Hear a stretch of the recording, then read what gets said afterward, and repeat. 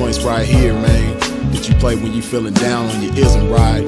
Play this shit right here and resuscitate your pimpin' and get you right back on your mission, right? For you hoes, this that shit you play when you ain't feeling like super hoe today. Play this shit right here and to spark up your hoeing and get you right back going, you dig? Dig this.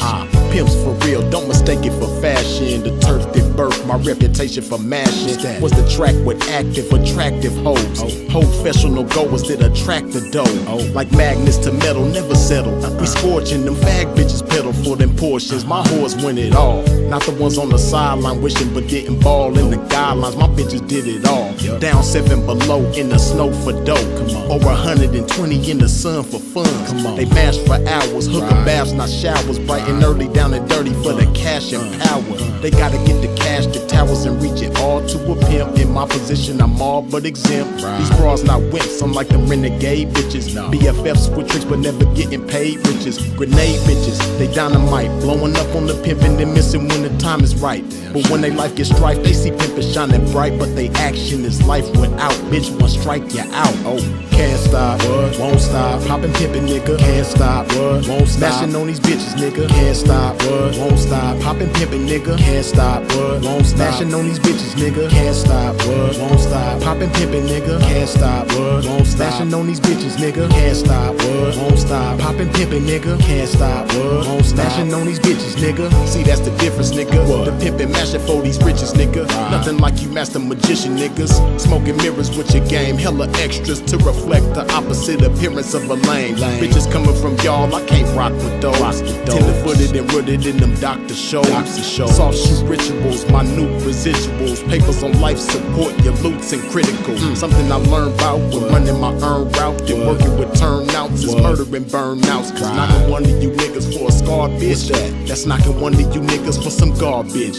I'm heartless regardless, empty with sympathy, but banked up to the max with pimpathy. No remedy for me, I'm like this. My life is vice grip, synced in permanent ink. You can't rewrite this. My blood type is P positive, beautifully deposited with a lot of it. I'm popping this shit, and when I pop it so hard I make a trapping ass bad bitch wanna hoe hard. Can't stop, won't stop. Poppin' pimpin', nigga, can't stop, won't stop. Smashing on these bitches, nigga, can't stop, won't stop. Poppin' pimpin', nigga, can't stop, won't stop. Smashing on these bitches, nigga, can't stop, won't stop. Poppin' pimpin', nigga, can't stop, won't stop. Smashing on these bitches, nigga, can't stop, won't stop. Poppin' pimpin', nigga, can't stop, won't stop. Smashing on these bitches, nigga.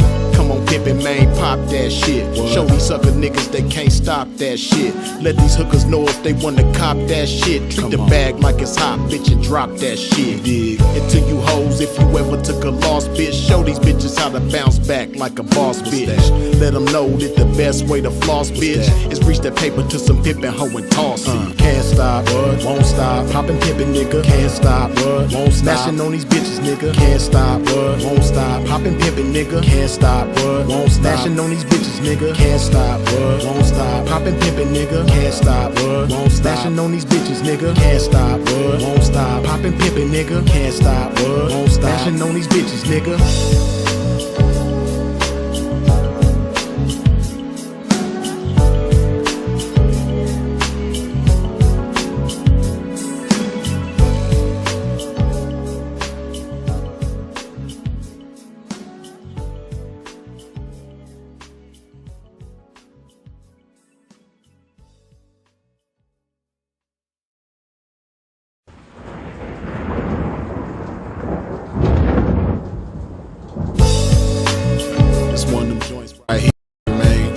Play when you feeling down on your isn't right. Play this shit right here and resuscitate your pimpin' and get you right back on your mission, right?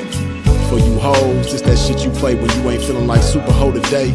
Play this shit right here and to spark up your hoeing and get you right back going, you dig? Dig this. Pimps for real, don't mistake it for fashion. The turf that birthed my reputation for mashing was the track with active, attractive hoes. Professional goers that attract the dough. Like magnets to metal, never settle. We scorching them fag bitches pedal for them portions. My whores win it all. Not the ones on the sideline wishing but didn't ball in the guidelines. My bitches did it all. Down 7 below in the snow for dough. Over 120 in the sun for fun.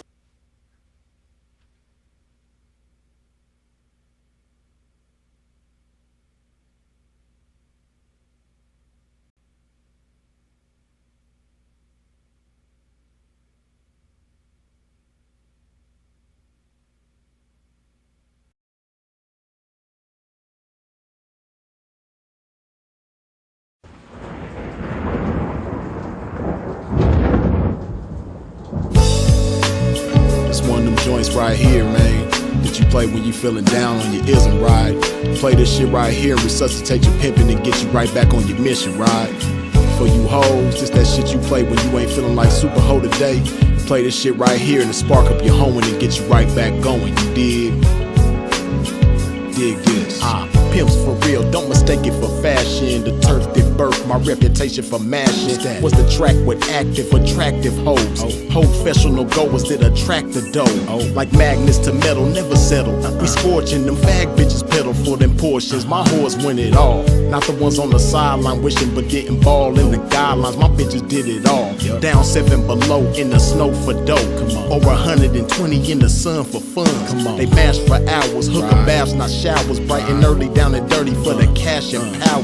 They gotta get the cash, the towers, and reach it all to a pimp. In my position, I'm all but exempt. These bras not wimps, I'm like them renegade bitches. BFFs with tricks but never getting paid riches. Grenade bitches, they dynamite, blowing up on the pimpin' and missing when the time is right.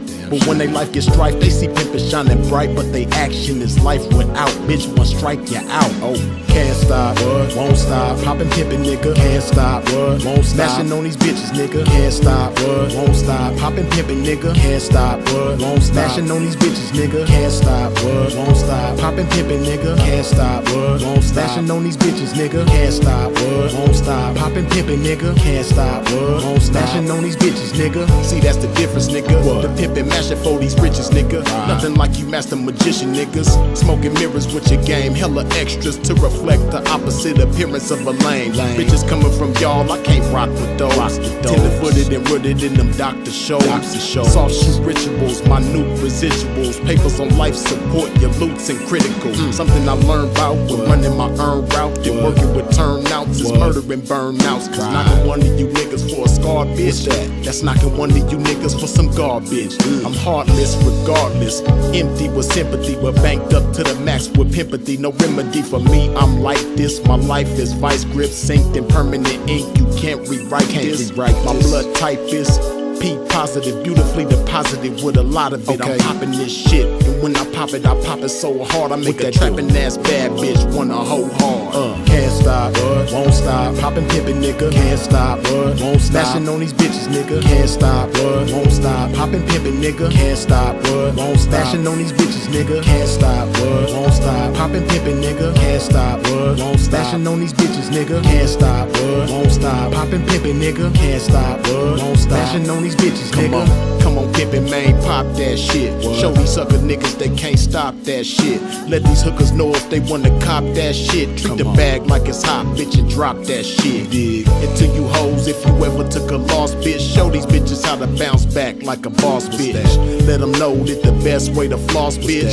is reach that paper to some pimpin' hoe and toss it. Can't stop, won't stop. Poppin' pimpin', nigga, can't stop, won't stop. Smashing on these bitches, nigga, can't stop, won't stop. Poppin' pimpin', nigga, can't stop, won't stop. Smashing on these bitches, nigga, can't stop, won't stop. Poppin' pimpin', nigga, can't stop, won't stop. Smashing on these bitches, nigga, can't stop, won't stop. Poppin' pimpin', nigga, can't stop, won't stop. Smashing on these bitches, nigga.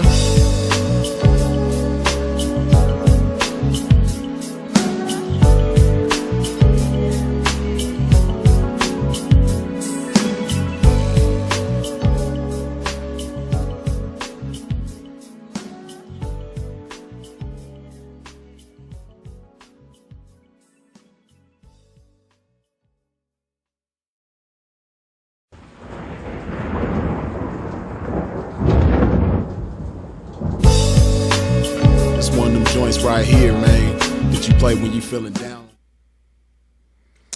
Okay. Hopefully my camera ain't glitching.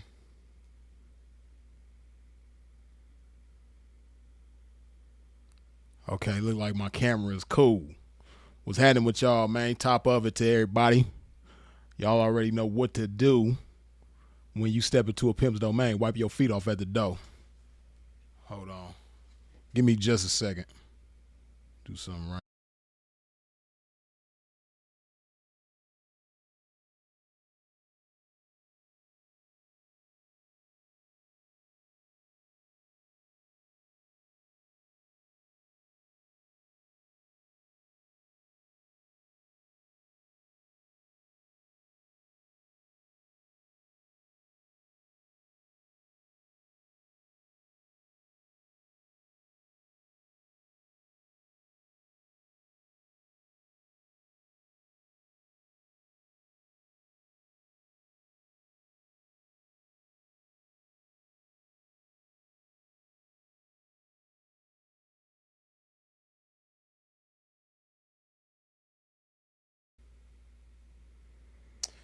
All right. Appreciate y'all for tuning in and tapping in with a pimp. Let me see something right quick. Again, y'all know what to do, man. Wipe your feet off at the door when you step into a pimp's domain. Hit that like button. Let me get something together right quick. Okay. All right, man. Hold on, let me put this right here. Y'all know my first order of business, man. I got to put some in my body. Hydrate my game one time.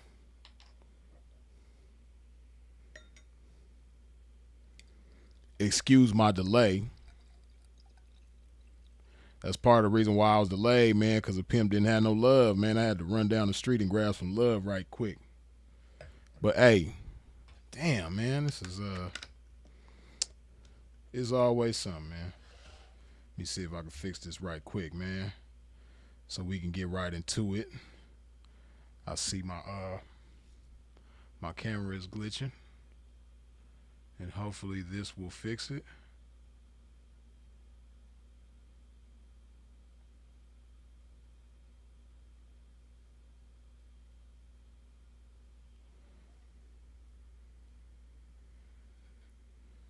It's still tripping a little bit, but hopefully what I just did will fix it.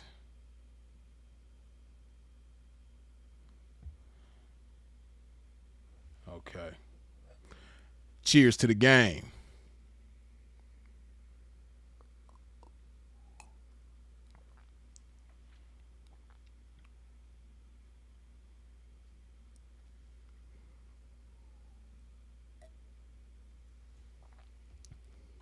Come on, man. I don't need none of y'all dragging that sucker dust up in here. It's everywhere. It's sucker mud, sucker dust, sucker dirt everywhere. Everywhere you walk, you stepping into some sucker shit, man.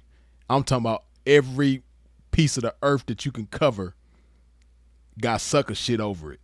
So 9 times out of 10, the moment you set foot outside, you stepping in some sucker shit. So you got to wipe your feet off at the door when you step into a pimp domain. Can't track none of that sucker shit up into a pimp's domain, man.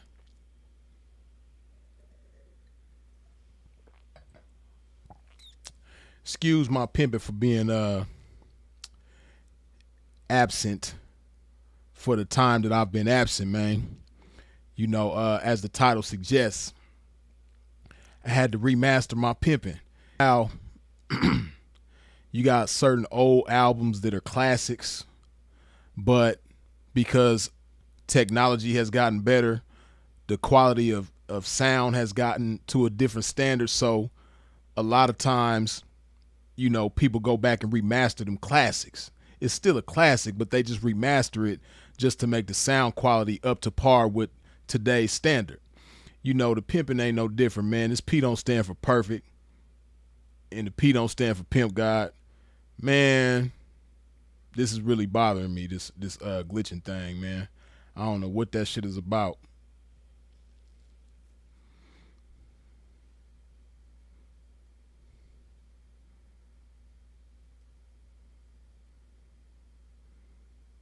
It's crazy. Now it ain't glitching. Hopefully it'll stop glitching, man. Shit, damn. You know, stuff always trying to come against this game, man. But again, you know, I had to take a moment to like remaster my pimping. As the master of myself, I had to remaster my pimping, right? So yeah, you know, that entailed me doing a little bit of a detox from the internet so much. I still was dibbling and dabbling on the internet a little bit, you know, for necessary things, but I had to, you know, detox a little bit, man, and like I said, remaster my pimping, recalibrate my pimping, you know, and give myself a tune up. You dig? So we back at it, man. Yeah, we back at it, man. And those moments, man, you gotta do that. I don't care who you are. If you living in today's world, especially in America, you got to recalibrate yourself, man. Because Me, I had, because of everything that's going on around you, a lot of times it'll kind of dilute who you are. It can dilute your character. It can dilute your personality. It can dilute even your manhood, right? Because of everything that's going on around you. If you spend too much time looking at all the nonsense on the internet, and then when you go outside, it's all kind of nonsense interactions going on, all kind of people engaging in nonsense. It's like everywhere you go, you can't escape that shit. So, and then when you understand, the way that things are nowadays and why things are the way that they are nowadays, and if you old enough like me to remember a time when things were not the way that they are, and when and where it transitioned to how it is right now, you gotta remind yourself of that, right? And it's unfortunate for those of y'all. Shout out to my partner Rail, man, Undersell Rail out there, San Francisco, man. He always say that, and don't get offended, those of y'all that's born after 1996, 1997. But Rail always say, man, everybody who was born after Tupac and Biggie died is weird. They crazy, they strange, you know what I mean? They just ain't right. Everybody who was born after Tupac and Biggie died, and when he been saying that shit for years, right? And when he used to say that shit, it's funny, but I never really thought about how valid of a statement that is. I know it's valid because I know people from a certain generation, they just ain't they got some screws loose, right? So but when I really sat and thought about that, man, that is so real. But it's not just because of Tupac and Biggie's death that made people born after they died strange and not cool in so many ways. It's not necessarily that. It's because of the time when y'all were born, the things that y'all grew up into, things that you were influenced by growing up that you really didn't have a choice but to be influenced by these things. Because the way that the world is, you kind of got dealt a bad hand, right? But see, like I said, me, I'm just fortunate and blessed because I ain't no better than y'all. I just so happen to be born before y'all. As far as my biology, me being a human being, I ain't no better than none of y'all, right? And those of us who were born before y'all ain't no better than you neither. We just come from a different time frame, so we weren't subject to the things that you've been subjected to, right? But hey, man, when for those of y'all that was born in the late 90s all the way up to the mid 2000s, because people that were born in the mid 2000s are adults now. People that were born in 2007 are adults now, which is crazy to imagine, but it's the truth. So, you got grown people that were born in the mid 2000s, right? And it's so many things that y'all don't understand about why things are the way that they are and how things are the way that they are. And I'm going to just talk to the men for a minute, right? And when I say what I'm about to say, I want y'all to understand that this is not an attack on women. This is not to blame women. I'm not anti-women. Freeze is definitely pro-women. I love women, and I support women in every way that I can, in every way that makes sense, right? And definitely not in the ways that don't make sense. But back to the men, though. I just had to make that I had to preface my statement with that, because when I say what I'm about to say, a lot of y'all probably gonna think that I'm blaming women for what I'm about to say. But the fact of the matter is, most of you young men, 99% of y'all in America, at least, I know it's people from around the world watching, I'm speaking just for America because I'm from America. I can't speak for no other place because I'm not from another place. But just speaking for American young men who were born, let's say from 1998, between 1998 and 2007, your manhood is rooted in femininity, and you don't even understand it. That's why you do a lot of bitch ass shit and don't even know you doing a lot of bitch ass shit.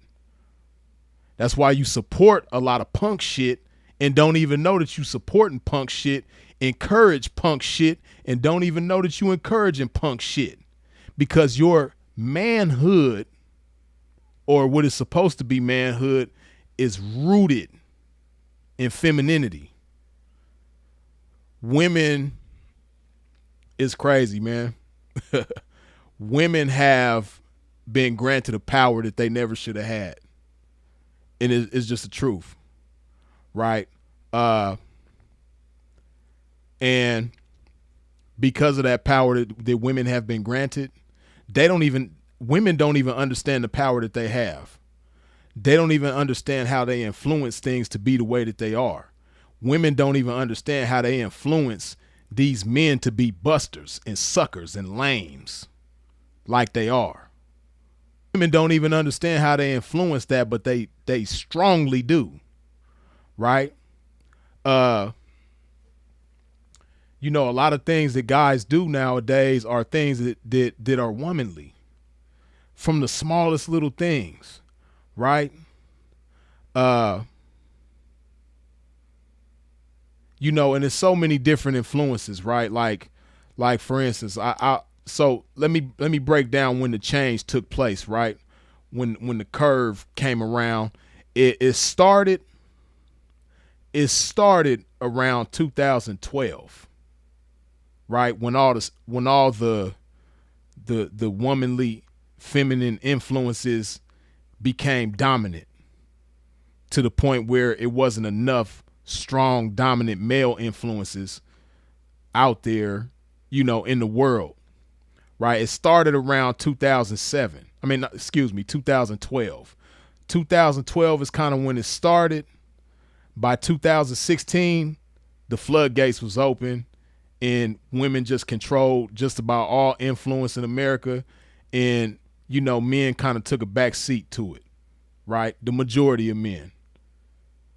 So it got to a point where, as far as the strongest influence on young men, it was no longer men and it became women, right? See, when I was growing up, we had so many masculine male figures to admire and look up to, right? From musicians to actors to athletes to what even comedians, like whatever you could think of, any male figure that was put before the masses, the majority of them were masculine, and they were, examples of what a man should be. And, for young boys like myself growing up in the 80s and 90s to look up to, right? Everybody from Mike Tyson to Bo Jackson to Michael Jordan to Hulk Hogan to Arnold Schwarzenegger, Sylvester Stallone, Carl Weathers, the list goes on and on.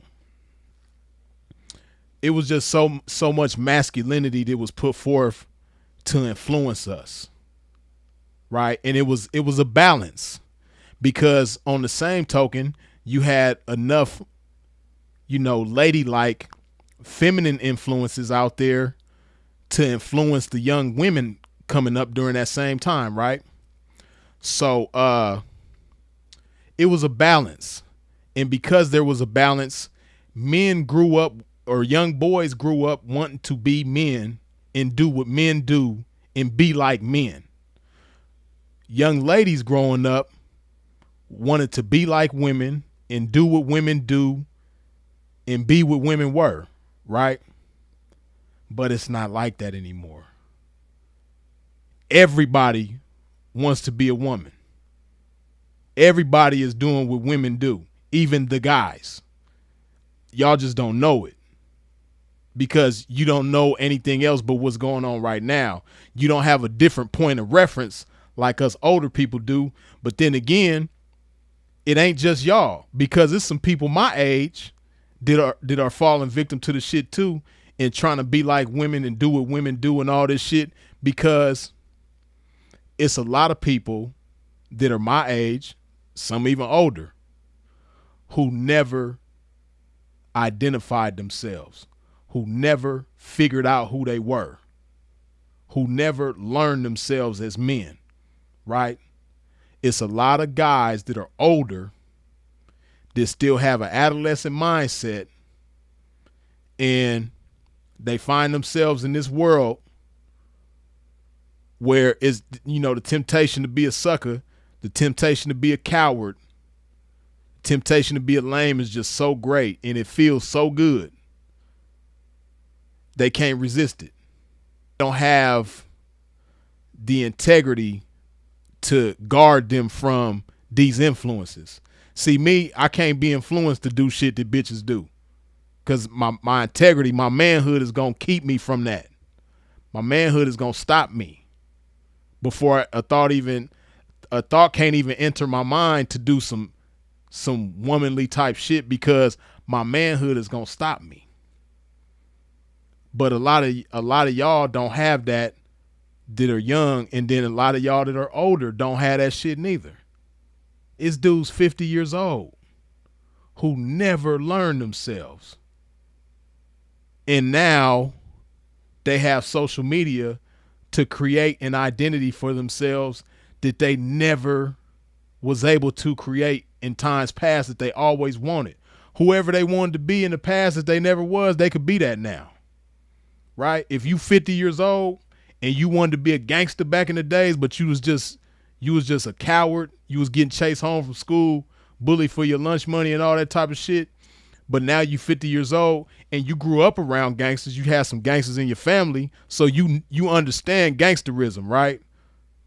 Not from personal experience, but from observation, up close and personal observation all your life. So it's easy for you to play the role of a gangster, create this facade on social media, and the young people, again, don't have any point of reference. Those of y'all that's born from the late 90s on up, you don't have a point of reference. So you see older guys get on social media and on the internet and portray themselves a certain way, and you can't separate game from lame and say, you know what, something ain't right about it. I don't believe this dude, right? So same thing with, you know, guys who portray themselves to be ladies' men. You know, them guys that was nerds, you know, that they gave a girl some candy on Valentine's Day and she threw that shit in the gutter in their face and laughed at them. You know, them type of dudes, what they call them, incels. I don't even like that terminology, but you know, for the sake of understanding, I'll use that. But yeah, them type of dudes that they just didn't really have a way with the ladies back in the day, but they might have knew somebody that did. Or, you know, now there's a endless supply of information out there to study guys that put information out there who are ladies' men. So you can study now. The internet makes it where you can study any persona and learn it. You could portray whatever role you want to portray. You can get your Denzel Washington on with everything. So this is what a lot of guys do, right? So they, you know, I say all of that to say, I don't want to get too far off into that, but I say all of that to say, these are the type of people that you have out there, and it's because femininity has become the dominant force, the dominant influence for everybody, males included, right? And it's not enough strong masculine figures out there to influence young men to want to be like. A lot of the rappers is feminine and soft. Not all of them, but a lot of them. A lot of the biggest rappers are softies. Actors is like, even athletes. A lot of these athletes is weird and feminine and soft and in the closet and some more shit, right? And that's the cold part about it. This is how you know shit done got soft. Even the gay men back in the days were more masculine than a lot of the straight men now. You know, a lot of y'all, when you think of a gay man, you think of somebody that's flamboyant and, you know, feminine and all that type of shit. But even the gay men back in the days was tougher than a lot of y'all who might look at a gay man and think they soft. A lot of the gay men from back in the days will beat your ass. For real. You know, like, they wasn't even as feminine as a lot of y'all. Right? So, but again, it's because everything that's put in front of you encourages men to be soft, encourages men to be weak. Look at all the shit that goes on. So like I said, around 2000, between 2012 and 2016 is when things started to change. If you look at during those times, what became very popular, reality TV. Amongst black reality TV, what became very popular, Basketball Wives, Hollywood, Love and Hip Hop, Hollywood, Love and Hip Hop, New York, Love and all the different Love and Hip Hops, right? But all these reality shows, Black Ink is another one.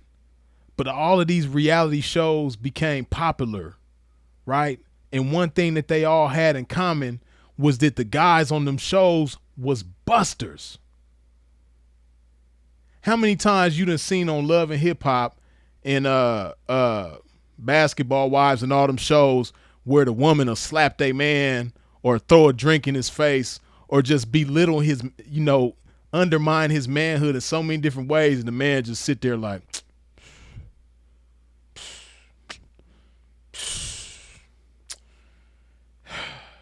man, she always tripping, man. Man, she always tripping, man. Damn. They just sitting there looking like, you know, like it's to the point now where, see, back in the days, this is being all the way 100. Back in the days, right? It was more, people were more sensible. So if a woman got out of line and her man smacked the shit out of her, not beat her to a pulp, not try to maim her or unalive her. I'm talking about just smack the shit out of her for being disrespectful. You know what I mean? Like, she get out of line, she might have put her hands on you. Bitch, sit your ass down. It wasn't such a horrific thing, right? It was just, this woman, it is what it is, right? Everybody going about their business. Nowadays, you can't do shit like that because, okay, so let me give you an example of what women have done, right? Women have made it where you have to be perfect. Because women have always wanted to make themselves that way. And with them being perfect, if you're perfect, you don't have to, hypothetically speaking, if you're perfect, you don't have to be held accountable for anything. Why? Because you're perfect. So nobody can question anything that you do because you're perfect. So what you mean accountability? I'm perfect, right? Women have always strived for that.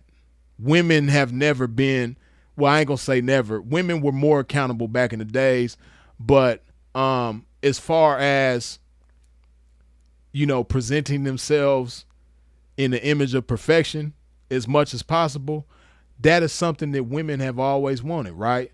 Guys didn't really care about shit like that, right? Now, of course, as a man, you want to be fly, you want to be presentable when you go out, do your thing, right? But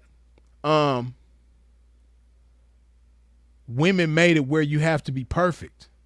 Men didn't do that. We didn't do that.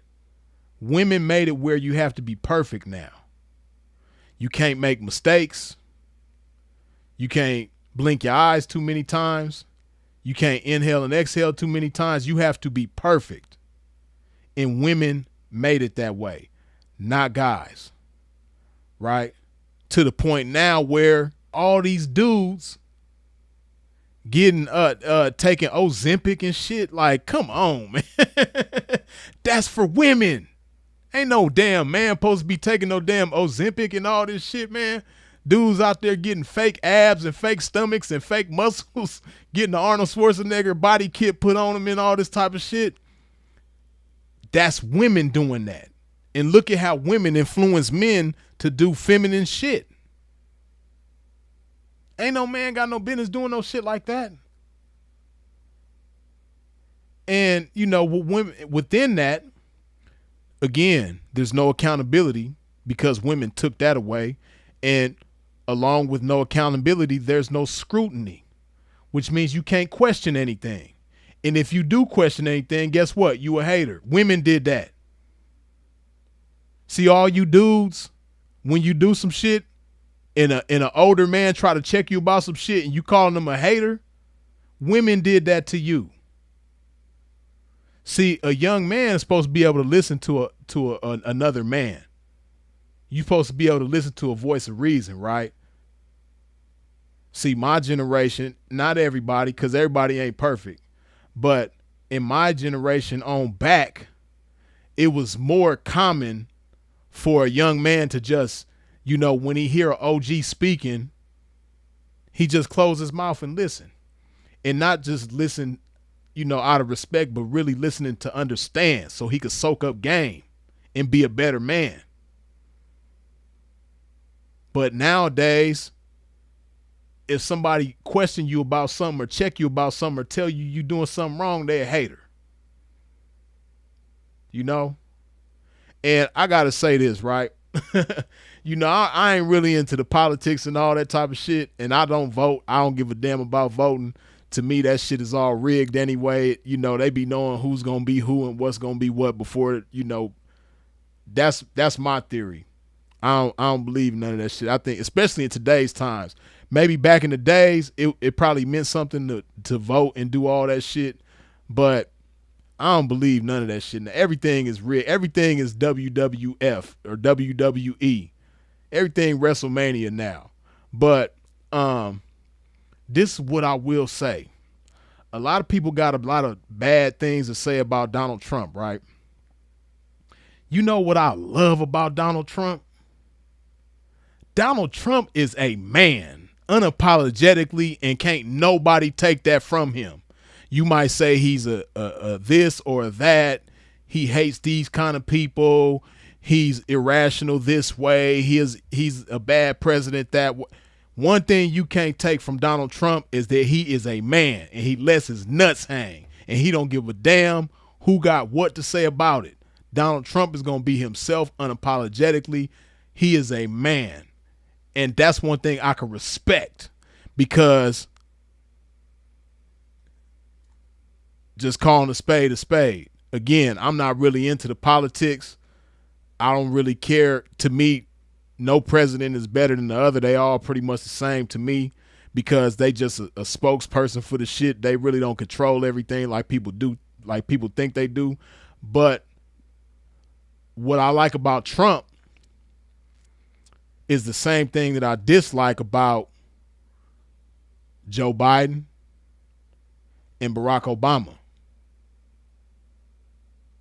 They not really men like that. I ain't gonna say they ain't men like that, but in the position of being a president, didn't neither one of them let their nuts hang. Both of them had their nuts tucked up in their stomach. You know, both of them probably wanted to say a lot of things, but were too afraid to say a lot of things because they trying to please everybody. See, that's the difference. You know, a man ain't trying to please everybody. A man don't give a damn if your feelings is hurt by the fact that I'm a man being a man and me being who I am. Your feelings is hurt too damn bad. Go over there with that sucker shit, that buster shit, that weak ass shit. See,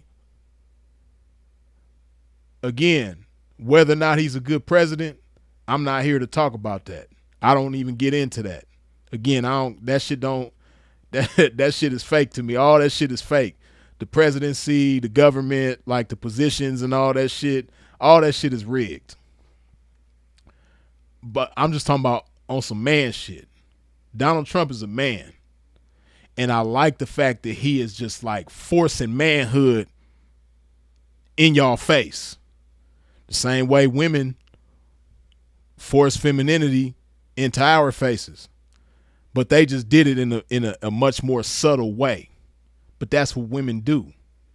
Men don't give a damn. Men gonna walk up, hey, bitch, this was going on. You don't like it? Fuck you. You know what I mean? That's what a man gonna do. A woman gonna slide in. You know what I mean? She gonna, you know, that clock is white and gold. She gonna make it pink and purple. And you ain't gonna know, you ain't gonna really pay attention. Then she gonna change the candle. She gonna change the thumbs up to a thumb. You know, she gonna, you know, that picture over there is gonna have woman power on it. You know what I mean? She just gonna come in and rearrange things slowly but surely, and then you gonna look up, you gonna be like, hold on. Ain't nothing in here the same. But see, for those of y'all who came in here after the woman changed and rearranged everything around, you'll think that that's how it's supposed to be. You'll think that everything in here is supposed to be pink and powder blue and soft and cottony and cuddly and weak and all that shit. And you'll come in here and you'll think that that's what you're supposed to be too. Until a man who been here before come up in there and say, hey man, nah, homie, we finna change all this shit back. You know what I mean? Nah, fuck all that. Ain't no woman finna come up here and run everything and influence everything and influence you to be soft and weak. Hell no. But that's what's going on though. You know, and like I said, it kind of really started in 2012. And by the time 2016 hit, it was kind of like in full swing. And it has only gotten stronger and stronger and stronger and stronger to the point now it's gotten so strong that you think a lot of the womanly ass shit you doing as a male is normal. You think it's normal because you don't know nothing else. You think this is the way it's supposed to be. Like a lot of people get in my comment section, get in other comment sections. See, so that's where shit started too, right? So again, around 2016, between like 2016, 2018, up in that window of time, that's when all these, the Shade Room, Hollywood Unlocked, the Baller Alert, all them different little pages or them different little platforms, they started becoming popular, right? They started becoming a thing. So, and I don't know about all of them, but I know, the Shade Room was created and is run by a woman. Hollywood Unlocked was created and is run by a man who acts like a woman. Other ones is probably created by women too, right? So these are things that are strongly influenced by women or guys that was already acting like women, right? So within that, these, like, let's take Shade Room for example, because they are, you know, a strong influence and they heavily responsible for a lot of the ways that guys act nowadays on social media and comment sections, right? So what became a thing from the Shade Room primarily and other platforms like it is a tone that was set by women. Just how people make comments on posts. The way that a lot of y'all make comments on posts is influenced by women. A lot of y'all don't even comment like men. Because if you did comment like men, you would comment a lot less. Because a lot of the shit y'all say ain't cool. See, to be heard just to be heard, that's something that women started too. You ever heard a woman, man, like back in the days, because women been like that, right? But for the fellas that's older, y'all know what I'm talking about, right? 80s babies on back, y'all know what I'm talking about. You ever heard a woman that just like to hear herself talk and just be running her mouth and don't be saying shit? Or if she is saying something that's a lot of like weak ass, stupid ass shit, she just running her mouth. And it's like, hey, shut the hell up. You know what I mean? And she ain't got no man in her life, so she just running her mouth. She ain't got no man to check her ass, because a woman who got a man, her man gonna check her and she gonna listen, right? But that's what a lot of y'all have turned into. A lot of y'all guys have turned into a woman that just talks just to hear herself talk. Women made that a thing for y'all. Women put that in y'all. You're not supposed to be like that as no man. A lot of y'all, when you see certain posts, you can't wait to get in the comment section so you can say some shit that a woman would say. A lot of y'all watching right now been down in the hell out of Puffy. Why? Because women influenced you to do that. Now here it is. Cassie is starting to look like the bad guy. And a lot of you guys don't have the same energy for Cassie that you have for Puffy, because women made you that way. Women put that in y'all. A man ain't supposed to be like that. Like, a lot of y'all probably cried just like a lot of women cried when you seen Puffy dragging that bitch in the hallway and smacking her around and tossing her around and shit. A lot of you guys was clutching your pearls. Why you even got pearls in the first place, man? Hey, you ain't supposed to have no pearls on, pimp. Pearls off, man. A lot of y'all was clutching y'all pearls, just like the women was. The women supposed to clutch their pearls. You guys, y'all not supposed to clutch your pearls, man. Why you got pearls in the first place, man? And why is you clutching them, man? To have that, you're not supposed to do that. Don't do that, man. Throw them pearls away. Give them to the bitch. Take them pearls off and give them to her, man. Them is her pearls, man. You ain't supposed to have no pearls. But a lot of y'all was clutching your pearls, man, when you seen that video. And a lot of y'all are the same type of guys that let the women that you involve yourselves with on a personal, intimate level, you let them boss you around. You let them tell you what to do.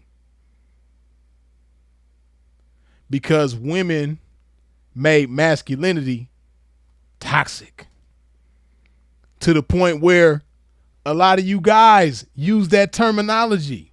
Hey, man, ain't no man supposed to never say nothing is toxic masculinity. Men don't even talk like that.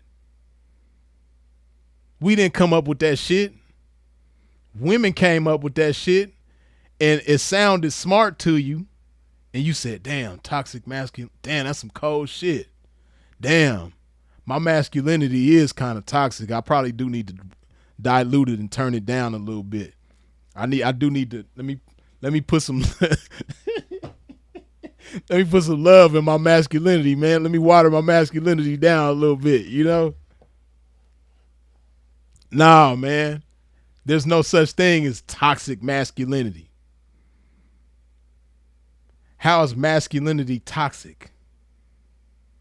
How do you have too much masculinity? You know why it's toxic? You know why women created toxic masculinity? Because toxic masculinity is another way of saying regulated femininity. Toxic masculinity is regulated femininity.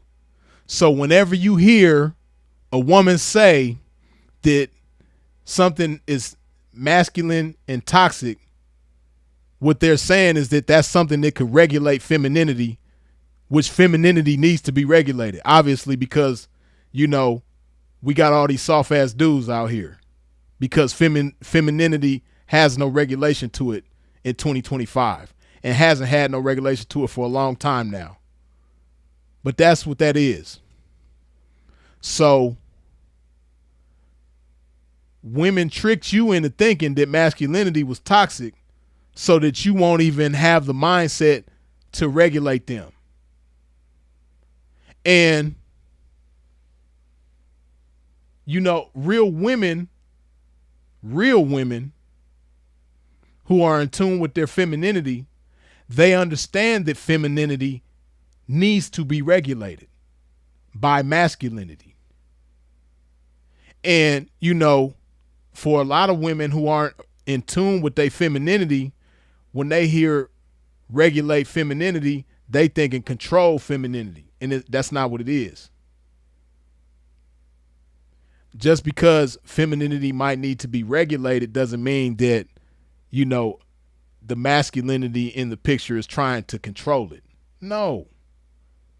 But this is how the women who've influenced you to be the way that you are, this is how they think. This is how they look at it. So from now on, I know a lot of y'all dudes that was born from 1998 on up. I'm sure you've used that toxic masculinity term before. Don't ever use that shit again. And when you hear it now, understand what it really means. Toxic masculinity, regulated femininity, it's the same thing. It's the same thing. Women don't want neither one of them. Because if you trying to regulate their femininity with masculinity, then it's toxic. Shit crazy, man.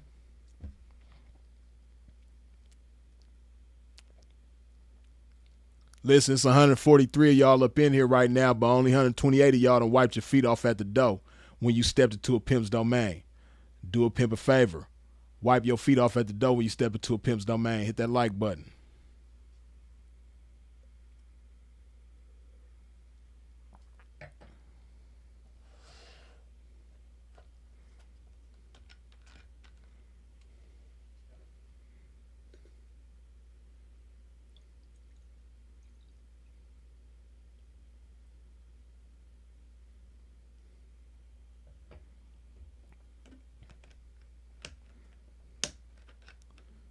And see, within all of this overt feminine influence, this is why I can't even talk the way I want to talk on the internet. This is why you can't talk the way you want to talk. This is why we got to say things like unalive. That shit is stupid. Unalive. You can't even say what you want to say. You can't even say what's normal to say. They done made everything an offensive or bad word. Men didn't do that. Women did that. Because women are offended by everything. And everybody is supposed to bend over backwards and break their neck and jump through flaming hoops and swim through quicksand and wrestle alligators and gargle peanut butter just to please women. And it's crazy. They've unlocked Pandora's box in a way that they don't even understand. Because I'm pretty sure that there's a lot of women out there that would like to talk the way that they want to talk on the internet, but they created this. The reason why we can't talk the way that we want to talk, and these community guidelines is changing every 2 seconds, and it's a million trigger words, is because of women. Men didn't create that. Could you imagine, for those of y'all that grew up back in the days when TV was still TV, right? when we still had Saturday morning cartoons and, you know, Martin and Jamie Foxx show, the Wayans brothers, In Living Color, Saturday Night Live, all the shit that used to come on regular TV, right? Could you imagine TV back in the days where you couldn't say all the shit that you can't say now? Man, TV would be lame as hell. But everybody wasn't so easily offended back then. Why? Because there was a balance of masculinity and femininity. Today, it's no balance. Today, the strongest influence is all femininity and hardly any masculinity. The best example of masculinity that we have out there, and he's the biggest example of just males, period, and that's The Rock, Dwayne Johnson. But he's only one person. But he's the best example of masculinity that we have, and fortunately, he's one on Instagram. So at times, he's been the biggest, I think, on Instagram. He's the highest paid actor in Hollywood.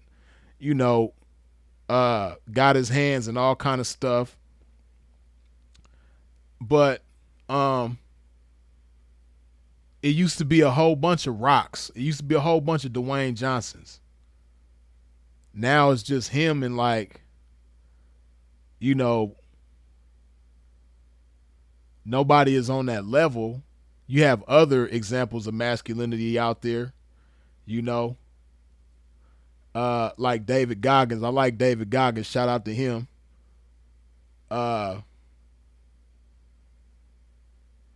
But yeah, man, it's just the world is just overtly feminine. And until there becomes a balance, it's only gonna get worse. Just look at what's going on. We almost had a female president, like, for real. We was real close to having a woman president. That shit is crazy.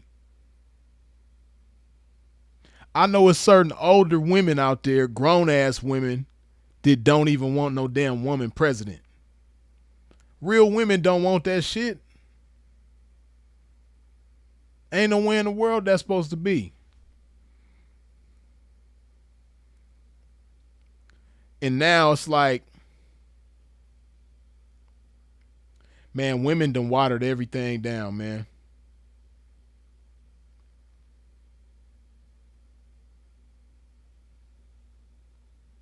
Anita J says Trump is a good example of older masculinity. Hey, Anita J, you must have just came in, but that's what I just was talking about earlier in this live, man.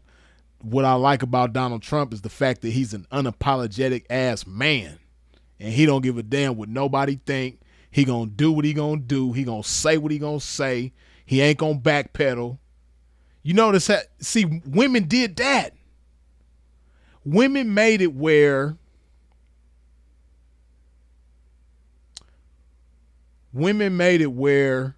like, when you say something that's offensive to a group of people, you gotta, like, backpedal and apologize and all this old type of shit.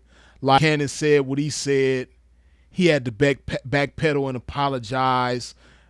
Kevin Hart, when he said things that he said from over a decade ago, he had to backpedal and apologize.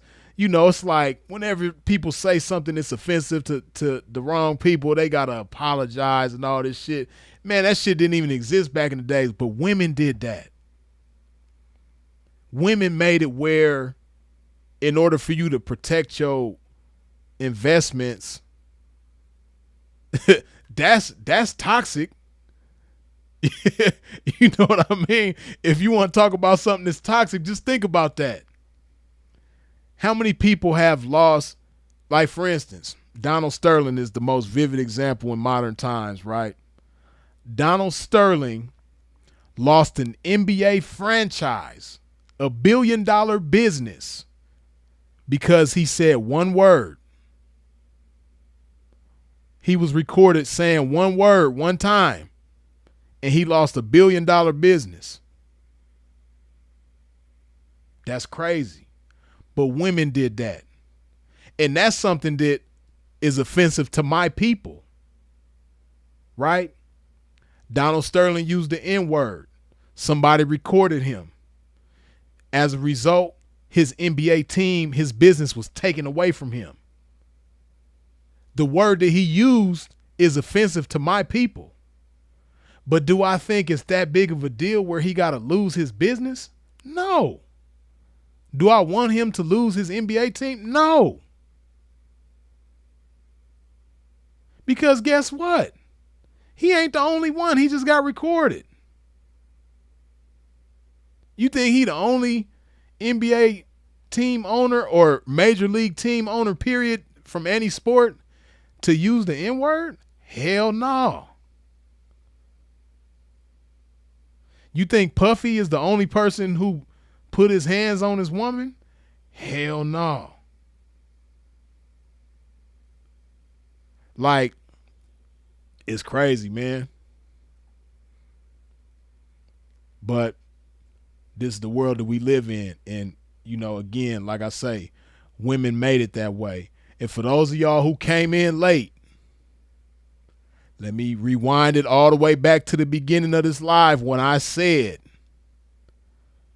I'm not saying what I'm saying out of hatred for women. I don't hate women. I'm not anti-women. I love women. And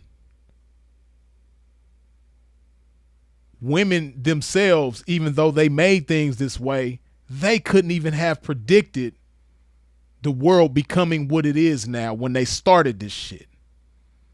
You know why? Because they not responsible enough. They not, see, leaders have vision, right? And this is why men are meant to be in a position to lead, because men keep order, men keep balance, and men keep things good for everybody. When you let women control things, the world ends up the way that it is now. And it's not a disrespect to women when I say that. It's not a slight to women. It just is what it is. There's certain things that women are better suited for. And as men, it looks foolish for us to try to do things that women are meant to do. On the same token, there are some things that women are not suited for that men are better suited for.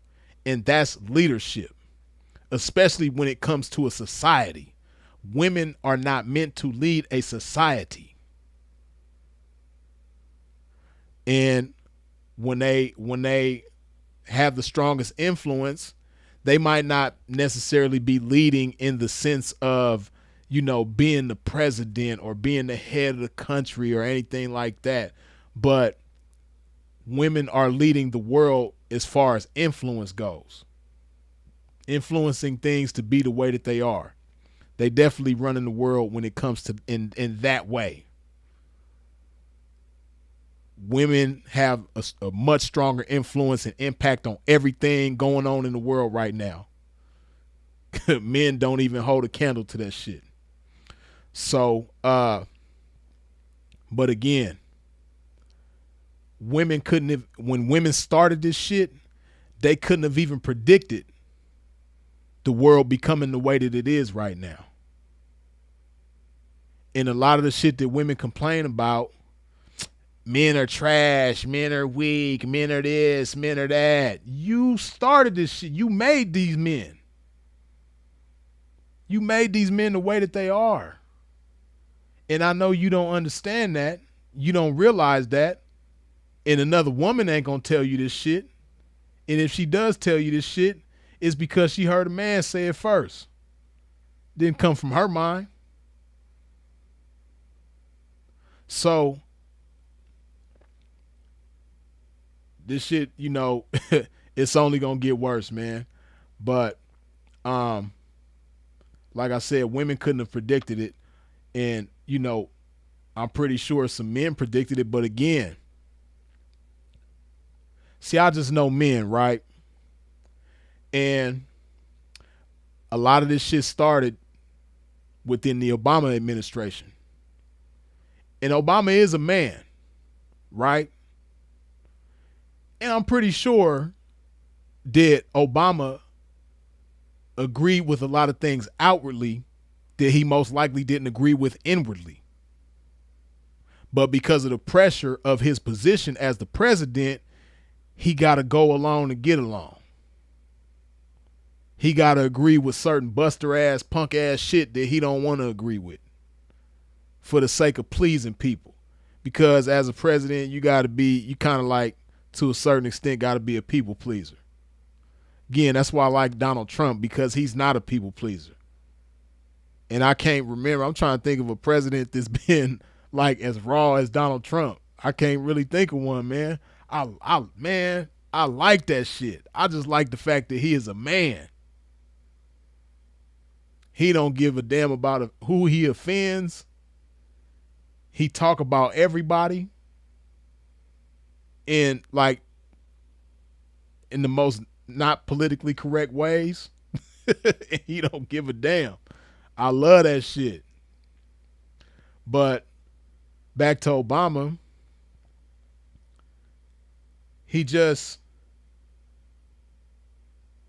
let a lot of shit go that, I'm pretty sure this is probably what Obama wasn't thinking about. He probably wasn't thinking about the fact, because he was trying to please people, and that's why he agreed to certain shit. But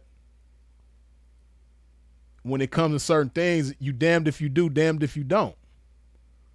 So in order to keep your manhood intact, you might as well be damned if you don't. Because you definitely damned if you do, because look at what's going on right now. Like I said, a lot of this shit started in the Obama administration. A lot of these, strong feminine influences came into effect. And they've only gotten stronger and stronger and stronger and stronger and stronger and more out of control. And again, now we have a generation of young men who act like women and don't even realize they act like women, because the only thing they know how to act like is women. They don't even know what it's like to be a man.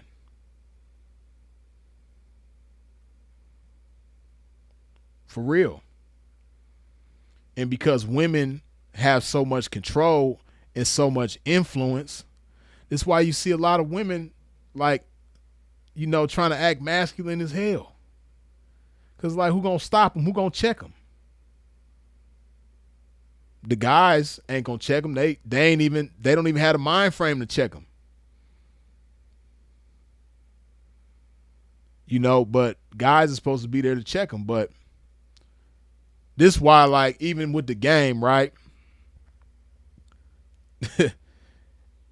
Me being a part of the game, of course, I love using the game as a point of reference, because, that's my lifestyle, right? Let's rewind back to before 2012. Now, you've always had every kind of character in the game, right? But it wasn't the majority. See, now in 2025, 304s can do whatever they want to do. And ain't nobody going to check them. The dude that they handing they trap over to ain't going to check them. They could get high on the track. They get high at the strip club, high in the casino. They could let tricks touch on them. They could touch on tricks for free. Let tricks touch on them for free. Kiss tricks in the mouth. Fight. Just do any kind of, be out of pocket. Talk to 20 different pimps. 304s could do whatever they want to do. And who's going to check them? This is how you know ain't no pimping going on. Because who's going to check them? Ain't no pimping around to check them. Yeah, they handing their money over to somebody. But ain't no pimping going to check them. Because it ain't no pimping around to check them. See, this is the difference between living off the earnings and pimping for it. See, again, rewind to before 2012, it was more customary for pimping to check a 304, right? 304s had the mindset of, oh, I can't do that because my folks gonna be on my ass. I can't do no socializing, girl. I can't really sit here and chat with you too long. I gotta handle business because my folks is riding around. He gon', you know, I can't let him see me talking to you for too long. Or, you know, nah, girl, I can't hit that blunt. My folks is out here. You know what I mean? Plus, you know, I don't want to do that anyway. I want to stay focused and alert because I gotta handle business out here. Nah, girl, I can't hit that. That Douce bottle, girl. I got business to handle out here. You know, I want to stay on point. Plus, my folks is around. You know what I mean? Like, it was like a fearful respect for the pimping back in the before 2012, right? Now it started again, like I said, it started in 2012. As far as the weak shit, you know, femininity being the strongest influence in America. And by the time 2016 hit, it just was out of control. It was a runaway train by that time. The train took off in 2012. By the time 2016 hit, it's a runaway train, and it's been running away ever since. Fast forward to 2025, the train is still a runaway train. Can't nobody stop it. Ain't nobody gonna stop it no time soon. It ain't got no brakes. It ahead, and ain't nothing nobody gonna do about it. Right? So within that, 304s do whatever they want to do. So, you know, what pimping is really going on? 304s wasn't always fighting on the blade, always fighting in casinos, because that goes on too. You know, people that play the casinos, they try to act like all the ratchet shit just only happens on the blade. No. Everybody is dusty. People on the blade, dusty. People that play the carpet, the casinos, dusty. Bars, you know, lounges, all dusty. People in the strip club, dusty. People on the internet, dusty. The whole game is, every aspect of the game is flooded with dusty individuals. The blade is not the only area where that's going on, right?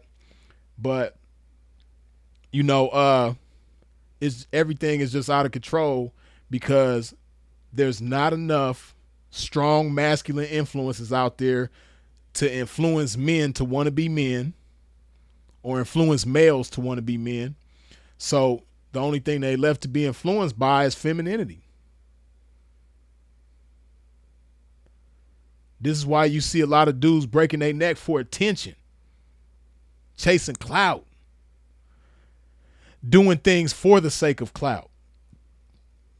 See, again, that's some woman shit. If you doing something just strictly for the sake of clout, that is woman shit. Now, if you just being yourself and you just so happen to garner clout within you being yourself on platforms, then, you know, that's you being a man. But a lot of people just doing shit for the sake of clout, especially things that are outside of a man's character. That's women put that in you. You know, this is why dudes be doing a lot of fake shit. You know, I ain't never seen so many see, again, like, okay, so like I said earlier, right? Women have made it where there's no accountability, there's no scrutiny, you can't question anything, you can't check anything because you a hater, right? So don't nobody want to be a hater, so don't nobody check nobody about nothing because you classified as a hater, right? So within that, back to the pimping. Hey man, I ain't never seen so many pimps with fake jewelry. Don't nobody check nothing. It's so many pimps with fake jewelry, fake designer, fake everything. Hey, man, you wouldn't have been able to make it before 2012 with that shit, man. You couldn't have made it, man. Pimping would have roasted the hell out of you. You would have tucked your tail and ran off and never came back. But that shit don't happen no more. Why? Because women influenced you to not check each other as men, the way men do. And ain't nobody above that shit. I ain't above that shit, and no other man that you know is above being checked by his fellow man. A bitch ain't gonna check me about nothing. But my fellow man, my brother, yeah, my brother could check me just like I could check him. That's why Sinful to P and myself was so tight. Because Sinful to P could check me and I could check him. And we ain't gonna stop being cool with each other after that. We ain't gonna hate each other after that. We gonna remain how it was. And, ain't gonna be no big deal. We might go back and forth for hours, a whole day or a whole night at a time about the shit. But we wasn't above checking each other. And, the same thing goes for every, man. Men do that. And what makes you acceptable to being checked is having a strong male influence in your life when you young. Right? See, I had my pops around. Grateful that I'm so grateful for my father, man. Hey, man. Hey, pops, probably by the time I was 10 years old, man, from 10 years old on up, maybe even younger than that, but for sure by the time I was 10, hey, I didn't even have a chance to be a buster, a sucker, a lame. I didn't even have a chance to do that. I ain't had no opportunity, no room to do none of that. By the time I was 10 years old, man, Pops done checked me about everything, every which way that you could possibly be checked as a young man. Pops done already checked me when it come to everything. So now I'm in line. I'm walking the right path towards manhood. You know what I mean? Whenever I would get off track, Pops would bring me back. Nah.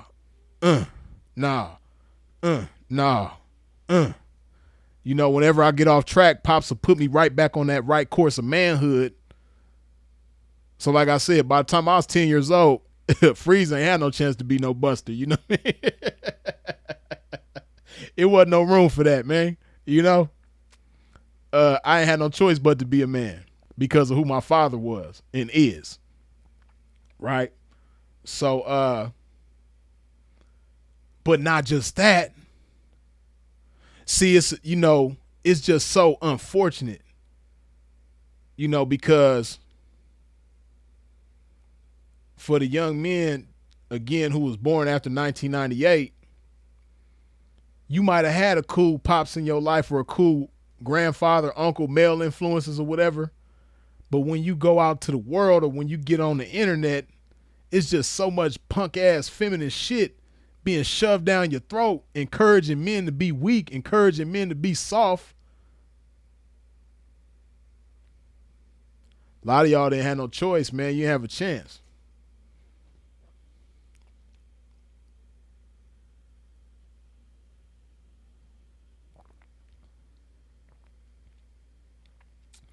You see this game coming through so strong, man.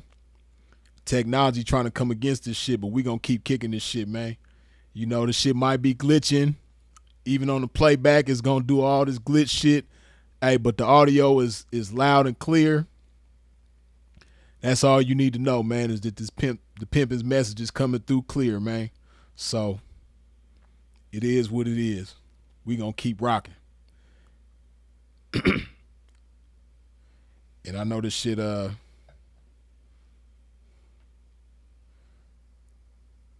see, I knew it was doing that shit, man. That's why my numbers keep fluctuating, because this shit, it keep on stopping and starting, stopping and starting.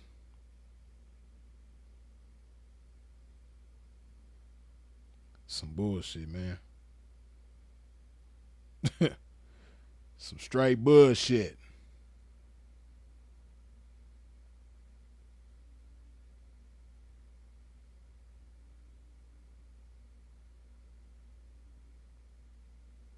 Ty Love says, "See, Freeze, that's the difference. A lot of guys were only female raised, but see, Ty, this the thing though. It's deeper than that because again, for the guys who were born from 1997 on back, a lot of them were raised by their mothers. But see, the difference is the mothers from back then, they let boys be boys. You know what I mean? Like, see, I never had the problem of, I was kind of like I ain't gonna say a bully, but I was good with my hands as a kid, right? I ain't really never been a shit starter. I probably done started a little bit of shit here and there, but I was good with my hands, right? I could, I had a dunk 'em when I was a kid, right? So I never had the problem of coming home after somebody done whooped me and having to deal with my moms, right? Or my pops. I never came home whooped. You know what I mean? And I was the type of kid that I didn't like to lose fights. When I was little, man, when I was a kid, I did not like to lose fights. So you going to have to we going to run it back 10 times until I That's the type of kid I was, man. I'm going to try to sneak your ass. Oh man, that reminded me back when I was a kid, right? See, this is type of, just to give you an idea how childhood was back in the day, right? I remember when I was little, man. I was probably like 6 or 7 years old, man, and I stayed in the projects at the time in Pacoima, and I was like the toughest out of my little friend group, right? Among all my little friends, I could whoop all of them, right? I was like the toughest one in my little circle in my age group, right? But I remember it was this little Mexican boy named Gabriel. I'll never forget. Me and Gabriel was about the same age, but I was way bigger than him, right? I can't lie though. Gabriel had hands though. This little Mexican boy, he was way smaller than me, but he used to always get the best of me. And I used to try to sneak his ass, and he'll still get me. Like, we'll be chilling, and he'll still come out on top every time. Oh man, it's funny because like I wasn't the biggest kid, so it was other kids bigger than me. Man, I could whoop everybody, but this little boy that was like way smaller than me, I could not get him. I don't know what it was about it. I couldn't get his ass, but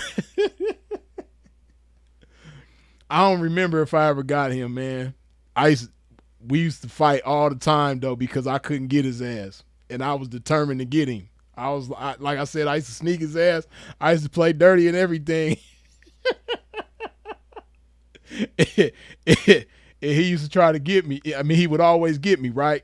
But see, kids don't even do that type of shit no more. Kids don't even be outside enough to, because they got all these video games and social media and shit, so and then not just that, but like for the boys this being raised by their mom, they moms won't let them fight. My moms used to let me fight.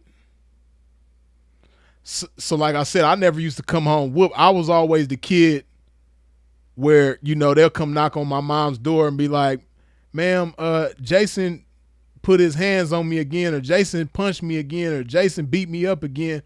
That was the story with me. Like, and then see, I always a little kid, right? Because every time I whoop somebody, I'll beat them to the house, right? Before they could beat me to the house and tell my moms, I'll beat them to the house, but I'll go grab some flowers. Like it used to be like a little hedge of flowers by the neighbor's house.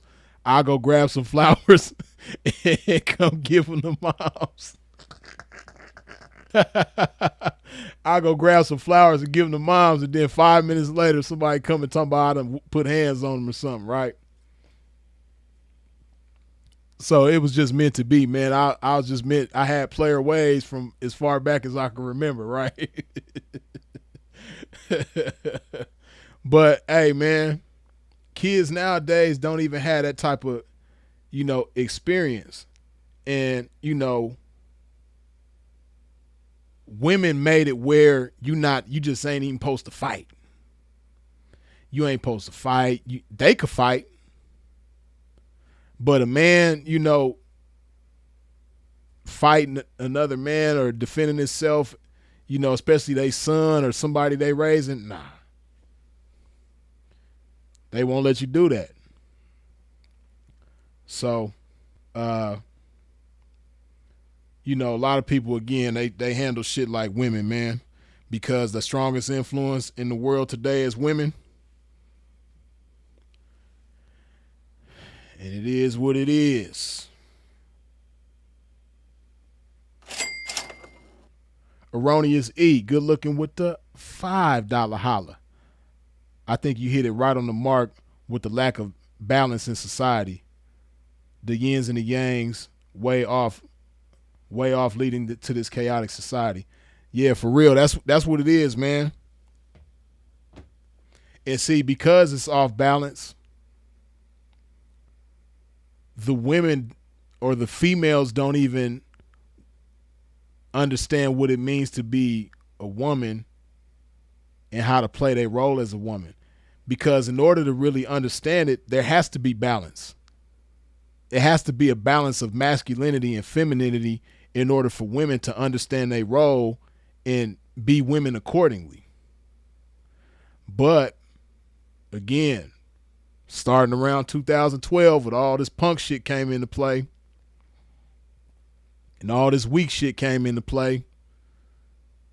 2016 hit, we got this runaway train. Masculinity went out the window. In a sense, and this runaway train of femininity just been going, and can't nobody stop it. It's out of control now. To where it's normal. Like I said, a lot of guys, a lot of y'all do shit that women are not supposed to do, but it's like it's so ingrained in you because it's become so normal. Like I was saying about the shade room, right? Again, the shade room and other platforms like it, controlled by women or women, and then those platforms obviously are strongly influenced by women, and women get in the comment sections and say shit that women are supposed to say. And, guys, instead of just being guys, and probably earlier on, I don't know, but it might have been a thing early on when you was being too much of a guy, when your masculinity was too toxic, they might restrict your comments or some shit like that. So you can't be too masculine because that shit is toxic and it regulates femininity. You dig? But eventually, now what the thing is, guys, it done got to a point where as far as like social media comment sections go, the guys are more feminine in the comments than the women. I be tripping off of that shit. The guys is more feminine than the women in the comments. Like, if you go to any post, and I don't even be looking at that shit. I done got to the point now where I don't even like reading comment sections because it be so weird. Like I said, back to the topic of this live, you know, I had to remaster myself. But if you go to any comment section of any post about Puffy, I guarantee you it's mostly men. Matter of fact, let me see if I can prove that. Let me see if I can show y'all what I'm talking about.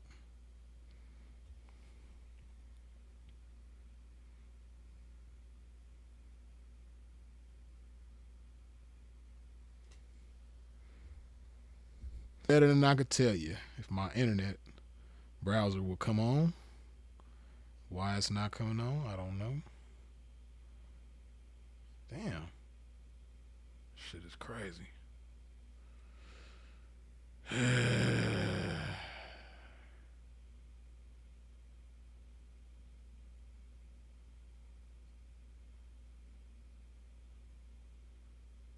Damn.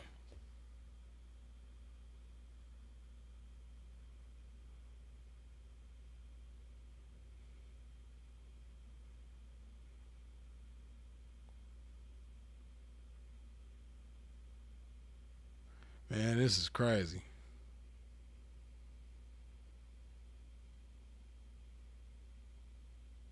My internet is not even trying to cooperate with a pimp. Hold on.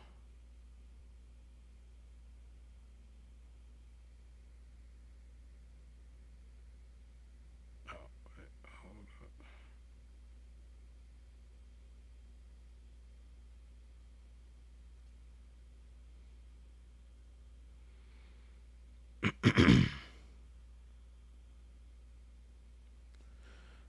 Damn.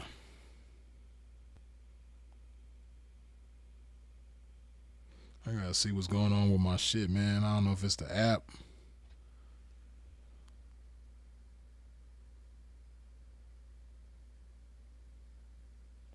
Okay, finally, damn.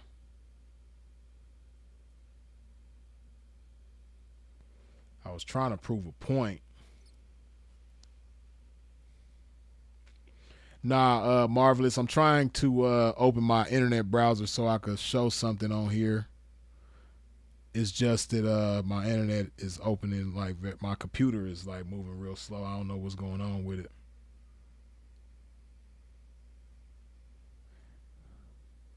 This shit crazy, man. Damn.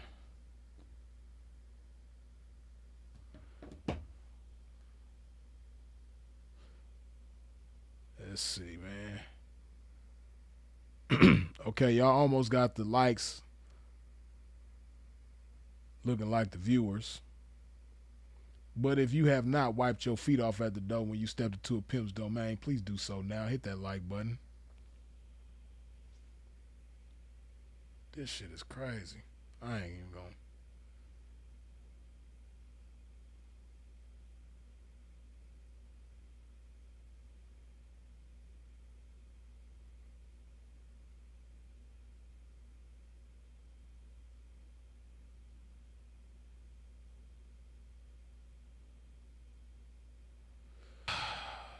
Shit.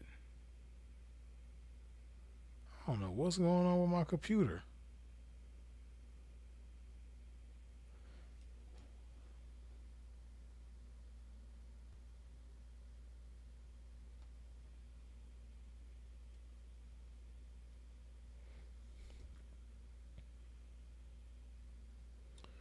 This is some bullshit, man. I was trying to open my browser.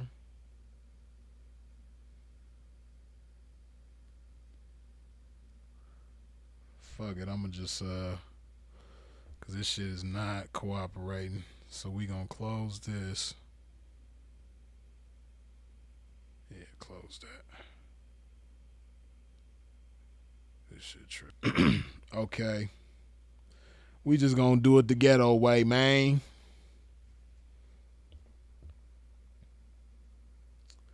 I'ma just go on my phone. I just want to test my theory and see how on or off I am with my assessment, right? Let's see. Let's go to the shade room.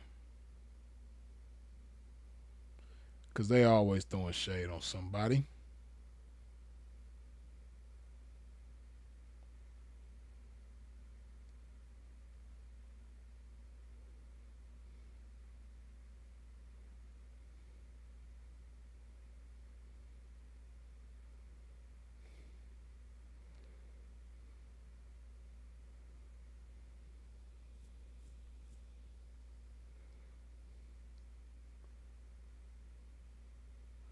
I'm trying to find like a good post.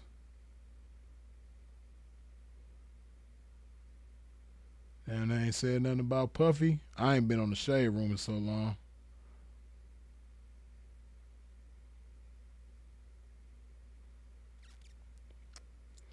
But if you notice on the Shade Room, right, one thing that they do is like any post about, it's like the woman can't do no wrong. Only time they hate on the woman post is if like the woman is somebody that they jealous of. You know, like certain females, a lot of women be jealous of, so they'll like say some hater shit about them. But for the most part, any post about a woman, they praise the woman, and any post about a man, they always got something bad to say about the man. 9 times out of 10.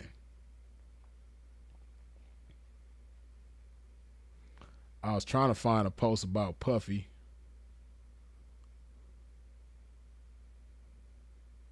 I guess since the verdict came in, they ain't got nothing to say about that. Matter of fact, let me see if I can find a post when they I know they announced something about the verdict. That shit probably kind of far back. Trying to see if I can get to it though. Oh, rest in peace, Young Noble too, man. That was man, I hate to hear that, man. Rest in peace, Young Noble from the Outlaws, man.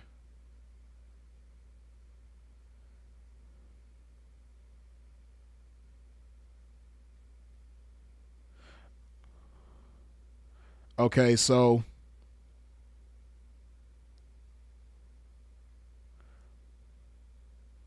I just found this post right here, right? So I'm gonna read the comments on here. I'm just curious. Judge denies Diddy's immediate release from custody, right? Now it's 5,622 comments on here. I'm just curious to see what type of comments is on here. Let's read.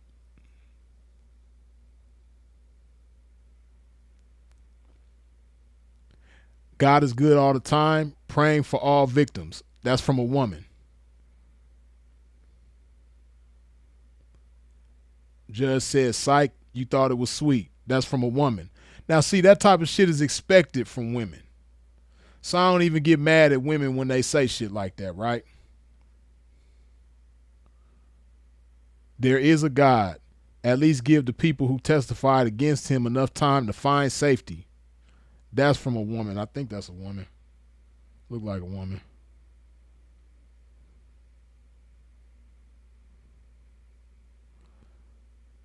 Good.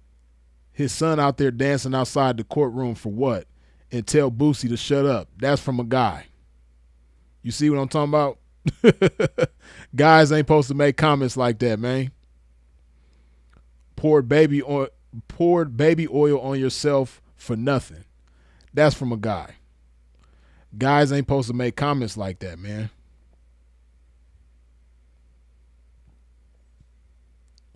Diddy thought he was about to moonwalk out the courtroom. Judge said, not so fast, bad boy. That's from a guy.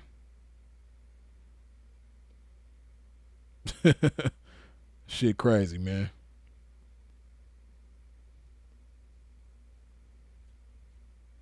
Now, even though this particular comment isn't bashing Puffy, it's still not something that a guy should say. And we're gonna get into that too. So this comment leads me to another, topic within the overall topic, right? But this guy says Cassie should be getting them same prostitution charges. She was with it and loved it and called them, so she played a significant part too. If that's all it's about now. So basically this is a guy saying that Cassie should be getting the same treatment that Puffy should. Guys shouldn't even be saying shit like that. And I see a lot of guys making content about that, saying that Cassie should be getting the same treatment that Puffy should because she's guilty of the same thing that Puffy just got convicted of, and she's not a victim. She's guilty like he is. Da da da da. All the, hey man, men ain't even supposed to do that. See, this is another thing that women have done. Like I said, women kind of made it where it's a thing now where there's no accountability. There's no, you can't question anything. And you can't hold anybody accountable for what they should be held accountable for, right? But another thing women do, this is what women do now. Guys ain't supposed to do this. When you try to hold a woman accountable,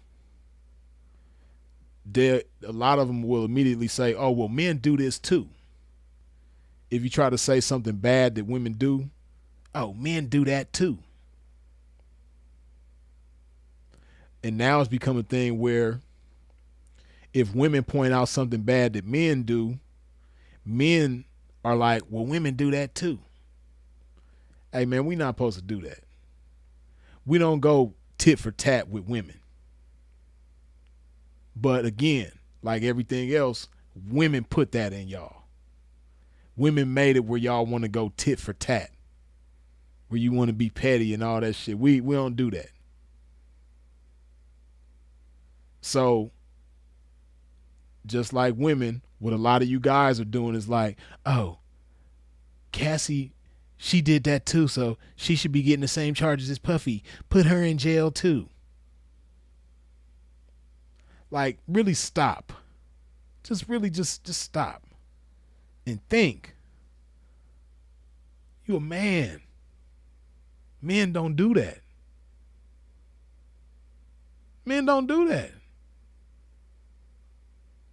And I know a lot of your favorite content creators are doing all this shit, and like I said, it's become so normal for everybody to do womanly type things that it's acceptable and respectable because it's so normal.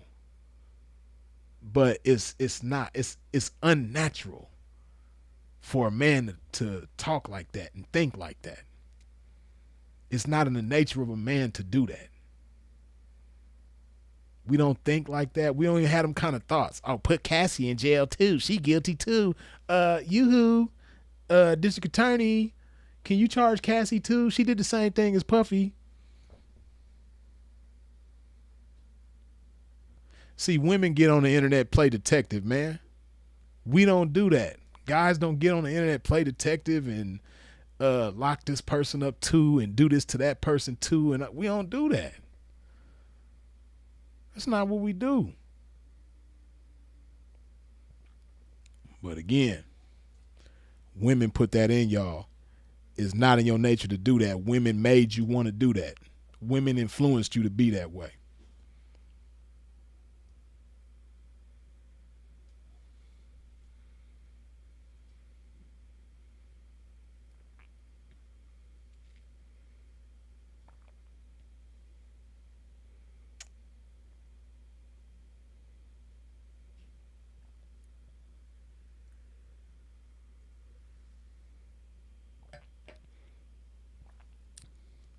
And you know,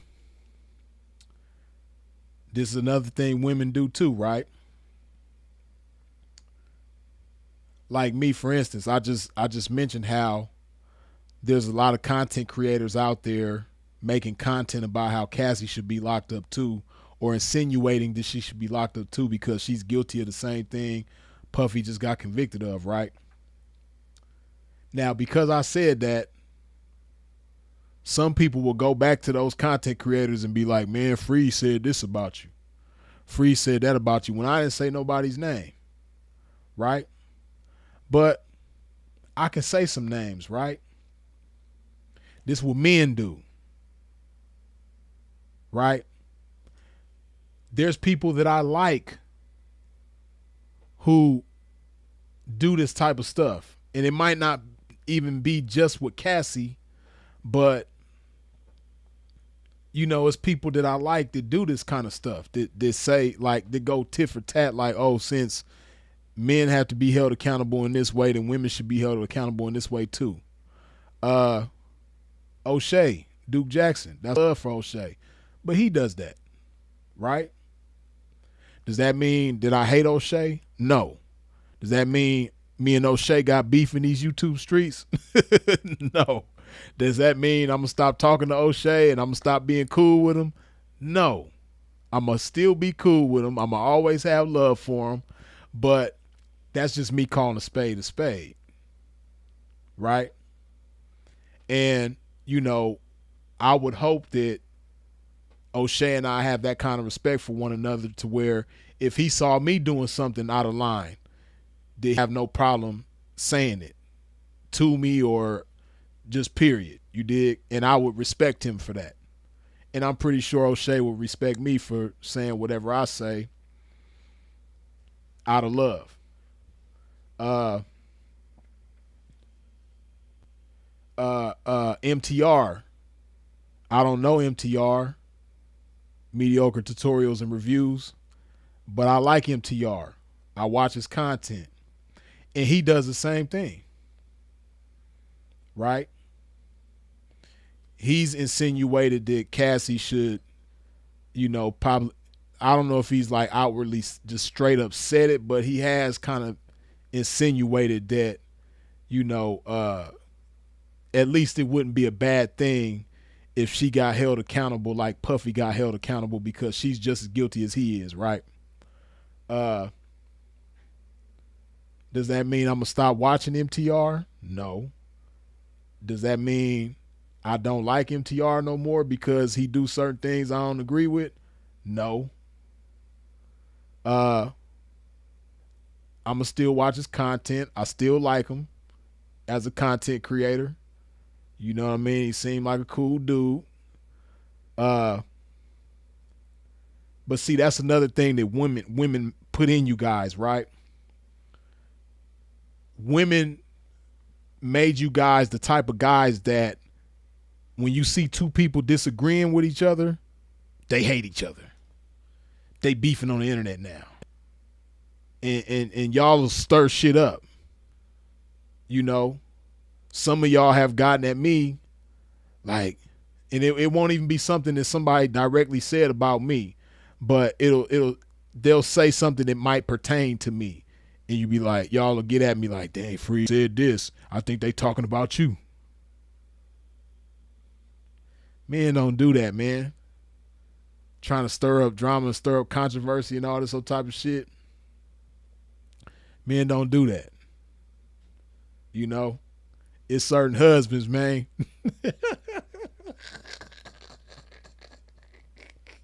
Y'all know I'm an asshole, man. But it's certain husbands, man. They feel compelled to say something about Freeze. It's kind of inflammatory about a pimp, right?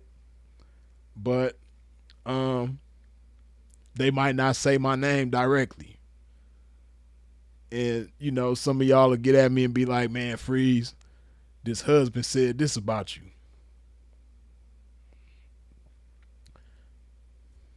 Do that, man. That ain't what men do. We don't stir up drama. We don't pass negative messages to each other to stir bullshit up. We don't do that. If it's meant to come to me, it's gonna come to me. And if not, it is what it is. You dig? Now, women, I expect women to do that. Sometimes women be doing that, and it, you know, they expect it. That it's, you know, that's the womanly thing to do. That's what women do. But guys ain't supposed to do that. It's a lot of dudes that make content out of that type of stuff. You know, blowing things out of proportion between people. And, you know, it stirs up drama. And a lot of times this drama can affect people in real life. And it ain't cool. But, throwing logs in the fire or drama between people, that shit ain't cool, man. That ain't, again, that's something that women influenced y'all to do. Women put that in y'all. As a man, you ain't supposed to be like that.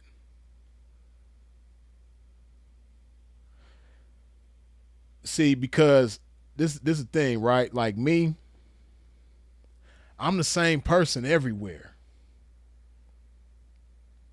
And it has to do with men being men and, not doing what women do, right? I'm the same person everywhere. I'm the same person on the internet that I am in the flesh. Like if you see me, you'll see that this is not a persona that I'm putting on for the internet. Like this is who I am. I don't know how to be nothing else but me, right?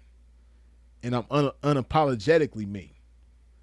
I don't try to sugarcoat myself or water myself down or make myself politically correct to please everybody and all that shit. Hey, it is what it is, man. If you like me, you like me. If you don't, you don't.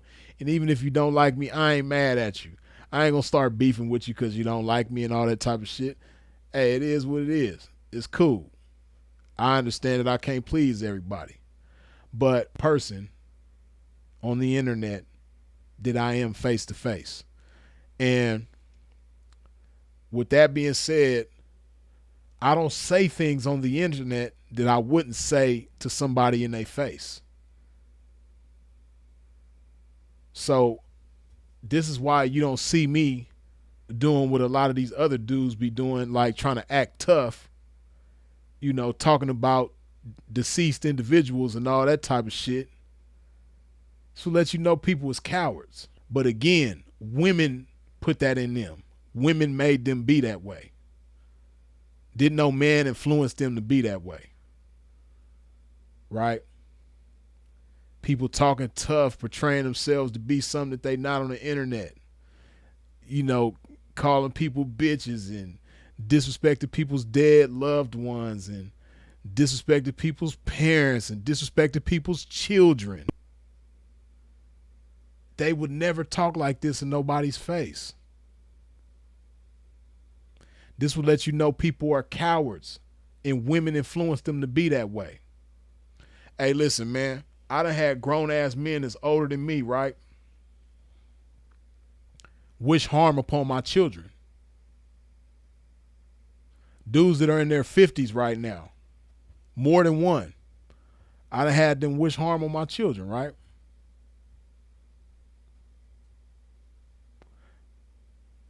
Do I believe they would say that to me in my face? No. But what I also know is that women put that in them. And these are guys in their 50s. These are guys that are older than me. Women influence them to be that way. But again, like I said towards the beginning of this video, like a lot of you guys that were born after 1998, your manhood is rooted in femininity. A lot of y'all's manhood is more strongly influenced by feminine energy and feminine influences than anything else, right? So a lot of y'all got feminine tendencies and do things that women do because you don't know any better and you've never known anything else. But then, like I also said towards the beginning of the video, you got a lot of guys that are older, that are grown ass men, 40s and 50s, that are subject to these same influences because they never knew who they were. They never found themselves. They never got in tune with who they were as men. They never identified who they were as men. They've always been lost. So they get on the internet and they can be and say and do everything that they never was able to be and say and do in the past, but always wanted to. Right? See, me on the other hand, I'm a man. Right? And see, this is what happens. I've gotten certain guys, some of them that I've never even, some of them I do know personally, but some of them I don't even know personally. Just imagine this.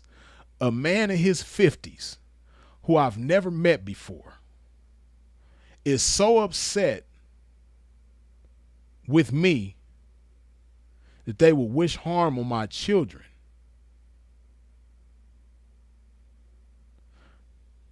what does that have to do with masculinity? What does that have to do with manhood? A woman influenced him to be that way, right? Because especially for somebody that I do not know personally, that I've never met before, but even for people that I do know personally, there's nothing that to move me to wish harm on their children. It's nothing they can do to make me do that. Why? Because I'm a man. But a lot of y'all done shit like that. See women doing it all the time. You see women all the time on social media wishing harm on each other's kids and you know, talking tough, and that's what women do. Guys don't do that. But I know a lot of y'all guys have done shit like that. You done wished harm on people's mama. You done wished harm on people's kids. You done wished harm on people's family members. A woman influenced you to be that way. Didn't no man influence you to be that way.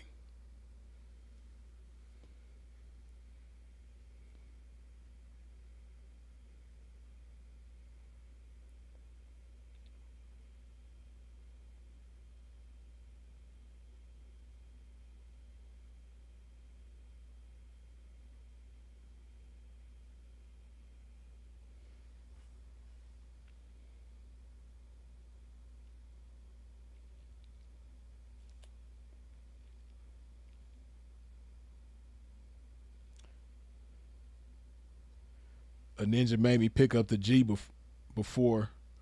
And see,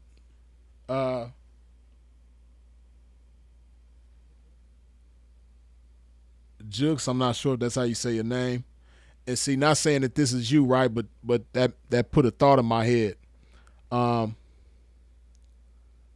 a lot of guys really react to things more now than ever.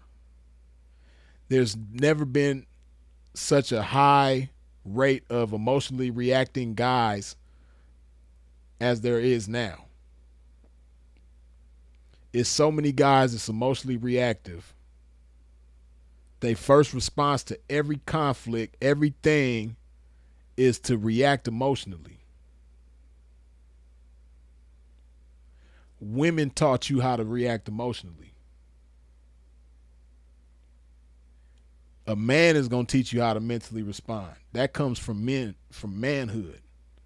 Woman ain't going to influence you to mentally respond to nothing, because they driven by emotions. See, like them guys who wished harm on my kids, right? If I seen them, most likely I wouldn't even acknowledge them. I wouldn't do nothing to them. I wouldn't acknowledge them, because it's not going to change who they are, and it's not going to change who I am. If I whoop them or hurt them or do something to them, they still going to be who they are, and I'm still going to be who I am. Actually, that would make me less than who I am if I was to do something to them like that, because that would be me emotionally reacting. But that's not a solution to anything. But see, a lot of people would expect me to do something to those people if I seen them. Because women have taught you to believe that that's the manly thing to do. If somebody talk about you or talk about your family, you supposed to do something to them. Women taught you how to do that, how to be that way. So I wouldn't do nothing to them. And most likely they not gonna say it to my face. Without failure, man. Every person who has ever talked tough to me on the internet that I didn't meet before they did it, when I met them for the first time, they all was nice. And I done had a lot of dudes talk crazy to me on the internet that I ended up running into face to face. They all were sweet as pie when I saw them.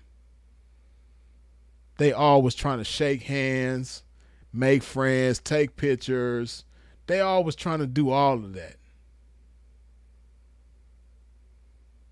That's why, like, I had to tell Sinful, man, like, these dudes are fans. And see, that's another thing, that my manhood allows me to do, is to put things in perspective. These dudes ain't tough. These dudes ain't built like that. Because people who are built like that don't talk to people like that on the internet. They don't. But again, women taught you how to be that way. Women put that in you. So that's like me fighting a woman. Hey man, if a dude talk crazy to me on the internet, and then when I see him, I try to do something to him, man, that's how I see that, man. That's like me trying to fight a woman. Like really trying to go toe to toe with a woman. I'm not finna do that with no woman, man, because of something that she said over the internet. And I ain't gonna do it with a man that act like a woman. Ain't happening. But that's what that is, man. You know how many people, it's sad, it's unfortunate, man.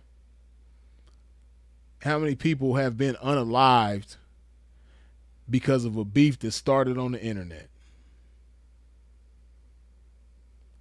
This person said this about that person, or this person dissed this person hood on the internet, and then, they see each other and one person from something to this side, or they catch this person live on Instagram, live on Facebook. Women put that in them because a man would have taught them how to mentally respond to things like that and deal with it in a manly fashion. But when you get overwhelmed with your emotions to the point that you want to do something to somebody just simply off of what they said, I don't know, man. I ain't never been that sensitive, man, about things that people say. And I guess, it comes from battle rapping, and roasting and all that type of shit, right? That's one thing Dre pointed out that made so much sense to me and put things in perspective for me as far as like why I've always been the way that I've been, even before he painted that picture to me, right? But I remember one time Dre and Sinful, we was all chopping it up, and Dre's nephew D, we all was chopping it up, right? And Dre was saying how that's one thing that he likes about battle rap is because they could say they say the most disrespectful stuff about each other, and at the end of it, everybody's cool. They don't get violent with each other. They don't try to do nothing to each other. And man, hey, I don't know if there's many of y'all in here that follow battle rap like that, but man, they be saying some crazy stuff. They be saying some wild personal stuff about each other. Like they be doing their homework on each other and they be going in. But at the end of the battle, everybody's cool. They ain't trying to meet each other outside and get violent with each other and all that shit. It's all in the game. They understand that. It's all in the game. But they have the thickest skin. And it's all mental. Everything is mental. They don't get emotional about nothing. They don't take nothing personal. Right? they be talking about people's deceased relatives, people's disabled relatives, like they be going in. But nobody ever takes it personal to the point where they want to do something to each other. It's all in the game. And see, that's why I am the way that I am. That's a big part of the reason why I am the way that I am, because, coming up, I was into that. I was into roasting and I was into battling. Right? And when I was roasting as a kid, we used to talk about each other's mamas. We stayed going in about each other's mamas. And, it'd be certain dudes that come around like, hey man, don't talk about my mama. Immediately we know he's a lame. We ain't never gonna roast with him again. He just out the mix. We ain't even gonna talk to him. And everybody else who cool, we just keep it among us. We stay roasting each other like all day long, man. Like when I was a kid, man, when I was in school, man, we was going in. We go in to the point where sometimes, man, people don't want to come to school the next day. We'll roast somebody about their haircut. They'll come to school the next day with a completely different haircut. Hey, man. But that's what men are able to do. Men are able to exchange words with each other in the most disrespectful and disagreeable ways and don't want to get violent, don't emotionally react. But women made y'all emotionally react to everything. Women made y'all sensitive to everything. You sensitive to everything that everybody say. Can't nobody disagree with you. God forbid somebody disagree with you. It's time to fight. It's beef. And then y'all stir up bullshit between other people on the internet. Different figures and shit like that. That's just like, for instance, right? Now, I don't watch No Jumper no more, but I see clips from people that react to shit from No Jumper, right? So I guess the other day, King Peel and Young Aunt Hefe was on No Jumper together, right? Now, I could tell, I guess, from the way it seems, Young Ant didn't really want to be up there, but he did it anyway, right? And I guess it was some tension started because of, Adam 22 being himself, stirring up shit. He mentioned something about the boy King Peel in a song. I guess he dissed the Trays. He used a derogatory T word. Now, King Peel being from Pomona, is several different Trey neighborhoods beef with, right? They beef with all the Treys in Pomona, I guess. So in this song, he said a disrespectful word towards the Treys, right? But see, with King Peel,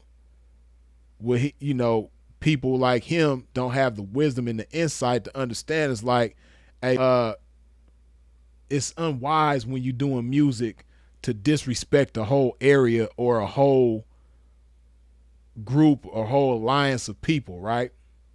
But whatever the case, he did it. He made a diss song. It wasn't a diss song. He just used a derogatory word towards the Treys in his song, right? So Adam brought the shit up, and Young Ant, I watched his reaction to it, and he said that he had to confront King Peel about it off camera, but Adam brought it up on camera. So since they was there, they was there. So King Peel, he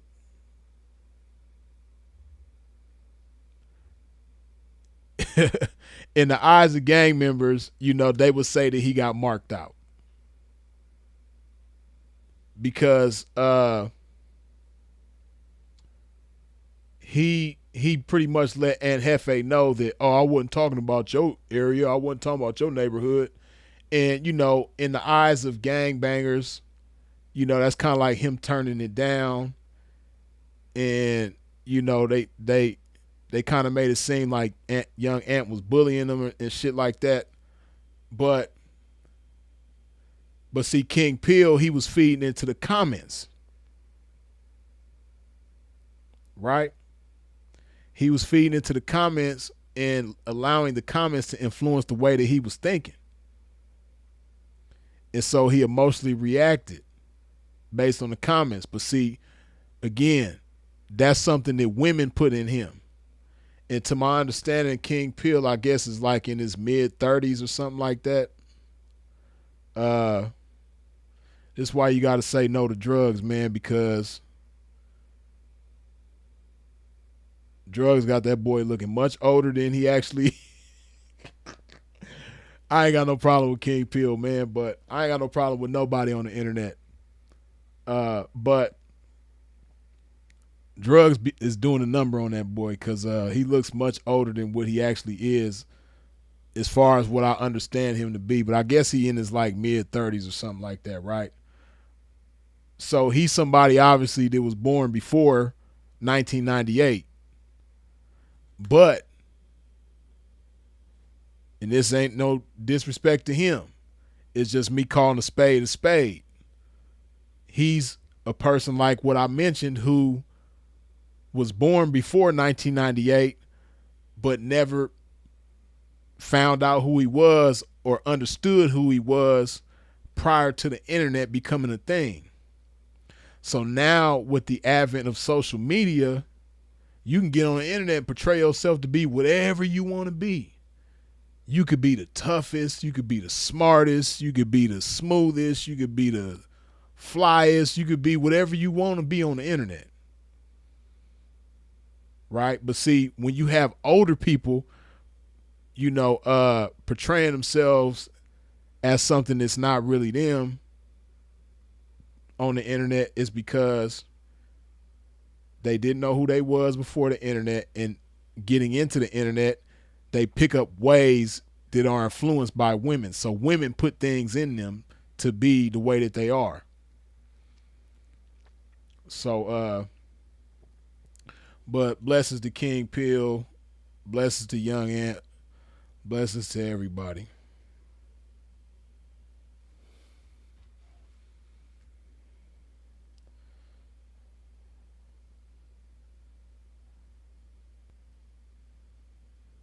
Hold up.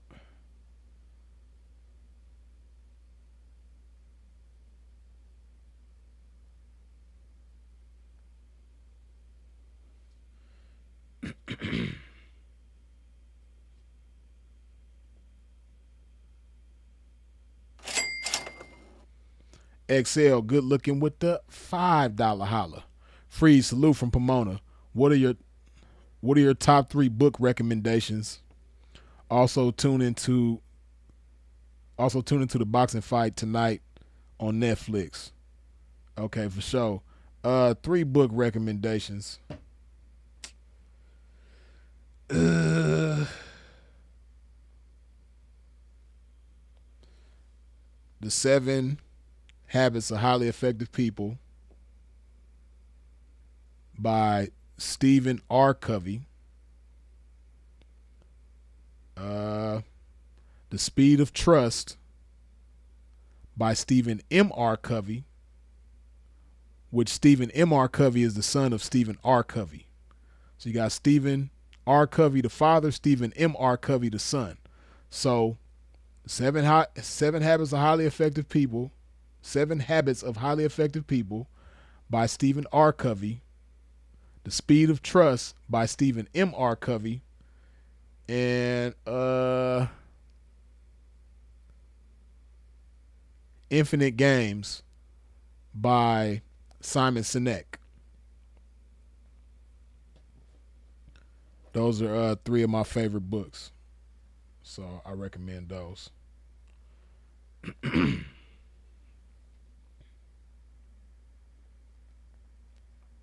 Yeah, As a Man Thinketh is a good one too.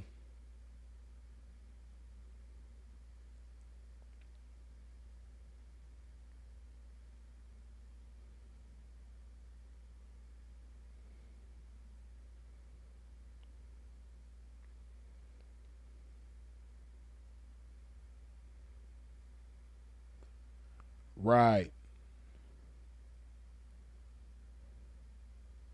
Like charging this 304 say the Seven Habits is one of the ones. Yeah, that's one of my favorite ones, man. Class. How to Win Friends and Influence People is a good one too.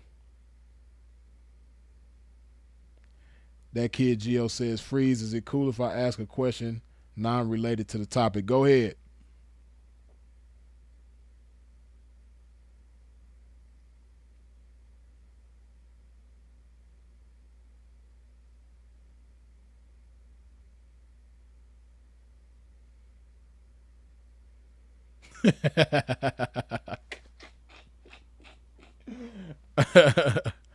Prince William 78 says, best Joan ever. My man Lala told me my necktie looked like the bed sheets on Harlem Nights. That's funny.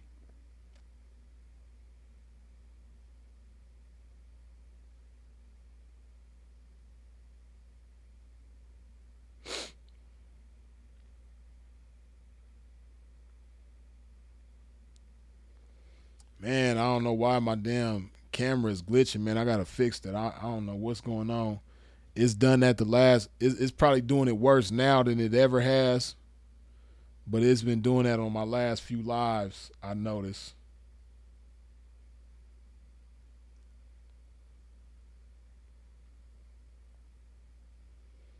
My shit tripping, man. Damn, it's that bullshit.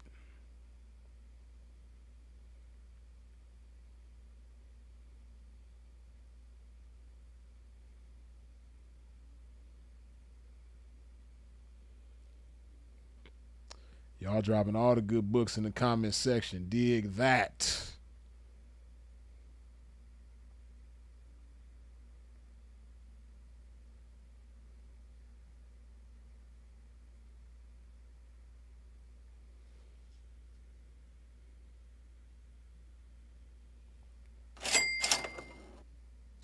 Timothy Oliver, good looking with the $5 holla.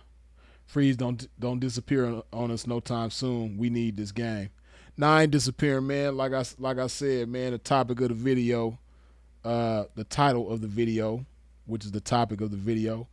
I had to remaster my game, man. I had to remaster my pimping, man. I had to remaster myself. You did. That's why I took a little time off, remaster, recalibrate, give myself a tune up. You did. But nah, I ain't going nowhere, man.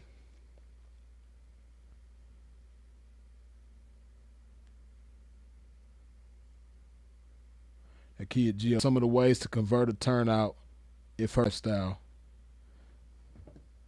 Uh,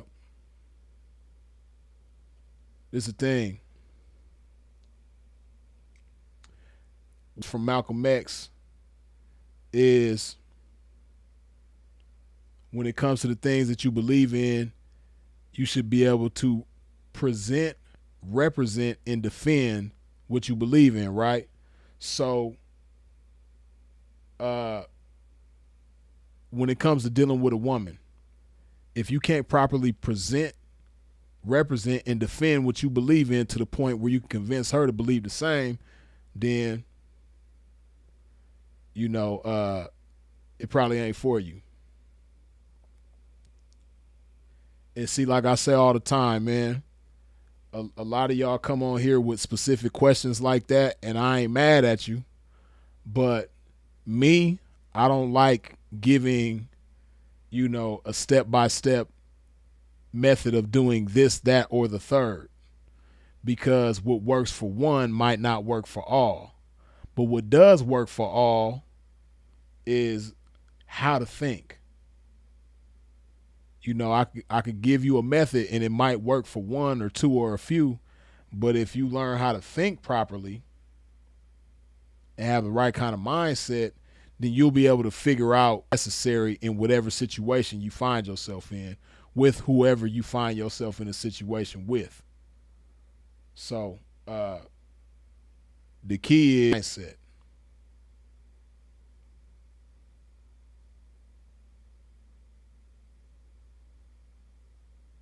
And sometimes you gotta go through trials and error. You gotta fail sometimes to get good at anything. You're not gonna get good at anything that you haven't tried, failed, and tried again at. You gotta go through trial and error, man. Didn't nobody give me all the answers. I learned by trial and error and by observing different individuals, right? What I will say is you can't underestimate anybody. Anybody will go. You can't look at a chick and be like, oh man, she too pretty, or she got this going on, or she too smart, or she too successful. Hey man, anybody will go. You can't put it past nobody. I learned that from an experience that I went through, but it was with my partner, right? I've told this story before, but my partner Julian J, rest in peace, right? Julian J wasn't no pimping, but he influenced me to get into the game, right? Because Julian, he wasn't a P, but he was like a hip square, to the point where Julian had enough game to, if he came across a square prostitute, right? He had enough game to send her and break her, right? But he wasn't no P. But it was this chick that I used to know who worked at Disneyland, right? And I used to be by Disneyland all the time, so that's how I met her and became cool with her. Little young white girl. And she was digging on me, right? And she used to always try to link up with me and hang out with me and this, that, and the third. But because I was, pimping, and she was a square, I used to brush her off. So I never would, I would always brush her off every time she'd try to link up with me, right? I'll be in Vegas and she'd be like, Freeze, I'm in Vegas. If you out here, let's link up. Whoopty whoopty whoop. I'll be like, yeah, but I'll be gone pimping, so I forget about her. I always brush her off, right? So one day I'm in Vegas. Julian J is in Anaheim. Julian called me one night, and he like, Freeze, guess who I'm over here with? I say, who? He put her on the phone. Hey, Freeze, how you doing? Whoopty whoop. It's old girl. So Julian meets her. Julian becomes cool with her the same way I did. And the same way she was trying to link up and hook up with me, now she's trying to get Julian's time. So she constantly hitting up with him, trying to hang out with him, right? And Julian had more sense than me in this regard. Julian finally tells the girl, after blowing her off so many times and her hitting him up, trying to link up with him so many times, Julian finally tells the girl, like, look, this is what I'm on. This is my lifestyle. This is what I'm about. So if you want to be a part of my life, then you're going to have to be about what I'm about. He told her very simply like that. And she very simply was like, okay, I'm with it. It was just as simple as that. Next thing you know, he started lacing her up. She going to get his money. You dig? Sometimes it's just as simple as that. But see, the thing about it is, she already was digging on him, right? Before she even knew him, she was digging on me that way. And I had the same opportunity. I just didn't have the foresight and the wisdom enough to act on it the way Julian did, right? But she liked me that much as well before she met him, right? And if I would have told her, like, look, this is my life, this is what I'm on. If you want to be in my life, you're gonna have to be on what I'm on. And I would have had her just as simply, right? She was looking for something in a man, right? And again, I didn't have the wisdom to identify what she was missing and give it to her, right? But that's what turned me up though. And after that, I just became a turnout master. You dig? And I'm turning left and right, turning them out. So the next opportunity I had like that, it was a chick that I met. And when I first met her, in my mind, she just as square, if not more square, than the chick that Julian ended up turning out. Or turning on, right? Julian turned her on. He didn't turn her out. But I met another chick, who super duper square. Young, ain't never even tampered with the game whatsoever. But it was the same type of thing. She was digging on me. She wanted to hang out with me every day. So I told her very simply, I say, look,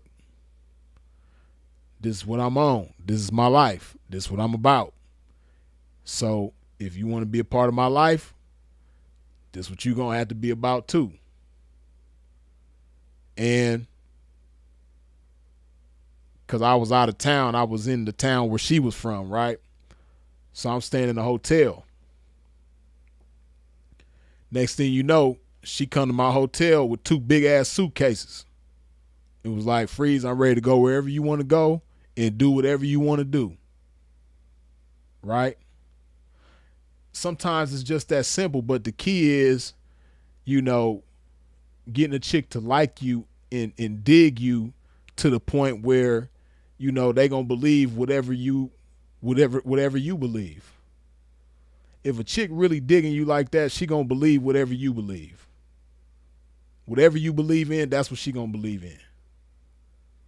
She gonna follow you to the end of the earth. Right? So a lot of times, man, it's just that simple. So if it's, I'm not gonna say it ain't worth it if it's more complicated than that. But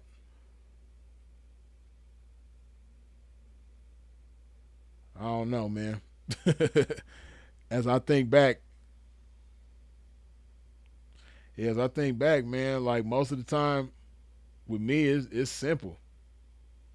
Not just me, but other people that I know, right? Like I remember one time, I think I told this story too before, right? This story had a bad, but as far as the turning out part, it's relevant to the topic, right? But I remember this cat that I was cool with at the time, right?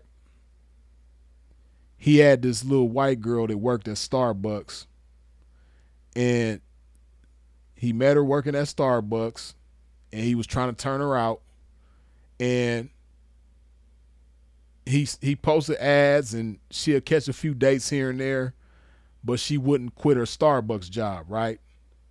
Because she didn't believe he for some odd reason, to her, he wasn't convincing enough for her to quit her job, right?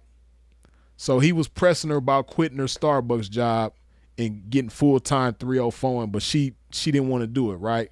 She was willing to, when she wasn't at Starbucks dates and break them off and do all that, but she didn't believe in it enough to quit her job and rely strictly on the game, right? So one day we riding 4 deep in the car, right? It's me, my veteran partner, he driving, The cat that got the chick from Starbucks, he in the passenger seat in the front, and me and my other partner, we in the back seat, right? So we all riding, and he on the phone with the chick, arguing with her and shit, going off on her. So he hang up the phone with her. He say and see, this is another thing, because y'all so influenced by women. You want all the women to yourself, and you being so in your feelings about these chicks. But women made you that way. Women made you so in your feelings about these chicks. But back to the story, he did something that a lot of y'all ain't never even been compelled to do. He did in the game what we call tossed her up, which means, gave everybody action at the chick. He like, look, man, this chick, man, she I'm trying to get her to quit this Starbucks job to get full-time 304, man, but she don't want to do it for me, man. She don't like me like that, but she might like one of y'all like that. So he gave everybody in the car the phone number, right? We all took the number down, all three of us. The three of the rest of us took the number down, right? The driver and me and my partner in the back seat. But my partner in the back seat, he did what me and the driver didn't do. He went to work immediately. Like as soon as this wasn't even 5 minutes after pimping in the front seat, passenger hung up with her. In less than 5 minutes, he already texting her. He goes in immediately. As soon as he get the phone number, he start jabbing at her. Next thing you know, he gets the chick, and he gets her to quit her Starbucks job. He gets her to go full-time 304. He getting Benzes and Escalades and houses and you name it. Everything that a pimp could ask for, he getting it up out of her. You dig? So the beauty of that is that, see, a lot of y'all, like I said, women influence y'all to be the way that you are. Your manhood is rooted in femininity. So because your manhood is rooted in femininity, because you was born after 1998, most of you, some of y'all before 98 too, but the majority of y'all after 98, this is the way you are. Women put it in you to be in your feelings about women in the game. So, you don't know how to do that type of shit, but see, the way a pimp look at it is like, well, if she don't like me, she might like my partner. And if she like my partner, then she's in the game. That's the objective, is to get her in the game.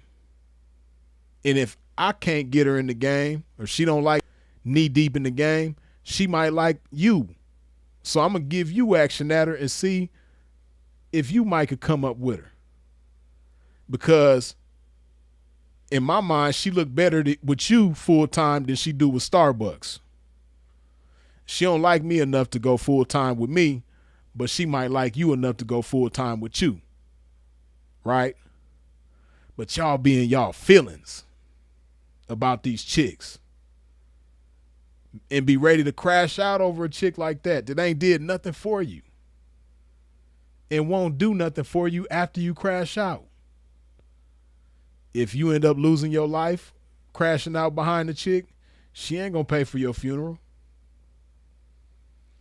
If you go to jail or prison behind crashing out about the chick, she ain't gonna send you a letter, visit you, put nothing on your books, answer one phone call. She ain't finna do none of that.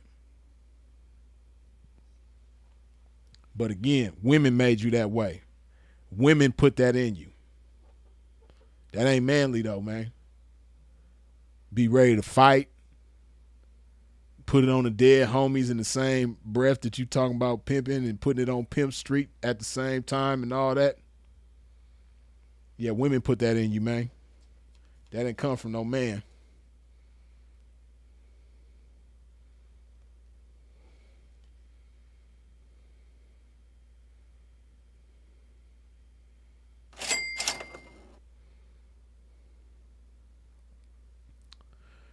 $50 floors up, good looking with the $2 holla. What made it a bad ending? Well, Terrible ending, right? So, okay, so like I said, my partner, he ended up getting a chick to quit Starbucks, go full time 304 with him. Now he got her cross country, like coast to coast, everywhere. They doing their thing, everything going smooth, right? But see what happens is, and it's not to blame the pimping, but sometimes the ball just bounced that way, right? And he ended up having her for almost 3 years, right? And throughout the time of this almost like 2.5 years, right? He had her for about 2.5 years. And over the course of these 2.5 years, this chick, she was the most constant one there. He had other ones that would come and go through the revolving door. This one might stay a few months, this one might stay a few weeks, this one might stay a few days. But she was the one that stayed down, right? So he ended up knocking this other chick, and that chick ended up but not only that, but the chick that he had for the 2.5 years that was tossed up in the car with all of us in the beginning, she ended up flipping on him. And she ended up getting on the stand and trial and saying some horrible shit, lying, like putting tens on it, because he was good to the chick, man. I watched him, do his thing with that chick, man, and he was good to her. He held her. It was times where she couldn't do her thing, where she was like hindered, and he held her down when she couldn't make no money. Just, all type of shit, man. Like, he was really good to that chick. Gave her a whole bunch of game. Man, bossed her up, as people say.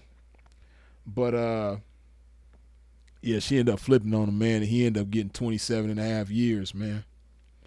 And yeah, he been gone 13 already. Yeah, he been gone 13 years. Yeah, it's my partner, man. Free my partner, man.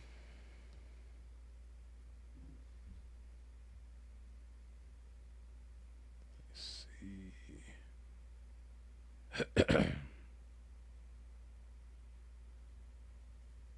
Oh, it's a couple people that I missed. Hold on. Brother Bill, as always, good looking with the $2 holla.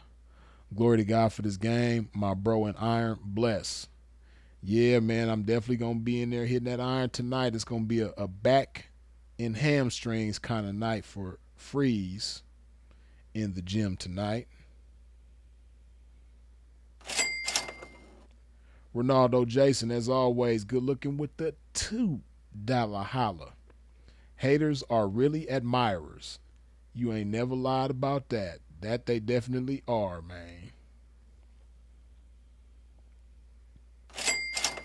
Ray Gunn, good looking with the $2 holla. As always, blessings to the chat. 100, salute, Freeze. Appreciate you, Ray Gunn. Ronaldo Jason, once again, good looking with the $2 holla. Is there a story of a legendary trick you heard of? A legendary trick. Let me see. I'm pretty sure I know it is. I just got to think. Let me see.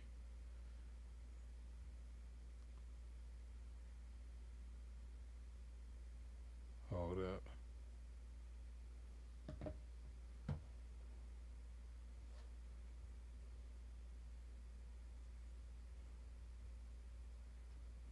Well,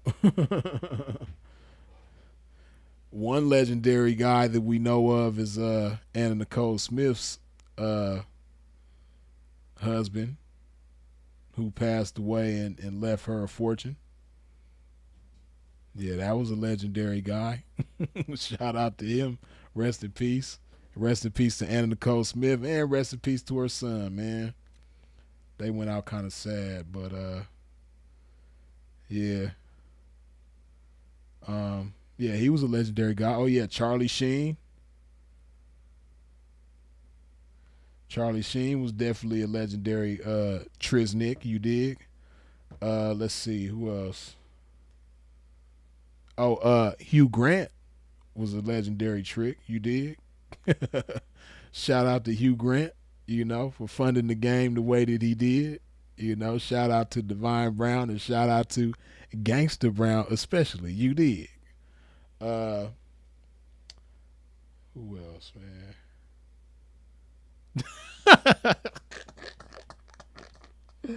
Oh man. Uh, Darrell Levi, you stupid. Shannon Sharp, Dave Blunts, y'all stupid, man.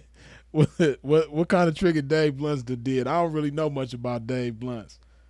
I hope he start taking better care of himself. I thought him as did man, he be scaring me. I don't even like looking at Dave Blunts because I just don't like looking at him in that condition, man. I really hope he start to take better care of himself.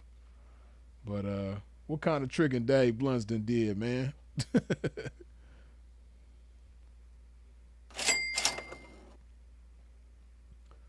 50 floors up. Good looking again with the $2 holler. You ever had to reprimand a client? Nah, I ain't never did nothing like that. I came close one time though.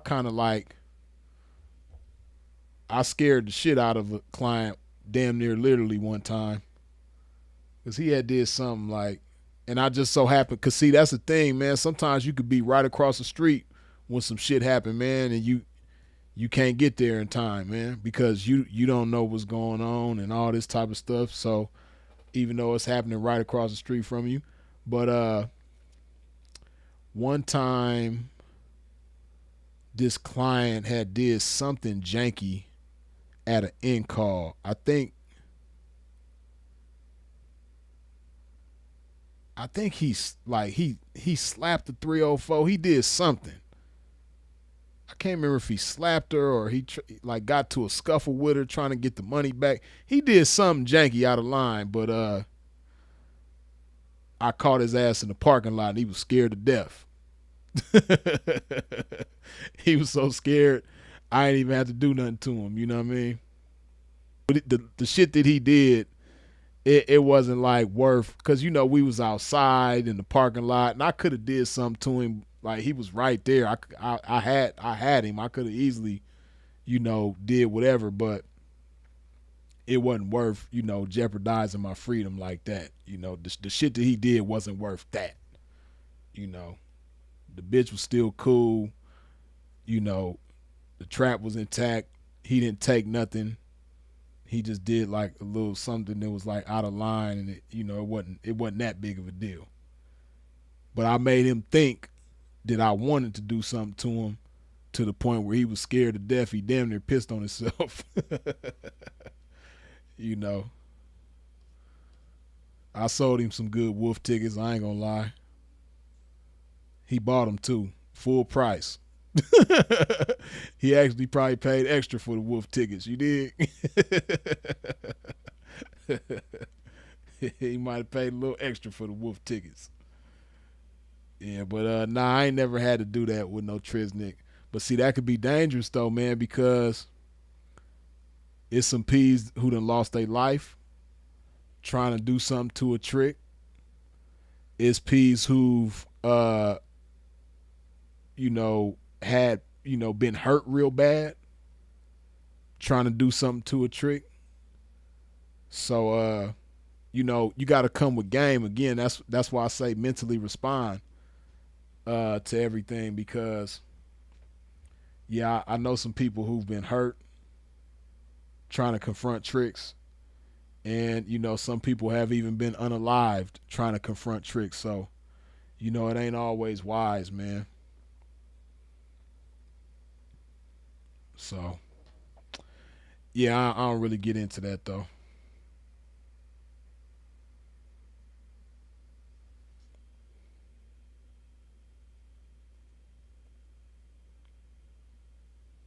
Mr. Reed, as always, good looking with the $10 holla. Glory to the game. I'm in LA Fitness right now listening to this gym. Thank you for always promoting health. We in front. Oh, I think you said, the spacing thing messed up on you. I see what you're saying. I went from 301 pounds to 224 pounds, cutting carbs and sugar. My lady and baby both hating. They hating on you, man. He's both hate, man. Hey, tell them don't hate, congratulate, man. Don't hate, celebrate. You dig? Right, that too, supposed to print. Some P's sitting down right now for doing something to a trick. I know some of those too. I know some P's this man been gone for, some time behind doing something to a trick. Hot Don P said I'm in LVAC bumping this game. Dig that. Yeah, man. I used to have a membership there a long time ago, man. But that's so old. That was before I even took. That's before I made fitness my lifestyle. So I had got a membership at LVAC, and I only went like a few times. I remember this was back in '08, maybe. Yeah, probably like '08, '09, something like that. They had a good facility though. I used to go to the one on Eastern. I think it's still there too. The one on Eastern. They had a pretty cool facility back then. It's probably better now. But yeah, dig that, man. Love hearing that, man. All the people's in the gym right now. Bill at the gym, Mr. Reed at the gym, Don P at the gym. You dig?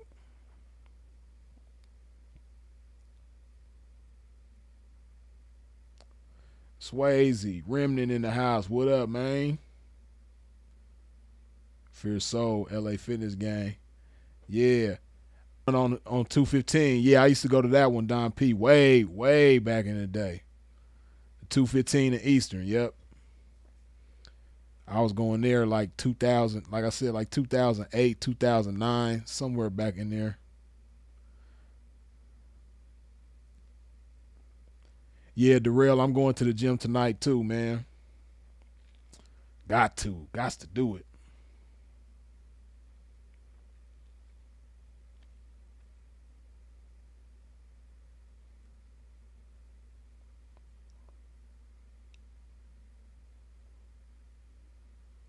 But yeah, Mr. Reed, man, congratulations, man.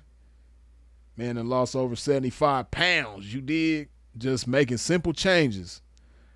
Well, it ain't simple to everybody, but shout out to you for having the self discipline to be able to make that change simple for yourself. But that's dope though, man. And I know your body is thanking you for it. I know you. Man, I could just imagine how much better you feel, how much more comfortable you are, how much better your body feels. Man, I know. Man, yeah, cause I ain't never been that big, but I just know what it's like to be uncomfortable. I'll say that. I done been at a weight where it's just like uncomfortable to be that weight, and then especially when you're not in shape and you just at this weight, and then you get in shape, man, it feels good. It feels great. Jacoby Sims says EOS fitness on pimping. Yeah, hey, see that's where I be going. I be going to EOS, man. I still have my LA Fitness membership, but I'm always at EOS, man. I hardly even go to LA Fitness anymore. In the past year, I think I've been to LA Fitness maybe twice. Yeah, probably like twice. But I just like EOS setup, man. They got everything that I like, so I'm just like kind of stuck on EOS right now. But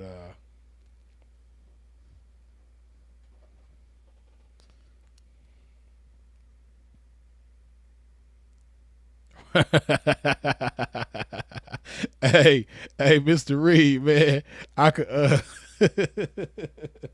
when I read it, I could hear your voice and I could see your face. I feel fucking amazing. Hey, the enthusiasm was exuding from the screen when I read that comment. I felt that all the way over here, man. That enthusiasm, boy. I heard that. Yeah, man. That's what I like to see, man. That's what I like to see. For real, for real.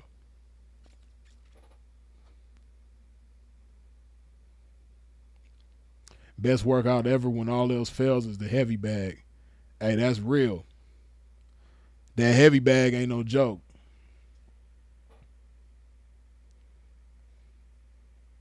Next time I hit the West Coast, I gotta hit EOS. Yeah, Bill. Of course, it's mainly on the West Coast, but they also have EOS in Texas and they have EOS in Florida, and I think they got it in Georgia, but I'm not 100% sure. Have it in Florida and Texas. I think they got it in Georgia now too, though, if I'm not mistaken. Somebody who's in Georgia probably can correct me or tell me.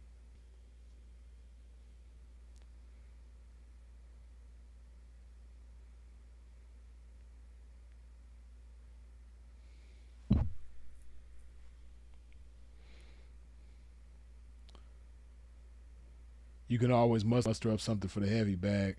Yeah, for women too. Jump rope is cool. Yeah, the rail, man. See, man, I can't do the jump rope, man. I love jump roping though. I wish I could, man.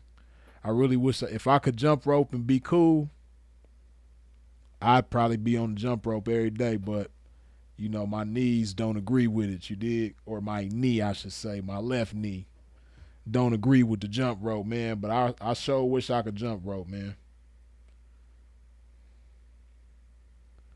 Correct Vision says EOS 24.99 to everyone.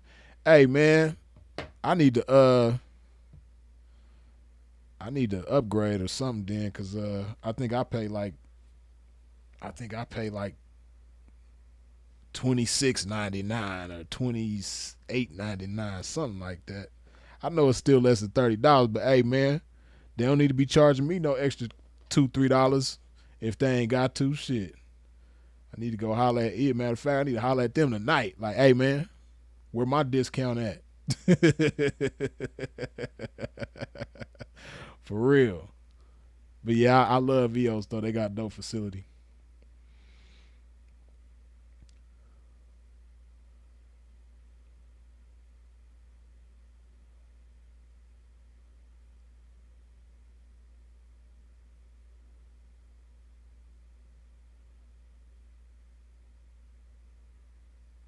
Marvelous says, Freeze, how do you go about showing respect to elders?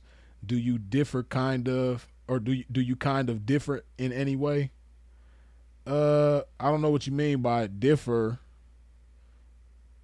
I don't know if you're asking if I differ from the way I show respect to elders from everybody else, or if I differ from the elders. I don't. I'm guessing you mean like, do I show respect differently to elders? Um, it's just a natural thing, man. I just naturally have respect for elders, man. Like I listen. I don't be trying to talk over elders when they're around, and sometimes, out of respect for your elders, even if you disagree with them or if you think they wrong, you just gotta let them have it, man. That's what I do. I just let them have it. I don't be trying to argue with elders. You know what I mean? Most of the time they be right though, and then sometimes they be right and I don't know they right because they've made it to a place that I've yet to make it. So right, and I don't realize they right.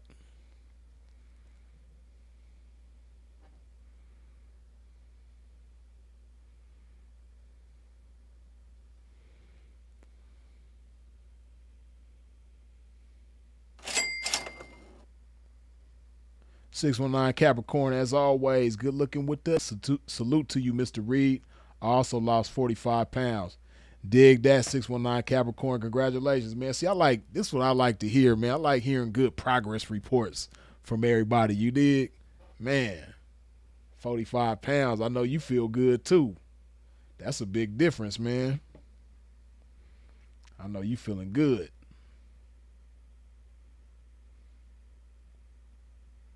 Right, Bill. Hey, I love hearing that progress, man. That made me want to take my ass to cut this live and go to the gym right now. I'm gonna be in there tonight for sure, though. Definitely in the gym tonight.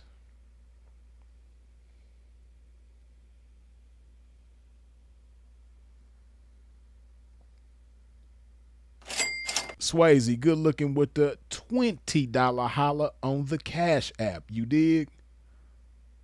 Thank you for the game. Long live Sinful to P. Appreciate you, Swayze.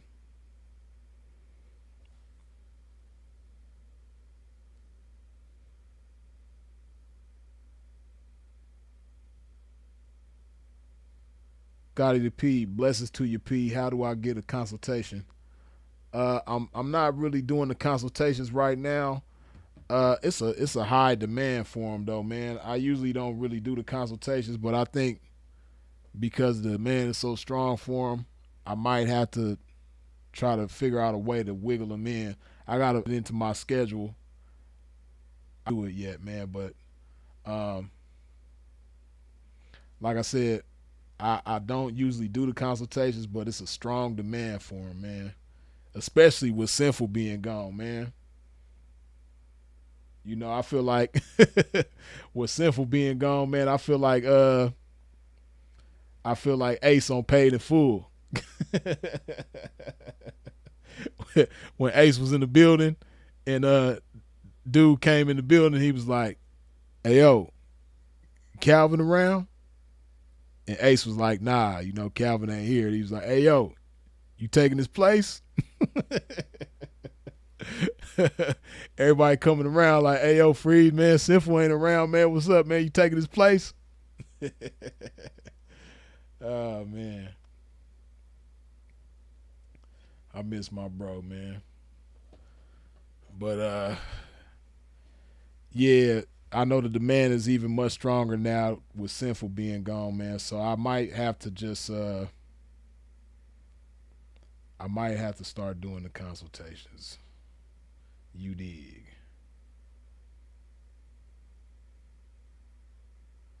Joe Blast, Freeze, you'd be a blessing to many men if you did the consultations.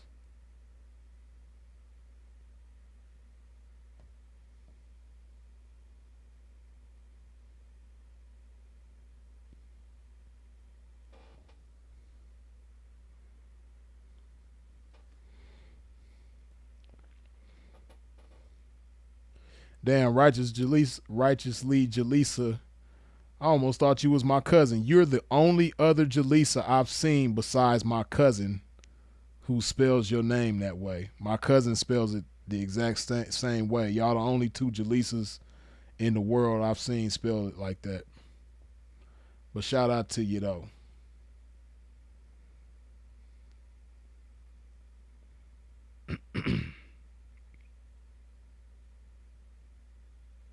50 Floors Up says, "Would you ever do an interview with Young Lace?"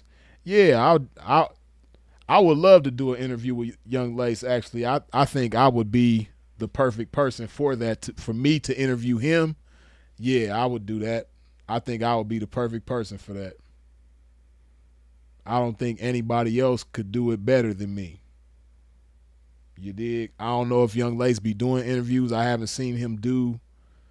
Yeah, I ain't seen him do no interviews with anybody. But I would do one with him for sure.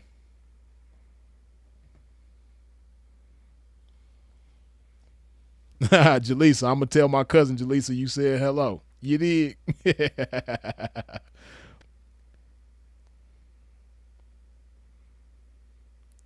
Yeah, it's funny that you asked that 50 Floors Up because um I'll be thinking about doing that like down the line. Probably not no time soon, but I'll be thinking about starting a platform where I interview people from the game. You dig? Uh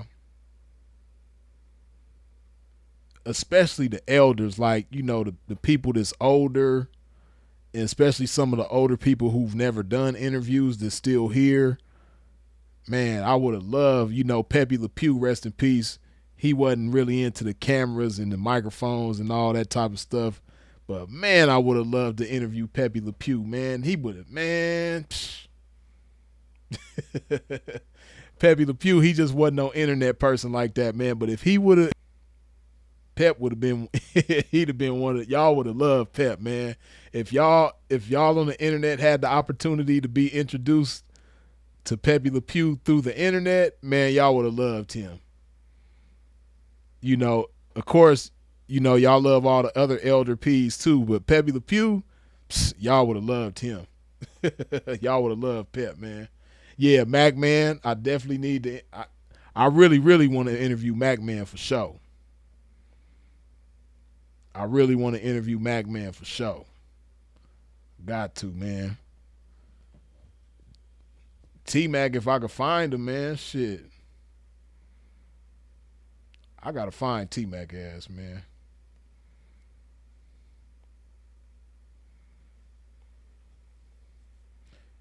Yeah, G, man. Yeah, I think I'm gonna start doing them, man. I uh I gotta take the time to figure that out.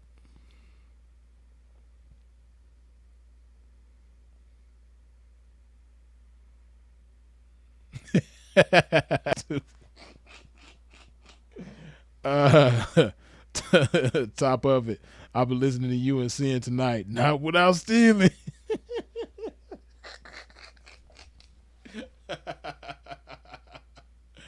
Oh man, Simple, so stupid for that shit. If you know, then you know. Hey man, bro really could have made some merch with that shit. Not without stealing. Cause bro done made that really he done made that shit so popular, man. He really could have made some merch. He could have made some not without stealing t-shirts. Some not without stealing stickers. Man, some not without stealing hats. Oh man, he could have really, man, he could have made a business out of not without stealing, man. People would have bought that shit up too. I definitely would have had me a not without stealing t-shirt and a not without stealing hat for sure. I for sure would have bought mine. I'd have been bro first customer. Right, and the Paru.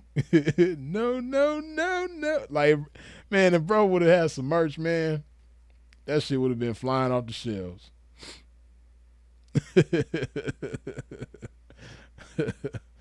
Man, funny as hell.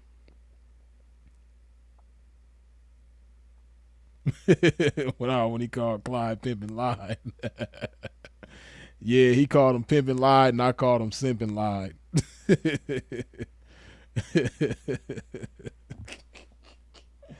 Oh man, bro was stupid as hell. Pimping lied.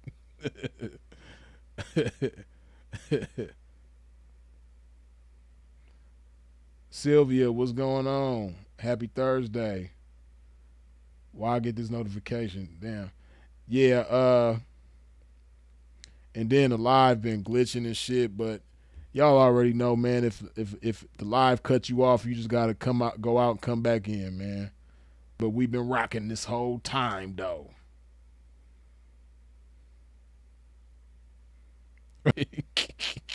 619 Capricorn said freeze. Pete, that nigga Johnny got pissed as fuck when Sharp said that shit. He did.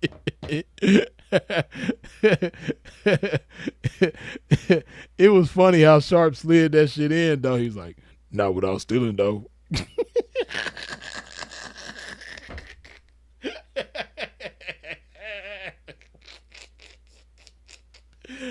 Oh man, yeah, he wasn't feeling that shit, man. Not without stealing. Oh man, that shit was funny as hell.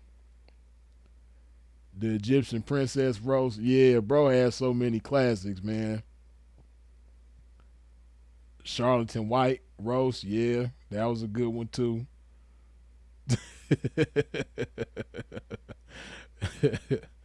Oh man.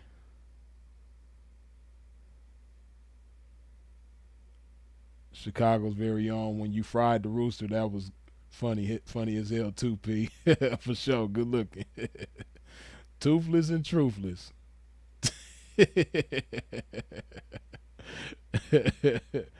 Oh man.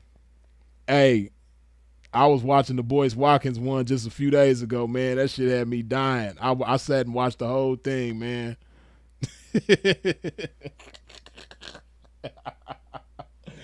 Oh man, bro broke that shit down so cold. I know Boyce had to watch that shit because I know Boyce seen that video. I know he probably done watched that shit a few times.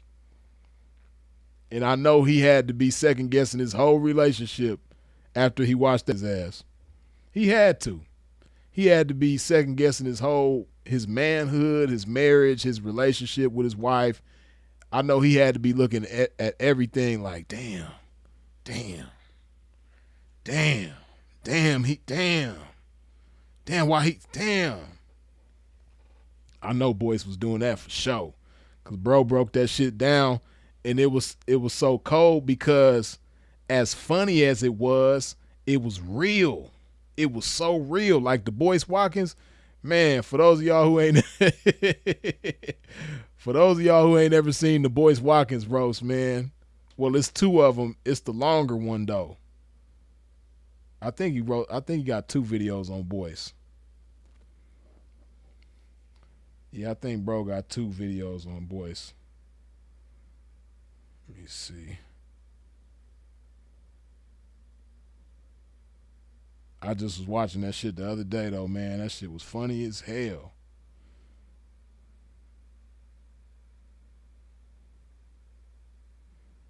Uh, well, yeah, he got.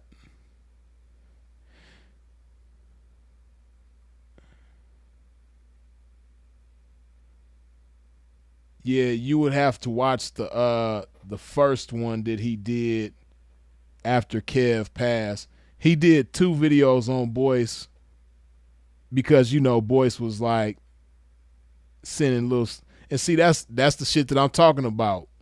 Back to the original topic of this video. Just speaking on people in a derogatory way after they pass away, man. Women put that in y'all, man. Didn't no man teach you how to do that shit? So Boyce, Boyce is obviously another person who, he's older, but he's another person like I described earlier who before the internet, he never knew who he was as a man. Yeah, he's smart. Yeah, he educated, got degrees, all this shit, but on some man shit. He never knew who he was. He never, as a man, he never figured out who he was as a man. And so when he get on the internet, oh, Boyce, you're so smart. Oh, Boyce, you got all these degrees. See, when people start stroking your ego and you don't know who you are as a man, you start thinking that you good at everything. You could just speak on everything. You could just say anything and be right about everything. No, stay in your lane. See, I'm never going to get on here and start talking about finances unless I get into that. But I don't see that happening. But even if I do get into that, like if that was like just a thing that I was fascinated with, like I'm not going to do that. I'm not going to let people's compliments get to my ego, stroke my ego to the point where I start getting on here giving financial advice. No. Unless I become certified to do that, I'm not going to do that. I'm certified to drop game.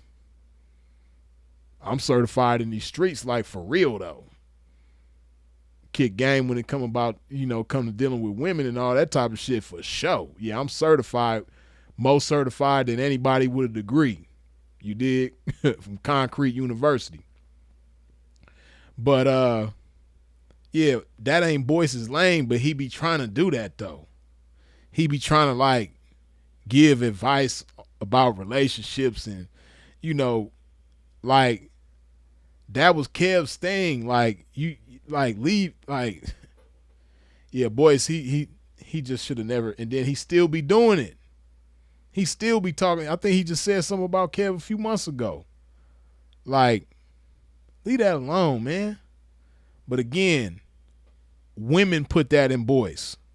A woman influenced him to be that way. Didn't no man influence him to talk about somebody after they pass away?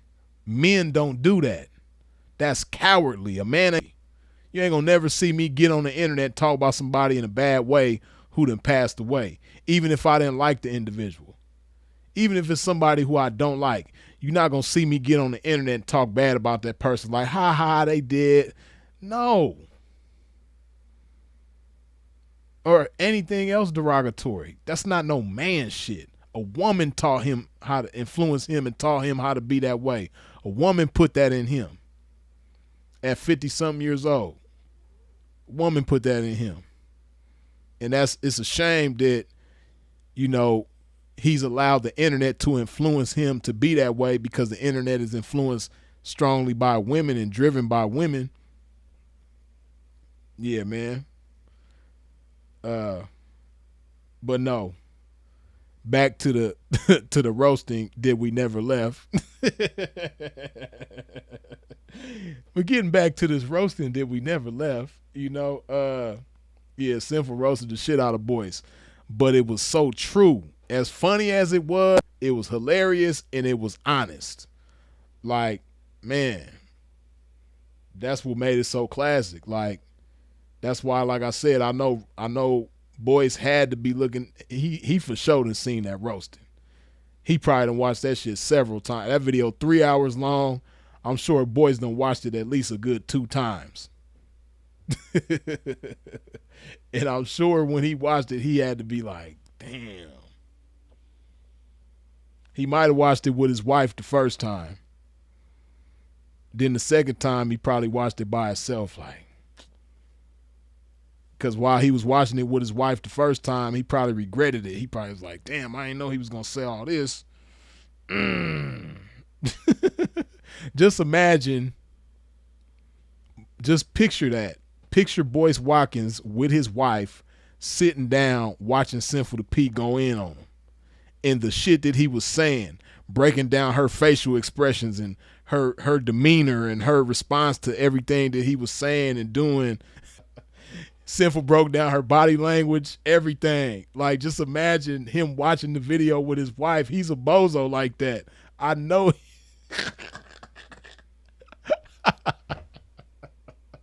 Hey, I know Boyce is goofy enough to sit down and watch that damn video with his wife for the first time. I know he did. But the second time, he watched that shit by himself like, damn, what have I gotten myself into? Oh, man.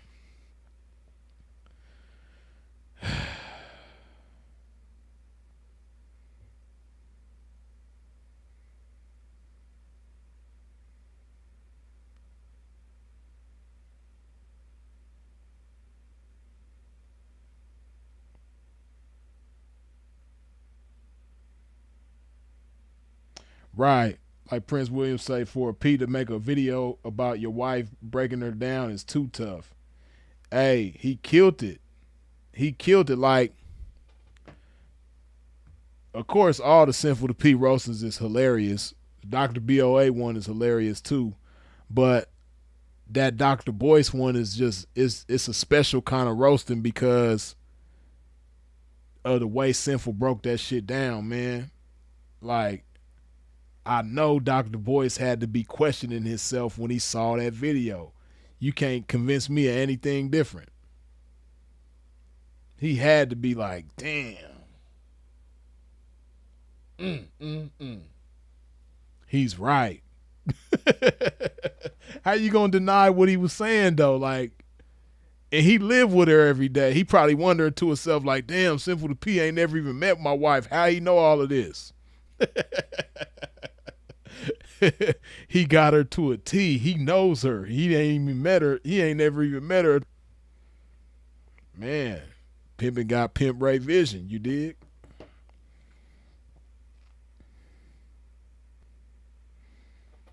Right, 3 hours of damn. What is going on? Uh, Y'all can still hear me, but y'all can't see me. What is going on? Man, this is some bullshit. I don't know what the hell happened.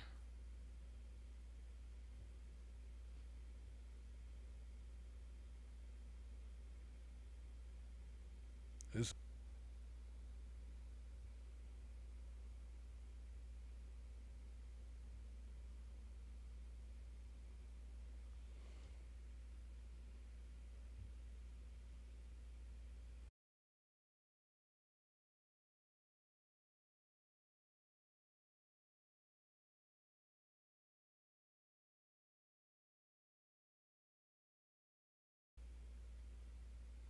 hold up. Trying to fix this camera, y'all. Give me just a second. I don't know what the hell happened.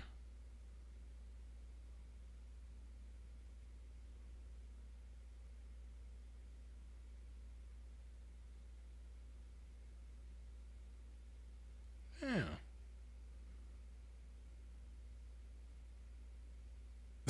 Well, technology just so what? Keep going, P. Hold on, let me see. I'm gonna try something real quick. Hold on, stay right there.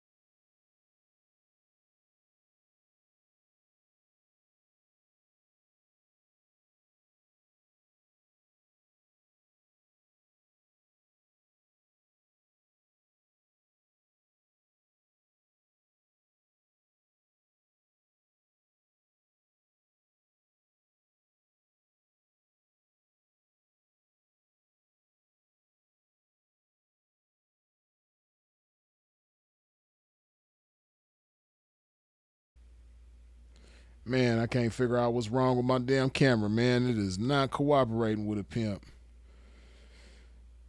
Boy, technology is just coming against this game, you dig?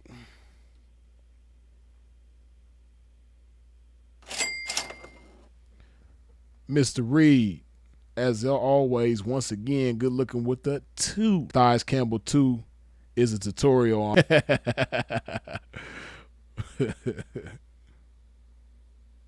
For sure, yeah, them thighs, man, them thighs roastings that the P file PDF file hustle, and I'm just keeping it funky. it funky, boy, that shit. See, YouTube just won't let people be great. But see, again, that's back to the original topic. That's what women did. Women made it that way.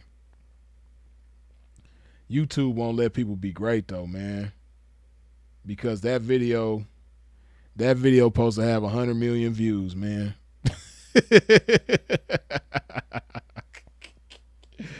Oh, that I'm just keeping it funky, man. That shit supposed to have 1 billion views, man, for real.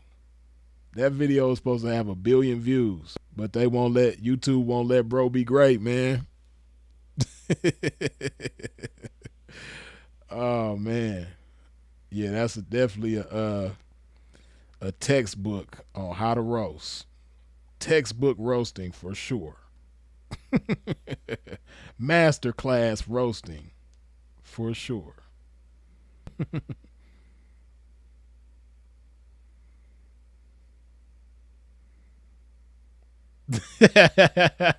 Cruising with Sean.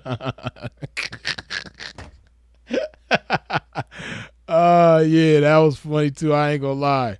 Bro roasted the hell out of me on that one. you talking about you talking about when he was roasting me going at it with Edward Boo Boo Edward Boo Boo Hands. Oh man.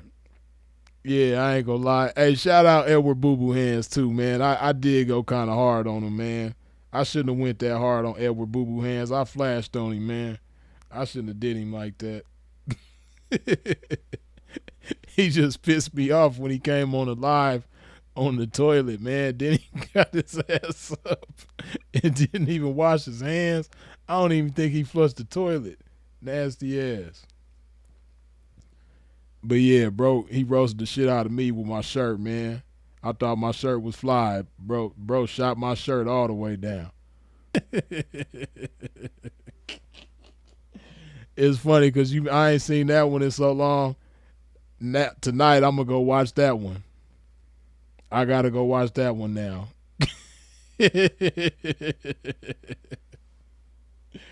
Yeah, I ain't gonna lie, bro roasted the hell out of me on that one. Yeah, Edward Boo Boo Hands, man. That man got on the damn live on the toilet and tried to make it sound cool. He tried to make it sound fly, like, oh, Pete. First of all, he requested to join the live with me. I didn't request him. He requested to join the live with me. So I accepted his request. But bro, why did you send a request when you on the toilet? And then he was on a public toilet. He wasn't even at the house. This man was on a public toilet. It looked like he was at a park or something, man. That shit wasn't cool, man. Why are you on a public toilet requesting to go live with a pimp, man? What's wrong with you? But see, I flashed on him because I was mad. He Edward Boo Boo Hands, man. If you ever hear this, man, you just caught me at the wrong time, man. It was a bad time for me, man. I was just upset already before you even requested to join the live. Freeze was already angry about different things, man. You came in and I got at you kind of sideways and it wasn't cool, man. That's my bad. But Edward Boo Boo Hands, man, if we ever see each other, you know I don't drink, but I'll treat you to a drink or something, and I'll just drink like some water or some cranberry juice, or you know, in honor of my bro, I'll drink some pineapple juice. You dig? But yeah, Edward Boo Boo Hands, man, it's all love.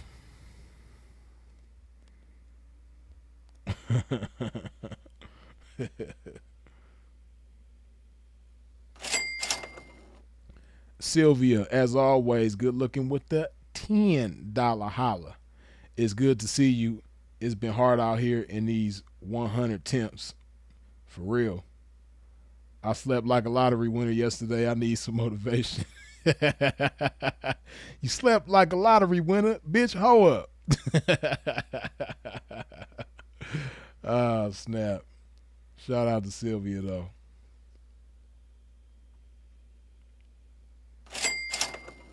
Darrell, good looking with the $3 holla.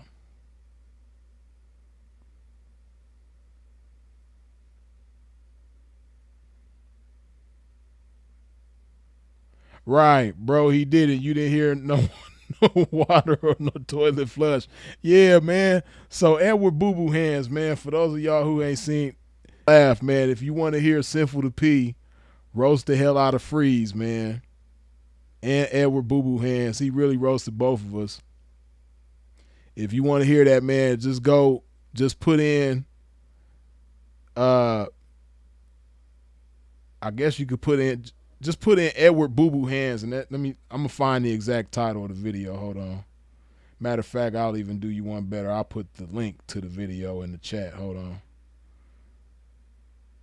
That shit is classic. Let me see. I gotta find it. See, YouTube they don't be letting bro be great because that video got 40 or 39,000 views, but it should be that's man. All of bro's videos should have millions of views, man. YouTube be hating though.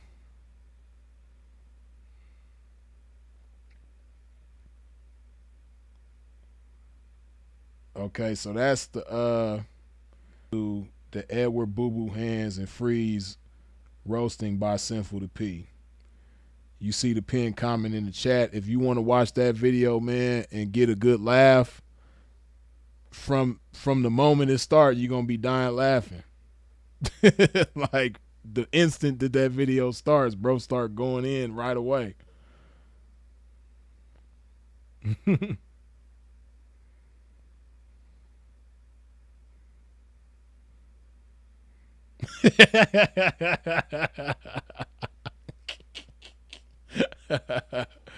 Oh snap! Hold on. Prince William, good looking with the $5 holler, man. When you roasted the dude sending the TS, you said he was 10 testicles deep. Nah, I think that was to give P Wine his credit. I think that was P Wine that said that, but that shit was funny though. We both was going in on the lady boy sender. Yeah, P Wine told him he was 10 testicles deep.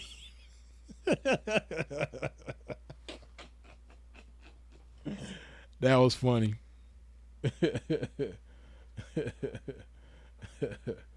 Oh man, too many classics. Darrell says my favorite video was the "Why Would You Take Her Back" video. That video was the very reason why I broke up with my baby mother. Sinful to Pete changed my life. Yeah, I was watching that video not too long ago. Another classic for sure.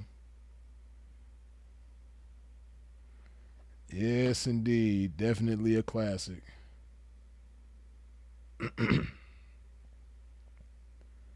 But yeah, y'all gonna die laughing. If you ain't seen the Edward Boo Boo Hands one and you go watch that one, you gonna die laughing. It's funny. But any of the rebuking service channel video, all of them is hilarious. If you ain't seen none of them, just put in Sinful to P presiding over rebuking service, and that channel is gonna pop up. All classics, straight classics on that channel. The Dr. BOA is on that channel. The Mother Lee roasting is on that channel. The Charlatan White roasting is on that channel. Who else? He roasted DS on that channel. I'm trying to remember who else. Who else did bro roast? He roasted a lot of people on that channel. It's some classics on there though, for sure. Oh, the Flacco, classic. Yeah, the Flacco roast is definitely legendary. Q Max says I was just watching the Mac deported video. Is Simple Canada or nah? Nah, he was just trolling, man. Simple didn't really get deported. He was just trolling because Keisha from False Alert was telling everybody that he got deported because Keisha had been trying from the moment Sinful got to Canada in 2018. Keisha had been trying her hardest to get him deported from Canada. So when Keisha was putting it out there that Sinful had got deported, he was just trolling. He was just going along with the bullshit that Keisha was putting out there. So yeah, nah, he never really got deported. He was just trolling. He was trolling real hard though. He had people. He really had people believing that he got deported for real.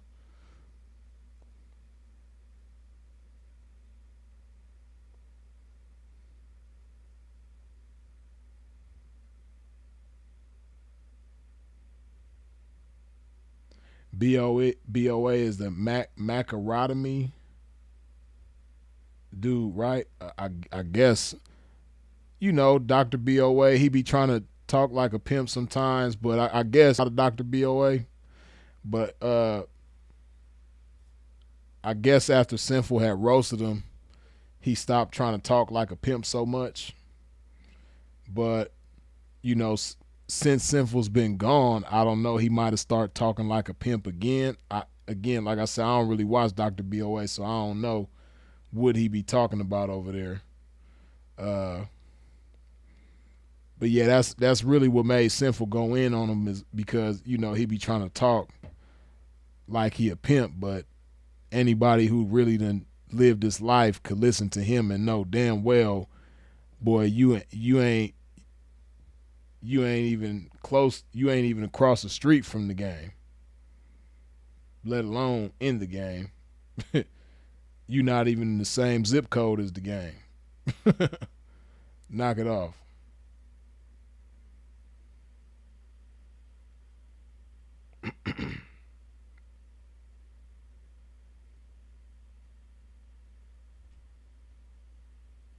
Right, Sinful had me believing he could have won an Oscar. Yeah, yeah. It's funny because I was watching one of my lives not too long ago. It's a live that I did where Sinful had came on at the end of the live. I had him join like over the phone, and he was saying over the phone that he had got deported. It was around that same time that he did the Mac deported video, but yeah, he was saying that, he got deported. He was living out of Motel 6. He had people going for real too.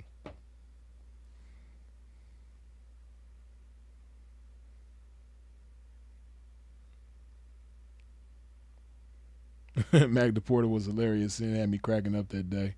Yeah.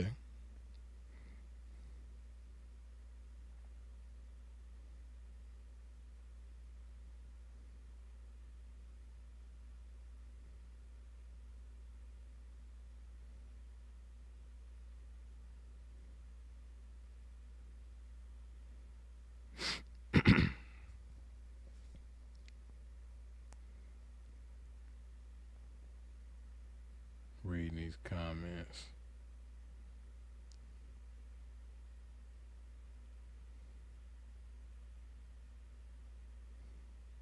Right. Like Prince William say, like, I'm not gonna say I'm a quarterback, don't say you a P. Yeah, but again, like I said, that's the effect that the internet has, thanks to women, thanks to femininity or feminism, I'll say, not femininity, feminism.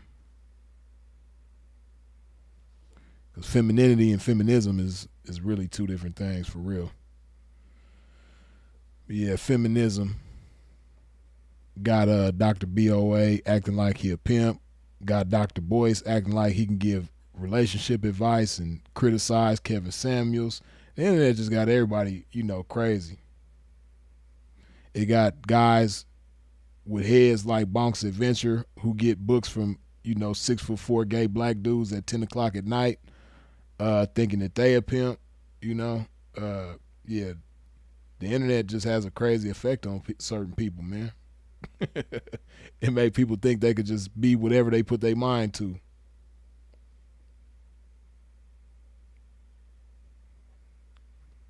Like, you know what? I'm gonna start telling people I'm a swashbuckler. Next thing you know, they gonna study everything they can about swashbuckling, and they gonna be on here telling you they a swashbuckler.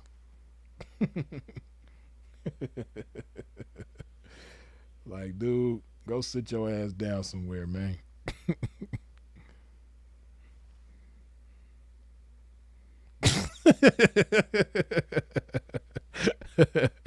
Perfect square 357. You stupid. When you said that, I could hear since from a Sim.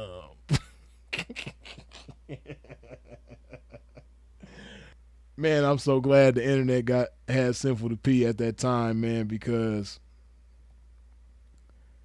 If not, it's a lot of people who don't know no better that probably would have believed if he really. Well, I know he had a lot of people going. He had a lot of people actually believing that he was the pimpin'. People who probably had never heard Sinful to P, never heard Dre, different individuals, He really had them people going. He had them thinking that well, if you don't knock it off. But sin, she the snow. Troy, you a fool for that. That's a classic too. But sin, she the snow.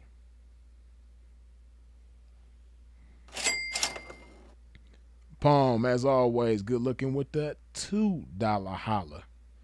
You'll think we'll ever see an era of love and integrity?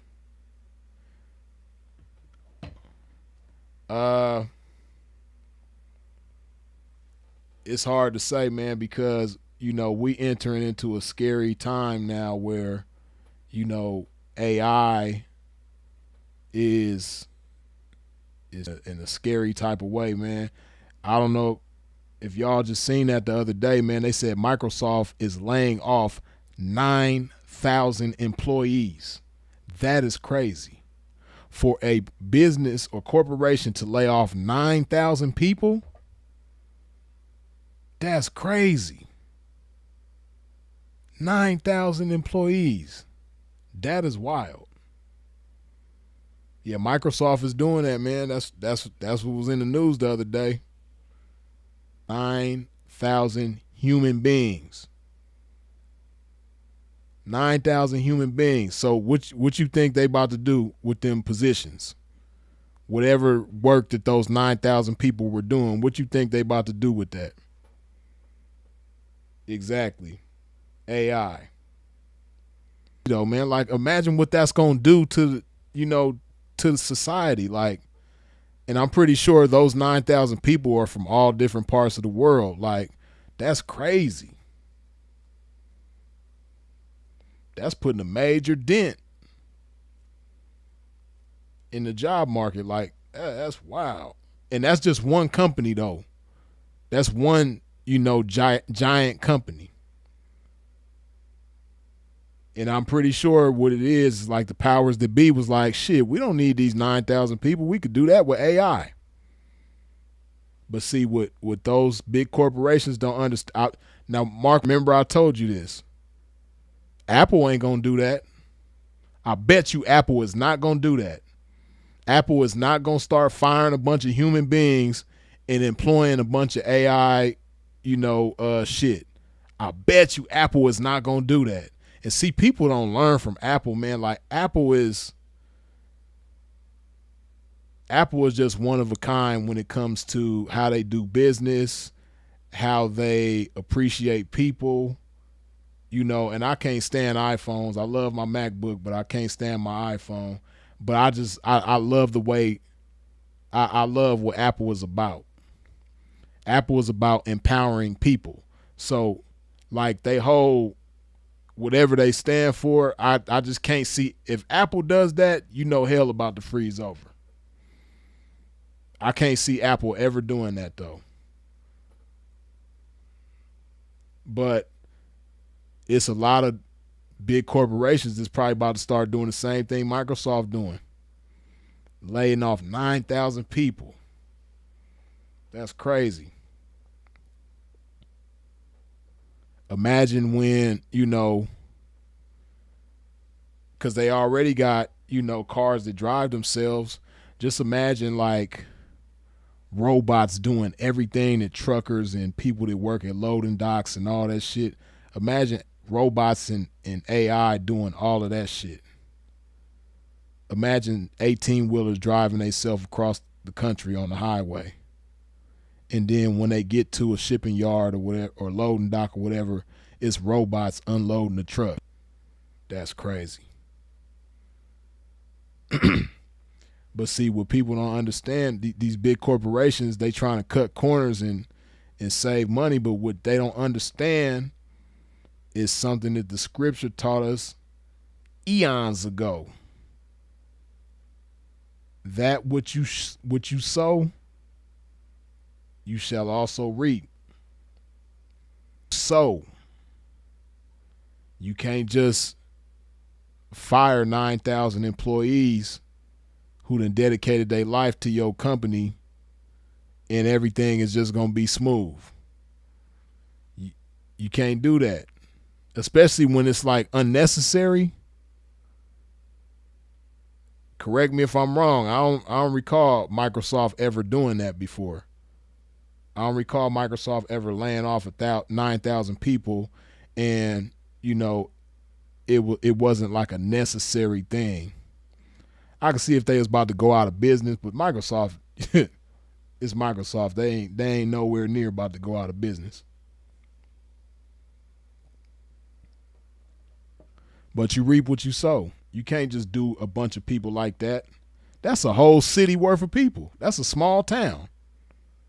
9,000 people, that's a small town. That's crazy.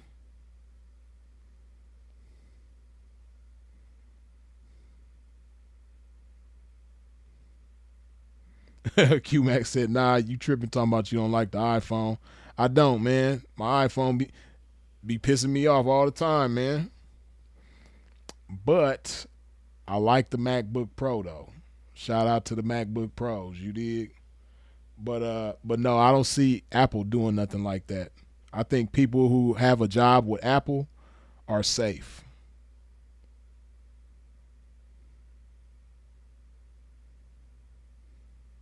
Capitalism is a cold game. Yeah, and not just capitalism, but greed. Greed is like capitalism on steroids, and you just can't. You gotta have people, because what if society sees that and says, you know what, we ain't messing with Microsoft nothing no more. We ain't buying no Microsoft products. We ain't buying no Microsoft services. We ain't doing nothing Microsoft no more. My mom worked at Microsoft. My dad worked at Microsoft. My uncle worked at Microsoft for 20 years. Man, we ain't messing with them no more. I bet you they'll feel it then, because what they don't understand is like AI, it might be able to do certain jobs for you, but AI ain't gonna be a customer to you. Robots ain't gonna be a customer to you. Robots ain't gonna, spend money with you and pay for your products and services. That's why I say you reap what you sow, man. That's what they don't understand. You reap what you sow. You can't just do 9,000 people dirty like that all at once. It's gonna be all good.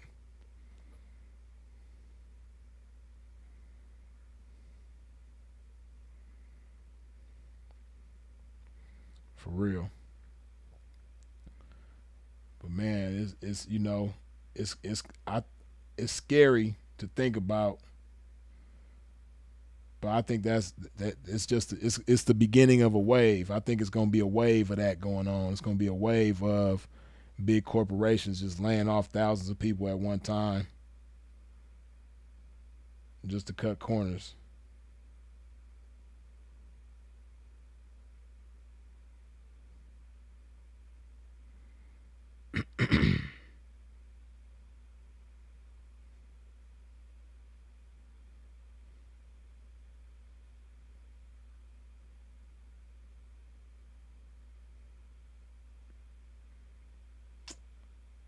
Reading these comments.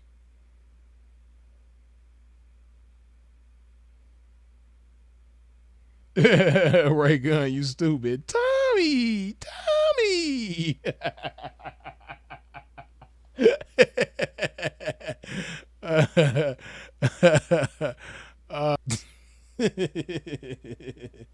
Tommy! Tommy! That's another classic, man.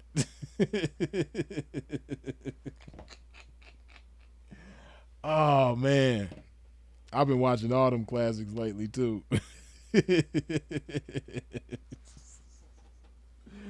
Oh man. Tommy.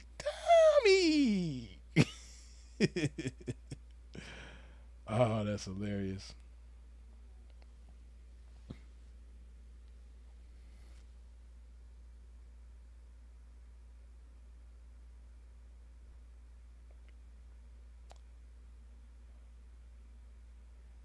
Sylvia says Apple was a monopoly at one time, right? I don't know about Apple. I don't think Apple was a monopoly.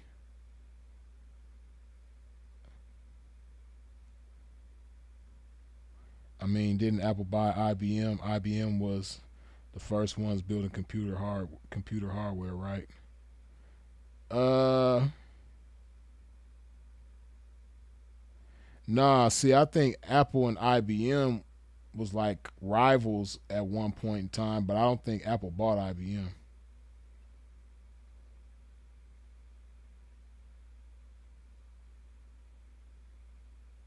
I don't know about them being rivals now, but I think back in the early days, like 70s and 80s, I think they was rivals back then.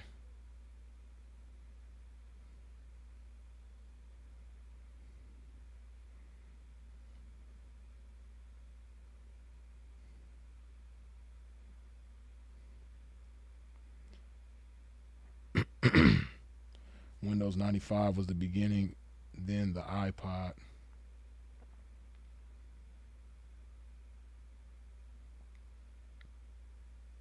Yeah, nah, Sylvia, it's all good. But nah, like,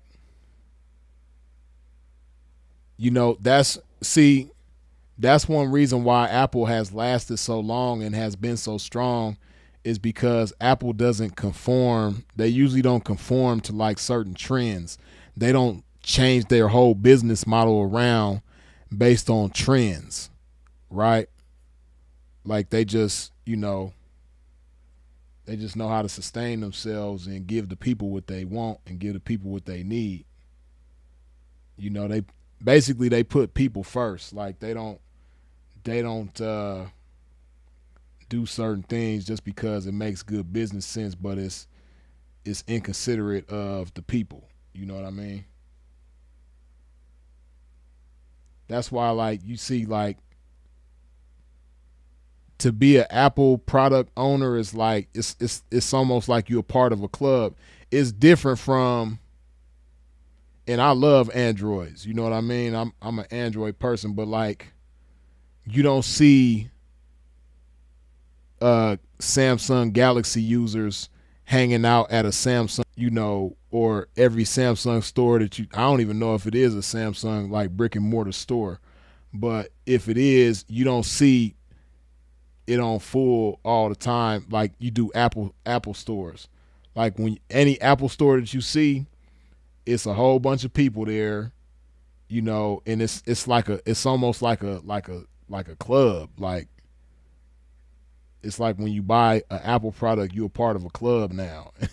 And the clubhouse is the Apple store, you know?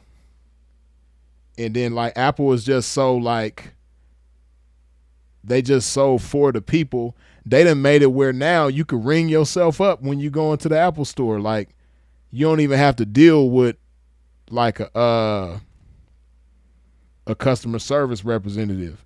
You can go into the Apple store, say you want to buy some AirPods or something.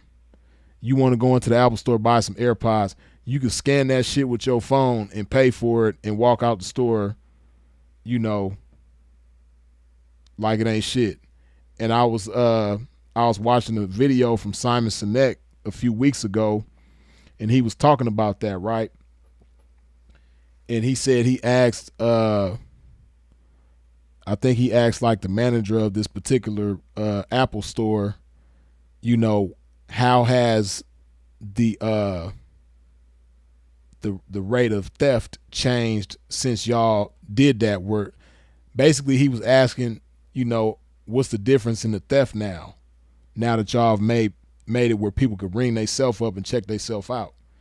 And they said it ain't changed. It's pretty much the same. You know, he was thinking that the theft was gonna go up by him making it that way, but it hasn't. because people respect Apple, because Apple usually they take care of their people. I got some personal gripes myself. I got an iPhone 13 that got locked up, and I paid full price for it, and I still can't unlock it to this day because what I showed them as proof of ownership, they didn't. It wasn't acceptable. So it'd be little shit like that. You know what I mean? But I get it though, because they want to make it where you can't just steal an iPhone. You know what I mean? Like, the iPhone is one of the hardest things to steal and get away with. Like, it's so damn protected. But so there will be no registers soon. Damn. Nah, I think they'll have that option. Like, if you want to, because they, even now, that as far as I know, they don't have no registers. Like, the person got a tablet and they ring you up on their tablet. At least I think that's how it's been the last few times I went to the Apple store to buy little things like a charger or something like that. I think the people, they just ring you up with their tablet right there. They walk around with the tablet. They can walk up to you, ring you up, and then you good. But now you can ring yourself up though. But I think they still gonna keep the option where somebody else, because some people are like that. Some people would rather a person ring them up than ring themselves up. You know what I mean? So.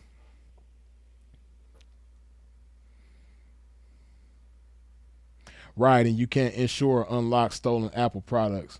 Right, you know what I mean. So I got a phone that I paid probably over $1,000 for. I can't remember how much I paid for that damn phone, but my son locked the shit up, and I tried to get it unlocked. I had to send them proof of ownership. I went and got receipts and shit from T-Mobile, who I bought the phone from, and sent that shit to Apple, and they pretty much said that shit wasn't good enough, so they didn't unlock the phone. But I kind of, like I said, I kind of get it from their perspective. That was just my fault. I shouldn't have bought my son that iPhone, because he ain't, first of all, he ain't really a iPhone person anyway. He don't give a damn. It could be a flip phone. He ain't really into phones like that. My daughter, on the other hand, she loved the iPhone. So, I should have never bought him an iPhone in the first place, because he's careless with that type of shit. But especially then, he was younger. He a little older. Now he's 16. Now about to be, damn, that's crazy. We're about to be 17. But at the time when I bought the phone for him, I think he was like 13. Yeah, he was like 13 at the time. So, or yeah, he was like 13. So I shouldn't have bought him that phone. But he was careless, and he let one of his friends put their iCloud shit up in there, and then they forgot their iCloud password, and that just locked the phone up, and don't nobody know the password, so that motherfucker locked forever. So, but you live and you learn.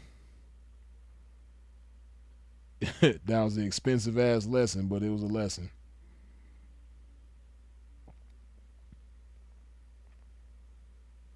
The Beat Buffet, what's up with you, man?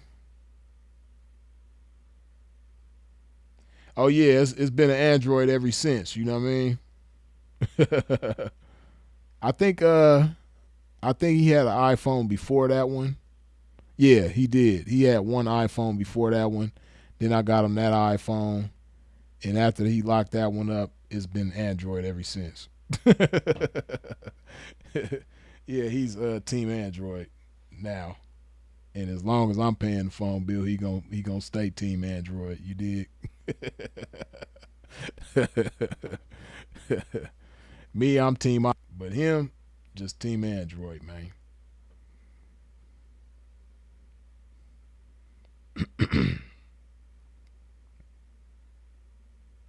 Right, Rick Omega. You know what I'm talking about. Apple was a master of marketing. They're a lifestyle brand, not a tech brand. Exactly. Exactly. That's why Apple can do so much. That's why they can put out AirPods and dominate. That's why they can put out computers and dominate. They can put out phones and dominate. because like you said, it's a lifestyle thing. It's not a tech brand. You got other tech brands that try to branch off and do different things, but that shit just it don't work. You know what I mean? That's just like back in the day, the Zune. Who was that? Was that Microsoft that came out with the Zune?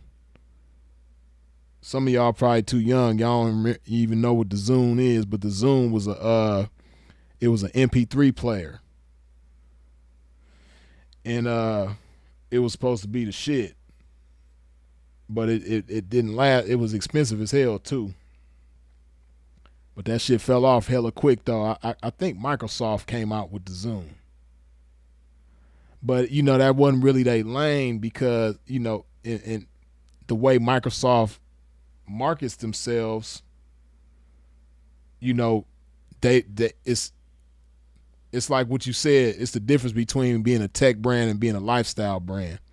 Microsoft is a tech brand, so by them trying to come out with that Zoom thing, that shit didn't work. You know what I mean? I think that shit might have lasted like a year or something. Maybe, I don't even know if it lasted 2 years. The Zoom was only around for like a year.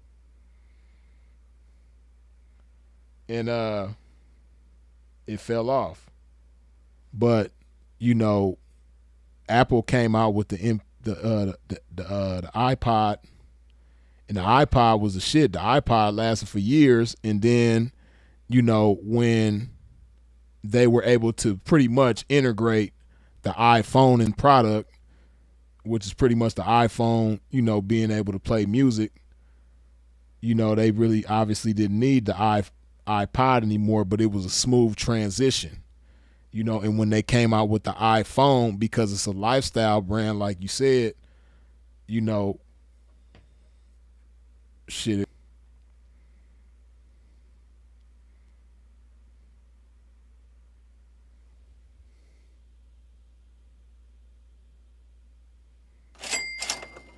Palm once again, good looking with that $2 holla. The squarest question ever. Do pimps and 304s play video games? I know some that do. I don't. Yeah, I know some that do though. I don't, but that I never really been a big video game person, man. Y'all gonna laugh at me, man. Don't laugh, don't roast me too hard, man. But the last time I was into video games was Sega Genesis, man. Yeah, Freeze ain't been in the video game since NBA Jams. You know what I mean? The first Mortal Kombat. You dig? I ain't been in the video game since then, man. So that's even way before I got in the game. When I still was a kid, I wasn't in the video games. Like by the time I got to high school, video games was over with for me. But Paul said, "Damn, Freeze, you old." Oh man. Hey, you know what though? It's a dope idea, man. I seen somebody last long. I don't know what happened to that place. But Vegas on downtown on Fremont Street, not on the Experience, but like just east of Las Vegas Boulevard, that little, trendy little area that they got over there now. They used to have a bar over there.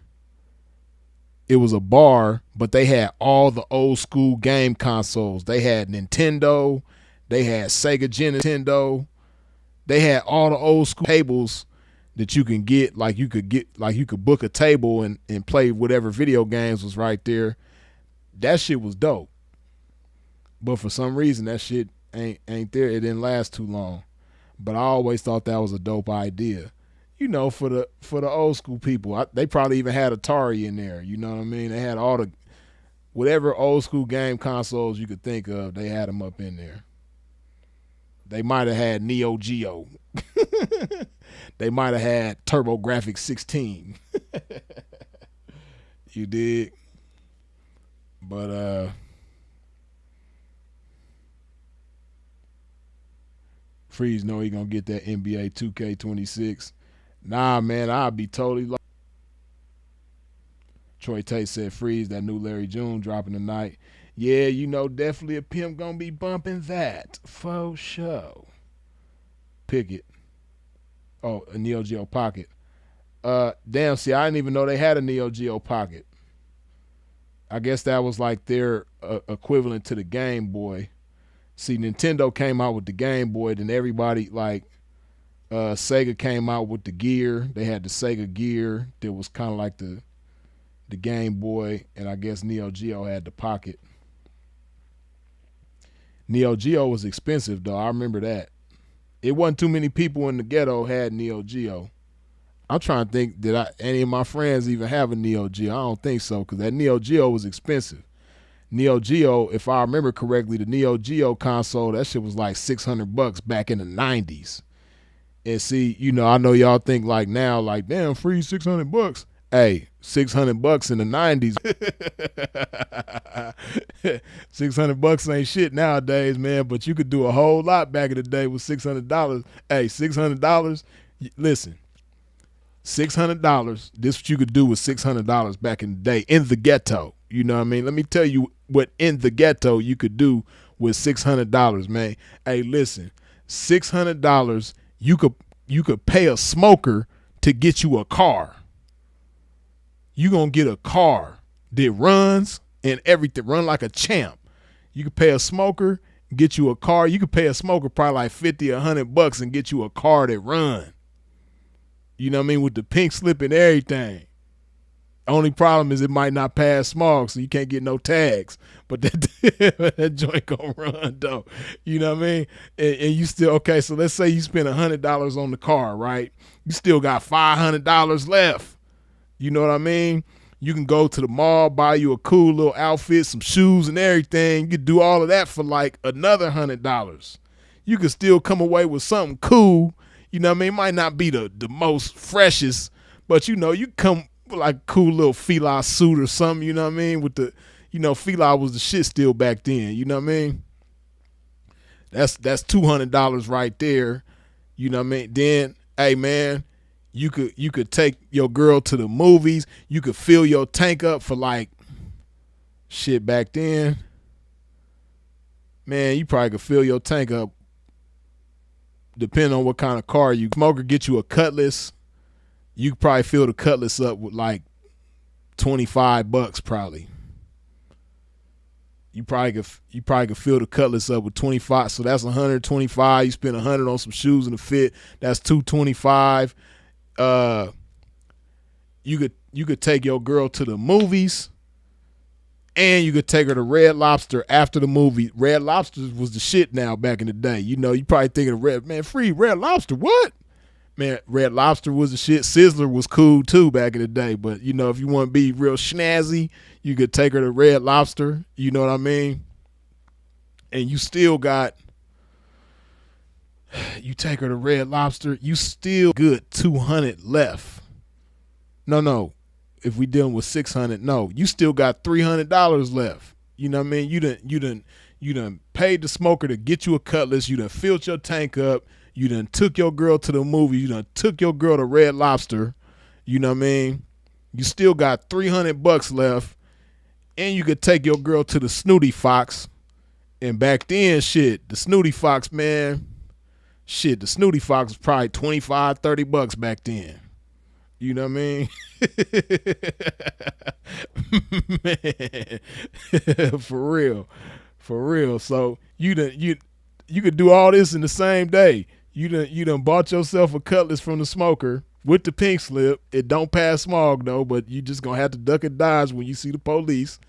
And see, this was another thing you got to remember. Back in the 90s, it wasn't a requirement to have insurance on your car. So most people in the ghetto didn't have insurance on their car in the 90s because it wasn't mandatory.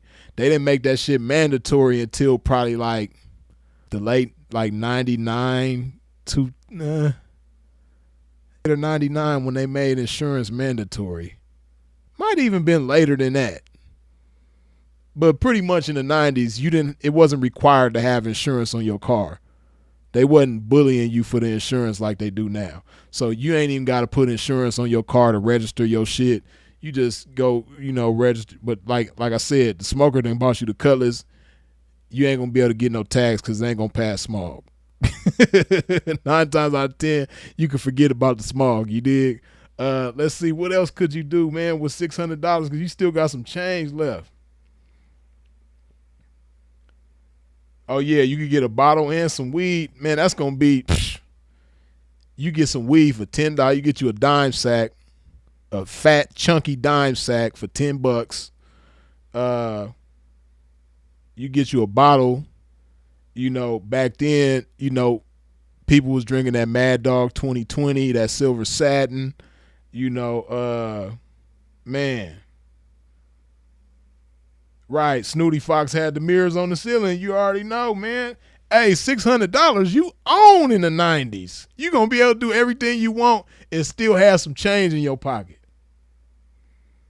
Nah, Hypnotic wasn't even around in the 90s. Hypnotic didn't come to the early 2000s, at least on the West Coast, New York, because that's where Hypnotic. Nah, I think even in New York.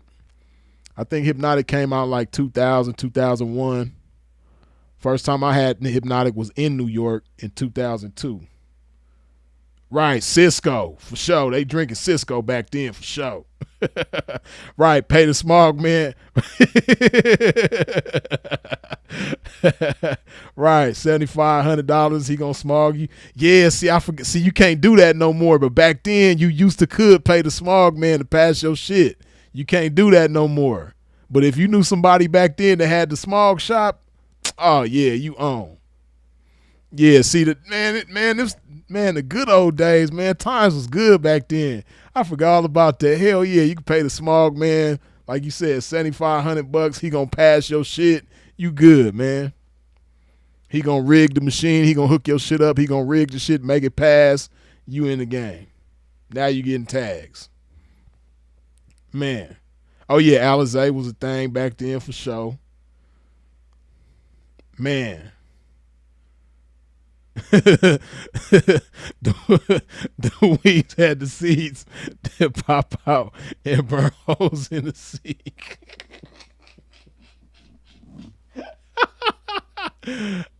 See, Sylvia, you were from California, so you know California.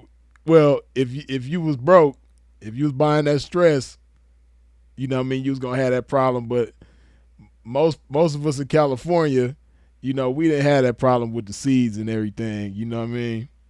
We wasn't dealing with all that.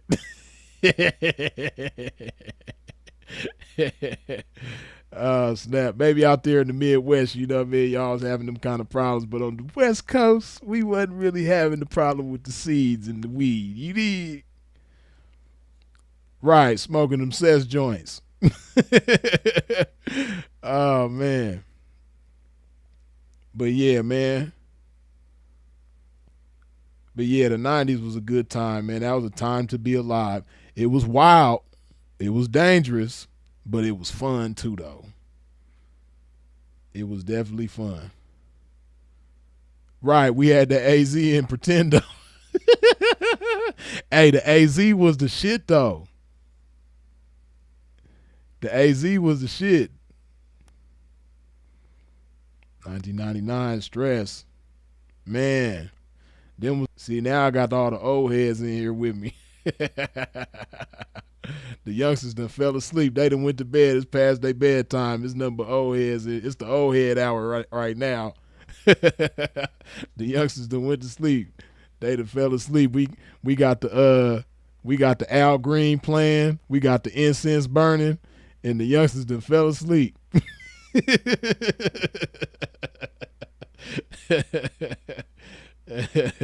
Man.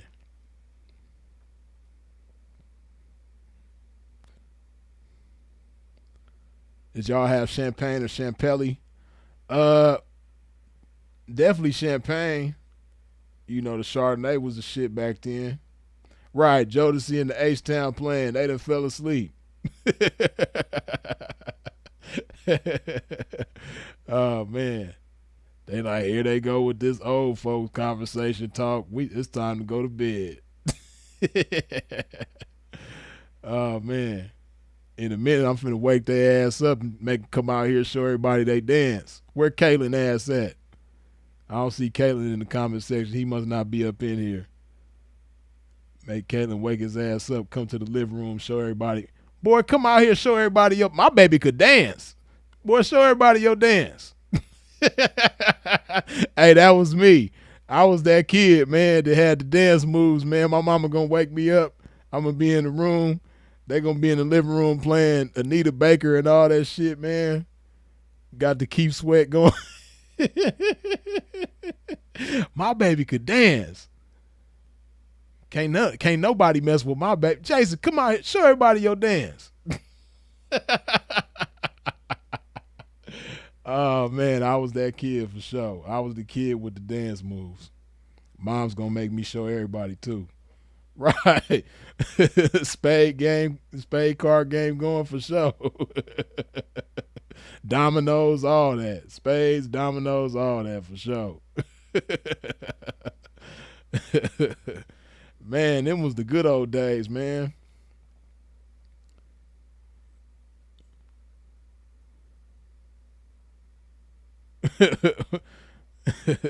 With the slick foot onesie. For sure. Oh man. Right, dominoes games were high stakes for sure.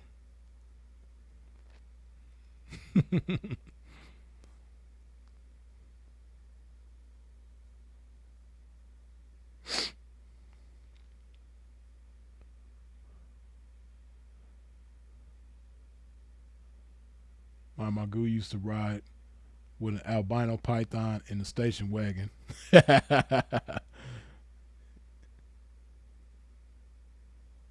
Bring out the dice. We gonna play CeeLo. Yeah, see on the West Coast, CeeLo wasn't really a big thing. You know what though? Somebody, if it's anybody in here from Northern Cali, might be able to correct me.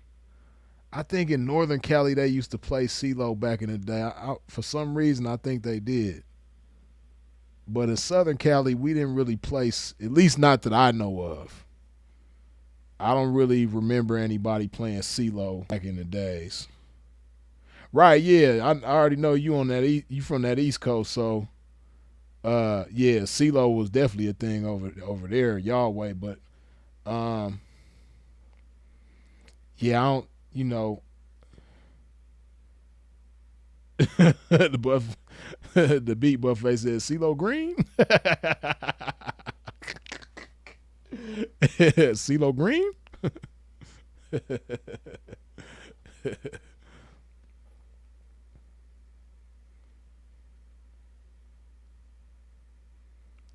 Nah, I'm talking about the CeeLo the dice game, man. Y'all. That's funny. Q Mac, man, they don't even know what we talk about, man.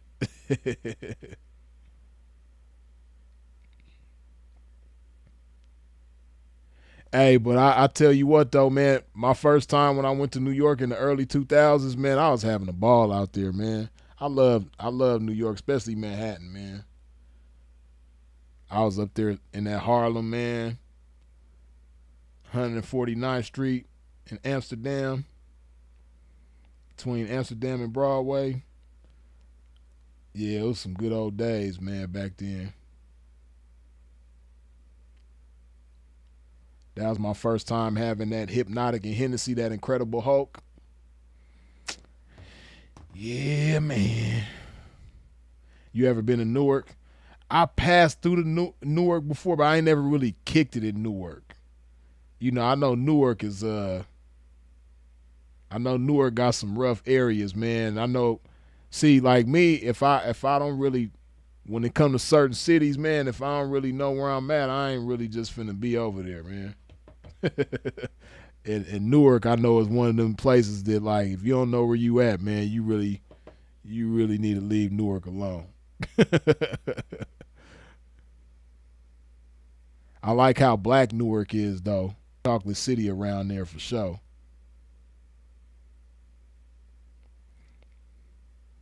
I just like any place that's like black. You know what I mean? Even if it might be kind of, dangerous or rough or whatever. Certain places you go, man, you just feel like, even though it might not be nothing going on. I said this before, man. But I remember I was in Southside Jamaica, Queens, man, and it wasn't nothing going on, but it still just felt like I shouldn't have. I ain't supposed to be here. You know what I mean? It was the middle of the afternoon, and people was just moving around minding their business, but I just felt like, man, I gotta get up out of here. I cannot be here too long. I don't feel safe. You know what I mean? You just know how, like, when you from the hood, man, when you in the hood, even if it don't look like the hood, you just or it might look like the hood, but you don't get that dangerous vibe. But I got that vibe when I was in Southside Jamaica, Queens, for sure. Like, I was like, man, I'm not supposed to be around here. Let me get up out of here. Newark for what? Right. See, the way I look at Newark is like Watts. Like, I'm from California, LA County, Long Beach. You know what I mean? Born and raised in LA County, man. Sepulveda the Prince, know what I'm talking about? He from over there. Ain't no reason if you're not going there directly to see like somebody, like a family member, ain't no reason to go to Watts. We're not going to Watts. I'm not going to hang out. I'm not going to conduct no business in Watts. I'm not going to eat over there. Then in Watts, I'm cool. I have Watts. I got love for Watts. Yeah, I know Watts have good people. I met them outside of Watts. You know what I mean? All the good people I know from Watts, I didn't meet them in Watts. You know what I mean? Watts got a lot of good people, man. But I'm not going over there, though. I'm not going to Watts for nothing. You know what I mean? I remember when I got out the county jail, I had to do that American program. Sepulveda the Prince, you know what I'm talking about. They used to have the American thing on, I want to say it's 103rd. I can't remember the cross streets, but it was down, like, it was walking distance from the train station. Century. Yeah, Century. Right, yep. It's down the street from the train. Like, I used to catch the train over there from Long Beach. And I used to have to walk from the train station, man. All the little Grape Street dudes used to hit me up and shit. But I used to hate that little walk, man. Them few little blocks. I was like, man, why this shit got to be in Watts, man? I ain't trying to be in no damn Watts. But yeah, shout out to the I can't remember bro's name. It was a brother from Grape Street that was like the counselor. It's Jay something. I don't know why I want to say J Dog. I'm not sure if it's J Dog or it's Jay. His name was Jay something though. Short, brown skinned brother, bald headed, kind of slim. Yeah, I can't remember. I think I want to say it's J Dog, but I'm not for sure. But yeah, bro was cool as hell though. Right. Q-Max say funny thing is we got a Grape Street Crip set in Newark. Yeah, your boy Arsenal is from Grape Street, ain't he? I think Arsenal is from Grape Street out there in New Jersey.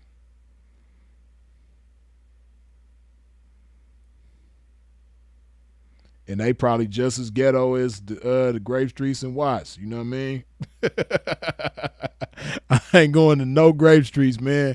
I ain't going to no Grape Streets in California. I ain't going to no Grape Streets in Memphis. I ain't going to no Grape Streets in Newark. Hey, man, I'm not going nowhere where's the Grape Street at, man. I'm cool.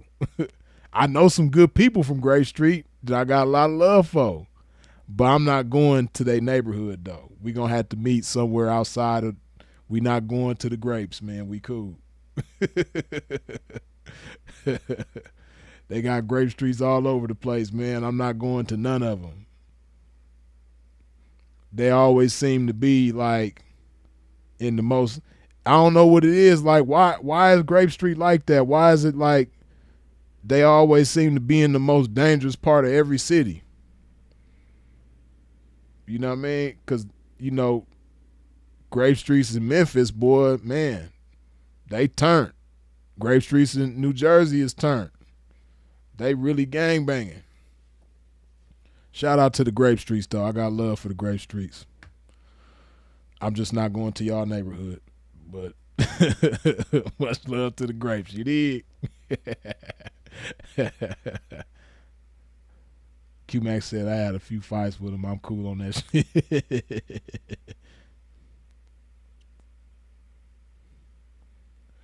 He said, yeah, I went to high school with the niggas. Right, Sepulveda the Prince. I knew I wasn't tripping. I knew Arsenal was from Grape. I didn't know Sue Surf was from Grape Street.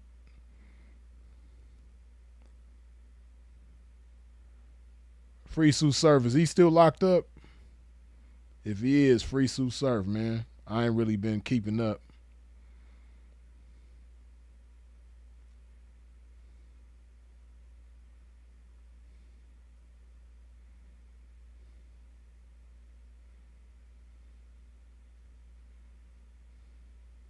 When you were out west in Chicago, did you try Uncle Remus or Harold's Chicken? Nah, see, by the time I came to Chicago, I had already stopped eating fried food. So it's a lot of good ass food in Chicago that I ain't never tried because by the time I made it there, I had stopped eating that kind of food. Oh yeah, yeah, Daylight from Grape too. I forgot, or not. I forgot. Daylight is from Grape. No, what I meant to say I forgot was that Disaster is supposed to be from Grape too. I don't know if Disaster is actually from there, but I've heard that he's supposed to be from there. Oh, Sir from 60s. Okay.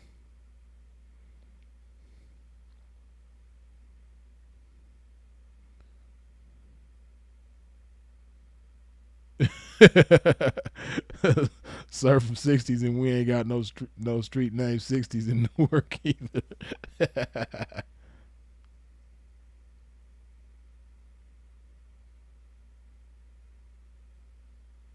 Okay, Daylight really not, but his brother is a reputable.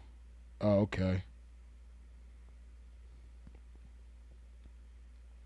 I Google Grape Street News. Sue from Rolling, and he won't be out till 2028.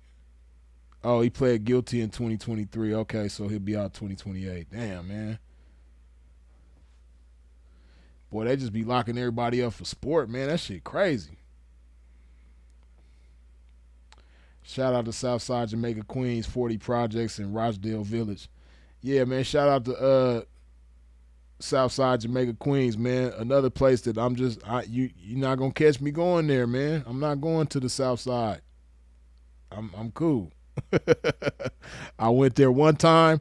I didn't have a bad experience, fortunately, but I know if I would have stuck around, I just felt like something would have went bad. I just you know when you in an area that you ain't supposed to be in. You know what I mean? That's how I felt when I was in Southside Jamaica Queens, man. I just knew I wasn't supposed to be over there.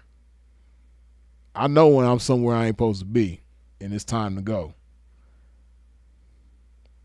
I don't know why, but I think I had the cab drop us because I think that's what it was. The cab was trying to milk us from the airport. I was with a little chick I had at the time. That's what it was. We was coming out of JFK, and I was trying to get to the Ramada.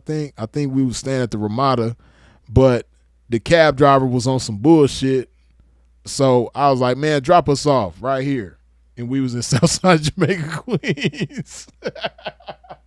I was like, man, let us out the car right now. We in Southside Jamaica Queens. I should have been like, hey, bring your ass back over here. You finna take us to the hotel. You gonna take this $15 and you gonna shut up. That's what different dudes trying to offer us a ride and shit. I was like, man, hell no, we ain't getting in a car with none of these people over here. No. They trying to be cool. Hey, my brother, you need a ride? Where you going? Nah, I'm cool, man. I'm waiting for my cousin to come pick me up. He stay right down the street over here. You know what I mean? Shit, whole time we waiting on another cab. Oh man. Shout out to Queens though.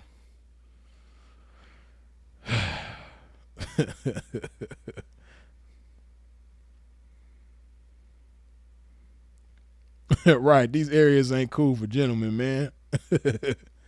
Did you go to Long Island? I went to Long Island one time way back in like 2002 when I was out there because I was like staying in New York. I stayed out there for like some months. I went to Long Island one time way back then. Uh, but I wasn't there long. We just went like to somebody's house. I didn't really like kick it around Long Island like that. We just went to somebody's house and then we was just at that house and that's it. You know what I mean? I didn't really see much of Long Island. I always wanted to like move around Long Island though and take a look at it though. I ain't never really kicked it out there. Shout out to Long Island though, man. Long Island don't really get enough credit for like all the legendary hip hop people.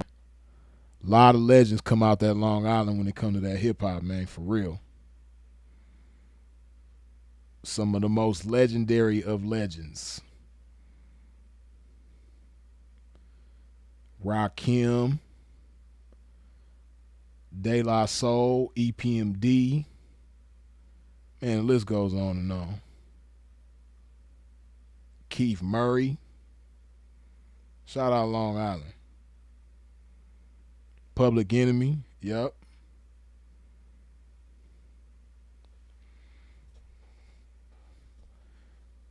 Busta Rhymes, he kind of like half Long Island, half Brooklyn. Uh, Prodigy, he kind of like half Long Island, half Queensbridge. Uh, Biz Markie, he like I think Biz Markie is like half Long Island, half Queens. Uh, yeah.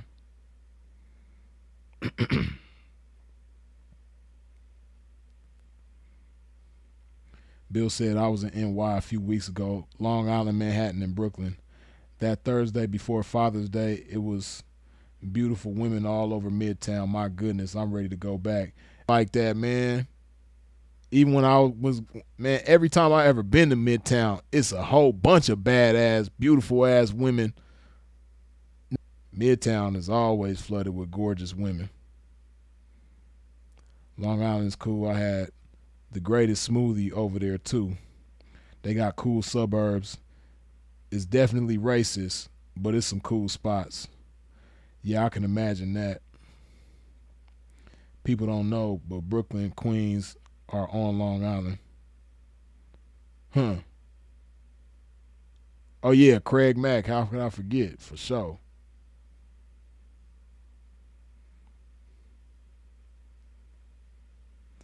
Freeze, you listen to Payroll Giovanni? For sure. Hell yeah. Payroll go. He got some smooth like I like Payroll because he always talking like some positive shit. You know what I mean? Getting money, being prosperous, handling business. You know what I mean?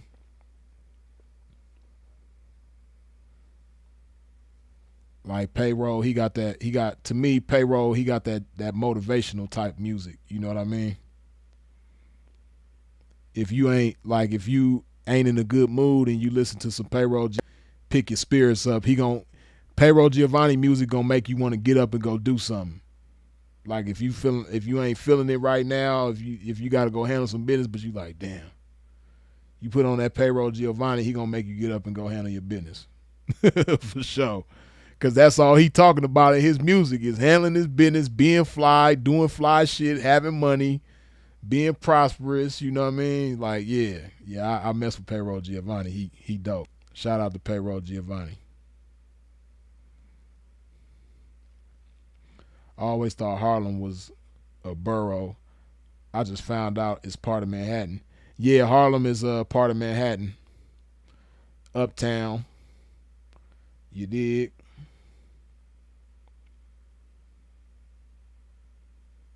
Wikipedia of rap. P knows a lot. Yeah, man, cause like I said, when I was a kid, man, I was like a backpacker, man. I was into all things hip hop, man. For real. The oddest combination in the world, man. My very first, like my own personal cassette tapes that I bought myself with my own money at the same time was the Chronic, Dr. Dre, and the first Diggable Planets album. What's the odds of that? You know what I mean? Like somebody buying Diggable Planets and Dr. Dre at the same time. I was. You know what I mean? Because Diggable Planets was dope and Dr. Dre was dope. So, you been to Boston? Boston, I think, is underrated when it comes to women on the East. Been to Boston, but I've had some women from Boston. And yes, I do like Boston women for sure. As simple the people say with they Boston baked bean head ass. Yeah, I like Boston women for sure. Made me think about certain Boston women that I done had in my life. You dig? They real cool too, man. They real like they cool. They just good peoples.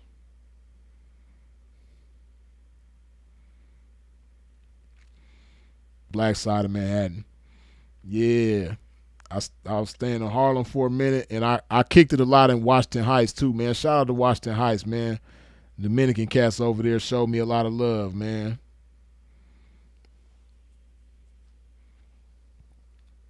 I had a chick that I had this Dominican chick that I met, and come to find out she was a flight attendant for JetBlue. So she used to give me the buddy pass, and she used to fly me out to New York and shit. And when I come to New York, she'll give me a rental car, and I'll stay with her. And she'll go to work early in the morning, and I'll go kick. She had a guy cousin that she had introduced me to over there in Washington Heights. She stayed in the Bronx though, but she had a guy cousin over there in Washington Heights. I used to go pick him up, and me and him would just be in traffic all day. He introduced me to all his homies in Washington Heights.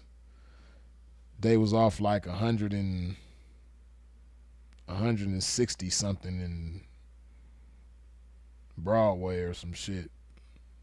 Like 160 something, 170 something, not 170 something, like 160 something, I think. But yeah, they was good peoples though.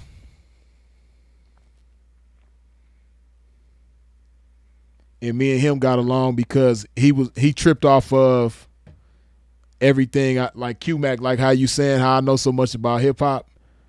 The cousin dude that I'm talking about, his name was EB. Shout out to EB from Washington Heights. Me and EB was so cool because he tripped off of the fact that I was a West Coast dude, but I knew so much about just hip hop, period. But especially East Coast hip hop. You know what I mean? Like me and him would be riding around playing Wu-Tang, just all the 90s hip hop. Man, all the 90s hip hop. Wu-Tang, the whole boot camp clique. Man, we was playing all the old school. Those was good times.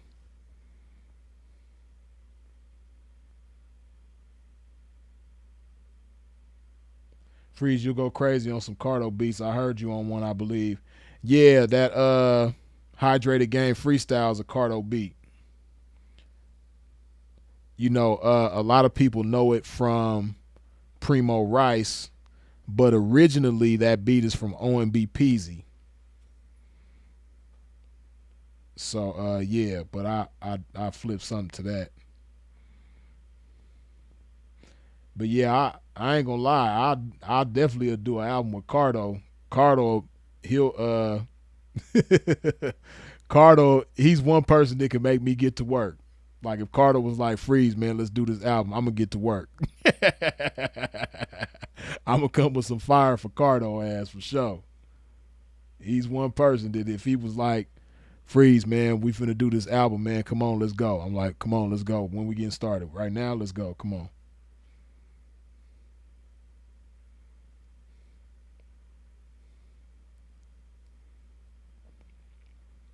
Q-Max said, I recently met a biracial woman that said and piano and Afro beats is better than hip hop. I had to walk away from that problem. Right? How? I mean, because really, that's children of hip hop. How's the children gonna be better? How's the offspring gonna be better than the originator? All that shit ain't nothing but a derivative of hip hop. Like, it's cool, but no. But you know, you can't be mad at people. That's all they know. You know what I mean? That's their point of reference. It is what it is. Man, what's up with the Cuban girls in Miami? A whole lot of beauty, for sure. They crazy though, but they beautiful though too.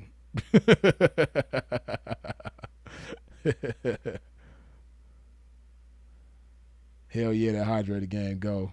See one thing about Freeze, I knock bitches. Support the Prince, good looking for sure. Freeze at 1500. Yeah, I do something with 1500 or nothing too, for sure. They man, 1500 or nothing is dope. I definitely will work with them. Hey, that Clips, I already know that they've been dropping heat on like the little singles or whatever. Clips don't never disappoint though, but they ain't lost a beat. They ain't missed a step. Matter of fact, yeah, that's what I'm bumping in the gym tonight. Clips for sure. I know that clip shit about to be hard. 619 Capricorn say, hell no, that music trash. I wasn't gonna waste my time explaining to that Jezebel. Yeah, it ain't my cup. I ain't gonna say it's trash. You know, I just say certain things ain't my cup of tea. But yeah, that ain't my cup of tea.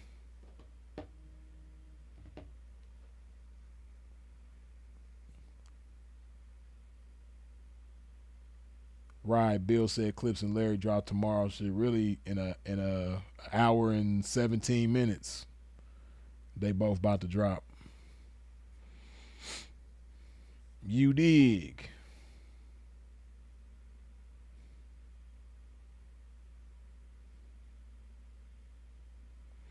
Ace Trumpets is like that though. Clips definitely getting album of the year.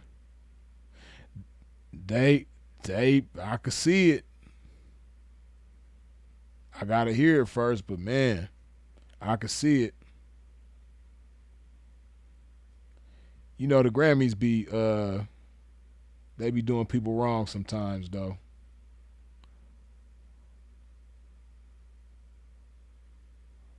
I spoke it to existence for her to pay like this. You need.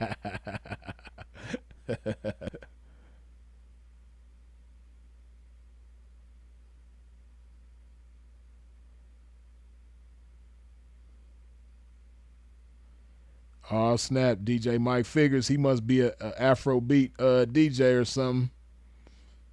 He on your bumper about it. 619. He on your bumper.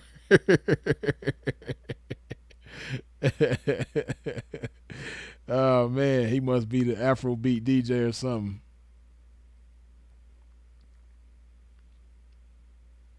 He about to blow your ears up with the Afrobeat.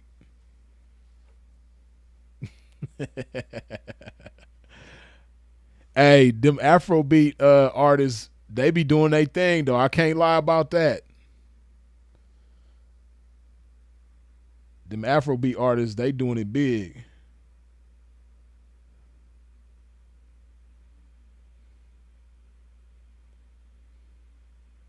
You dig. Like the boy Davido or Davido, however you say his name, Davido or Davido. Hey, that man a superstar with that Afrobeat shit. He killing the game. I can't even lie. And I can't lie. If I'm in a club in Nigeria and it's a bunch of fine ass Nigerian women dancing to that shit, I'm probably be doing my little two step to it too. Oh man, I need to learn me some Davido, man. I need to learn some of his music, man, so I could be singing along with all the fine ass Nigerian women when I go to Nigeria, man, or when I go to Uganda to kick it with O'Shea, man. I need to learn some of that music, man, so I could.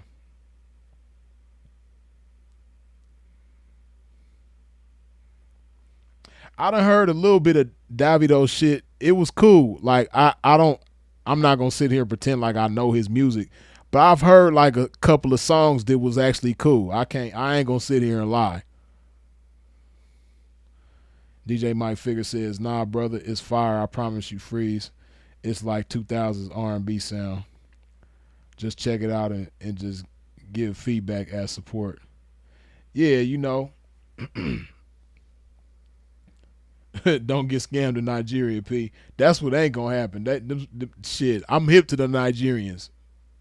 They put me up on game back in the day on some good games, so I'm already hip. I know to get down. People from Nigeria or Cameroon, I ain't trusting them as far as I could throw them. Cause everybody always be talking about Nigeria, but they don't be talking about Cameroon. Them people from Cameroon, boy, they some cold scammers too. Shit.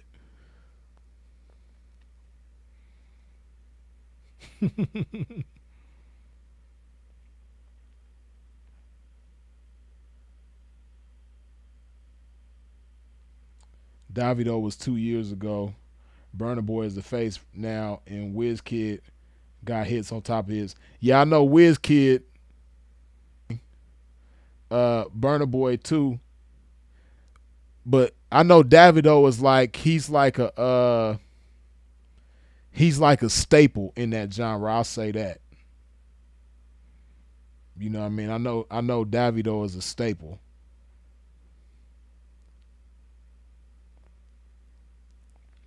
I like Kid though. Now, of course, Kid. He kind of a little bit mainstream over here in the states.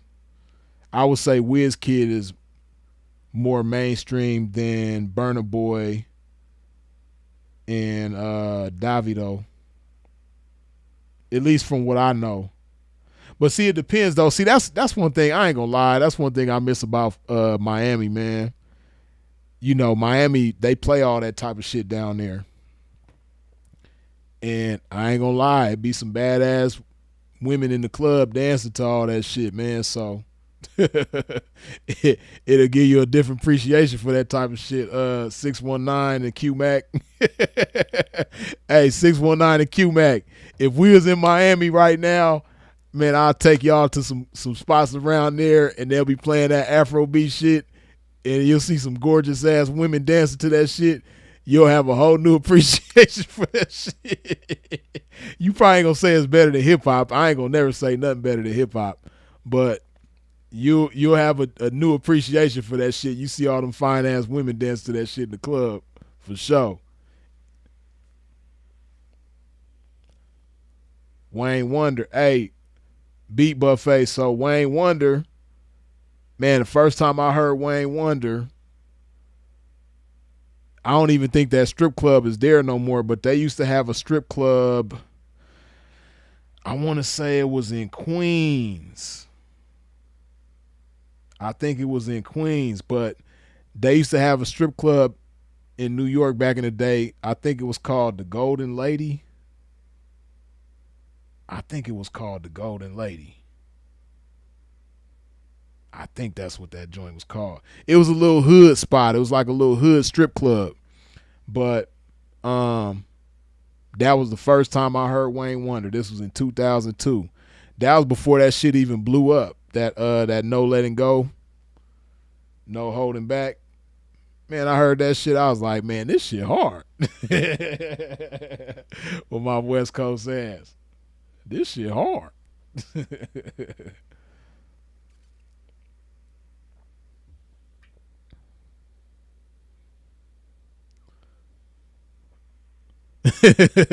619 said, "Yep, I'm gonna slide my square ass right to the dance floor. I'm gonna try to hit some." For sure. Right, Vibes Cartel definitely a staple. That dude, he like a they love Vibes Cartel, man. Shout out to Vibes Cartel.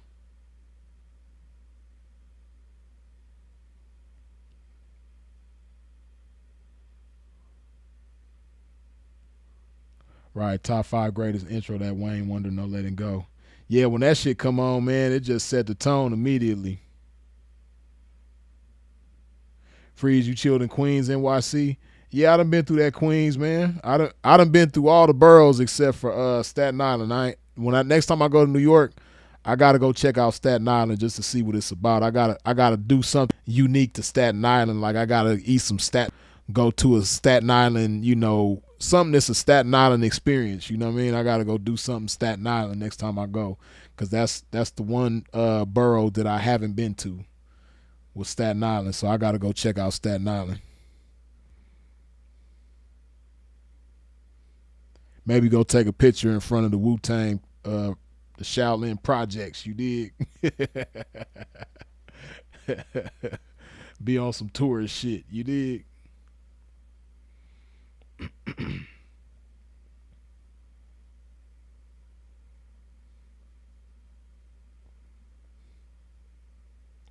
Back in the day, the best strip clubs were on 42nd Street. I never went to no strip clubs on 42nd, but I like I said, I went to, no, I take that back. I think I did go to a strip club on 42nd. Is Scores on 42nd? Or did it used to be?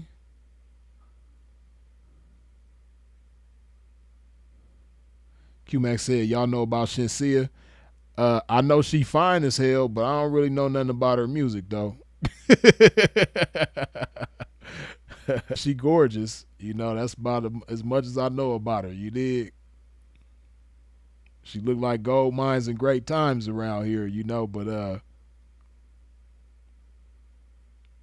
42nd is overrated now. It's closed down. Yeah, ain't nothing the same no more. See, I haven't been to New York since 2010. So, everything is different. And really the 2010 time don't count because I just was there for like not even a whole day. I just breezed in and breezed out. The last time I really kicked it in New York for real was like 2009. So, yeah, I can't really. No, I take that back. I did kick it in New York in 2010. I'm tripping. I forgot about it was another time I went. I went to New York a couple times in 2000. So yeah, I ain't really seen the city since 2010. So, I know it's way different than back then. Everything is different than it was back then.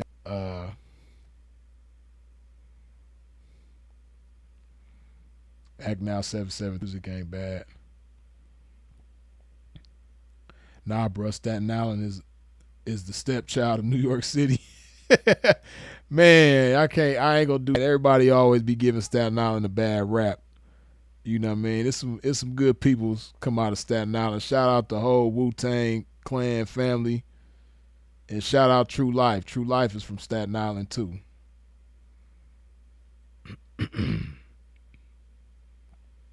True Life was getting ready to be big back in the day, man. I hate seeing certain things happen to certain artists, man, before they get they chance to do their thing and their career gets stifled by a prison sentence, man. Like Chi Ali. Chi Ali was gonna be bigger than what he was if he didn't go to prison. Uh True Life was gonna be bigger than he was if he didn't go to prison.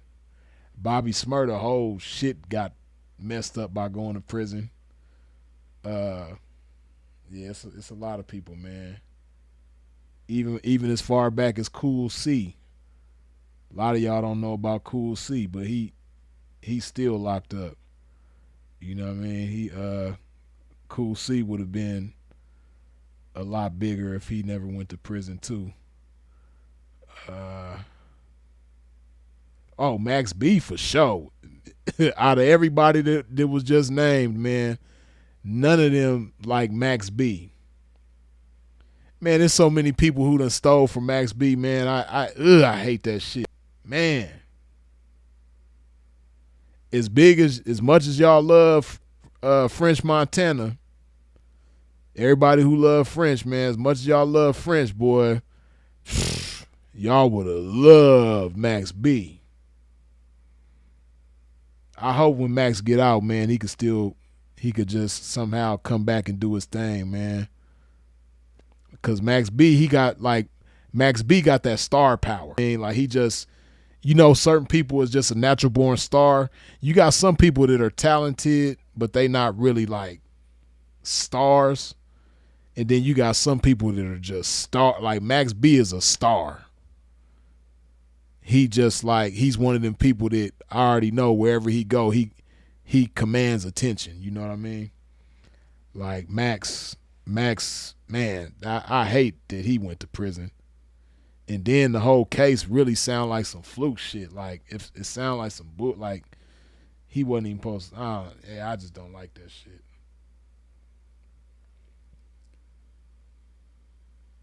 Him and Stack Bundles breathe life into Jim Jones. Yeah.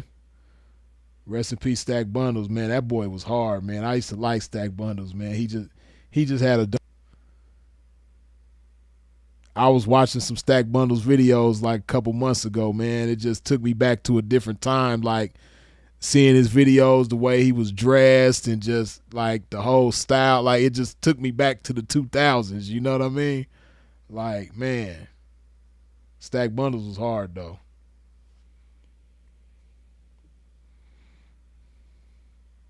Right, Max. Yeah, man, like Max B, he supposed to be the biggest thing in the game right now. Like how y'all see Future and Drake and all of them and Young Thug, like Max B supposed to be bigger than them. Cause he really more of a star than any of them.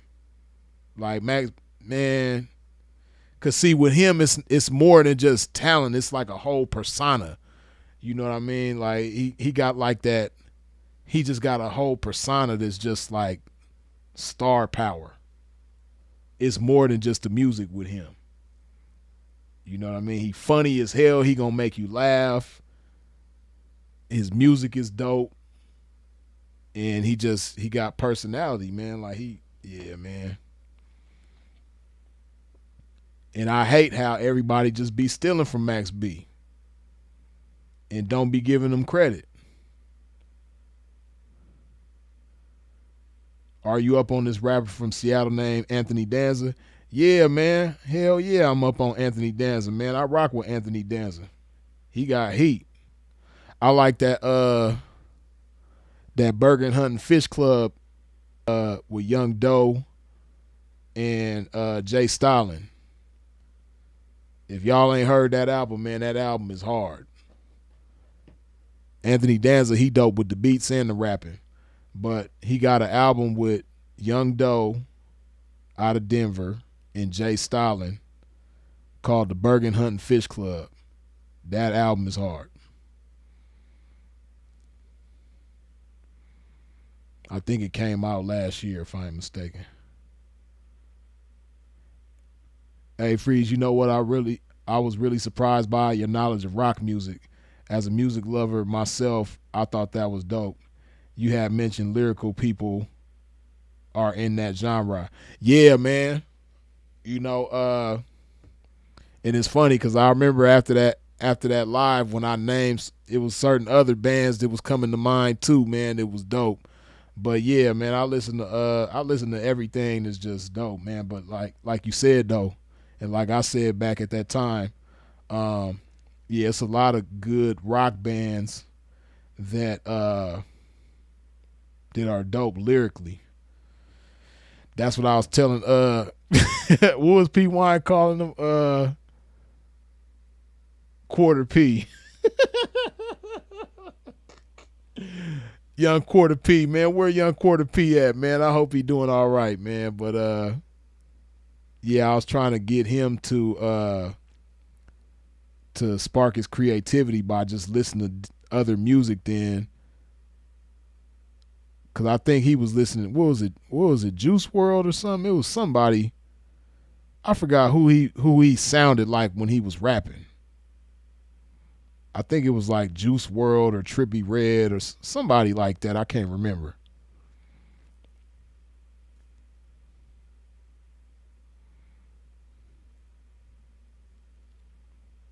Shout out to Sir Mix-a-Lot. He's getting up there in age. Yeah, man. Sir Mix-a-Lot, not only was he the first putting on for Seattle, but he was one of the first putting on for the West Coast, period. You know what I mean? Definitely a West Coast pioneer, man. And what I like about Sir Mix-a-Lot, he still get paid off that Baby Got Back.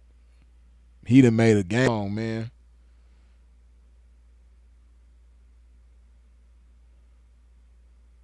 Down. You did.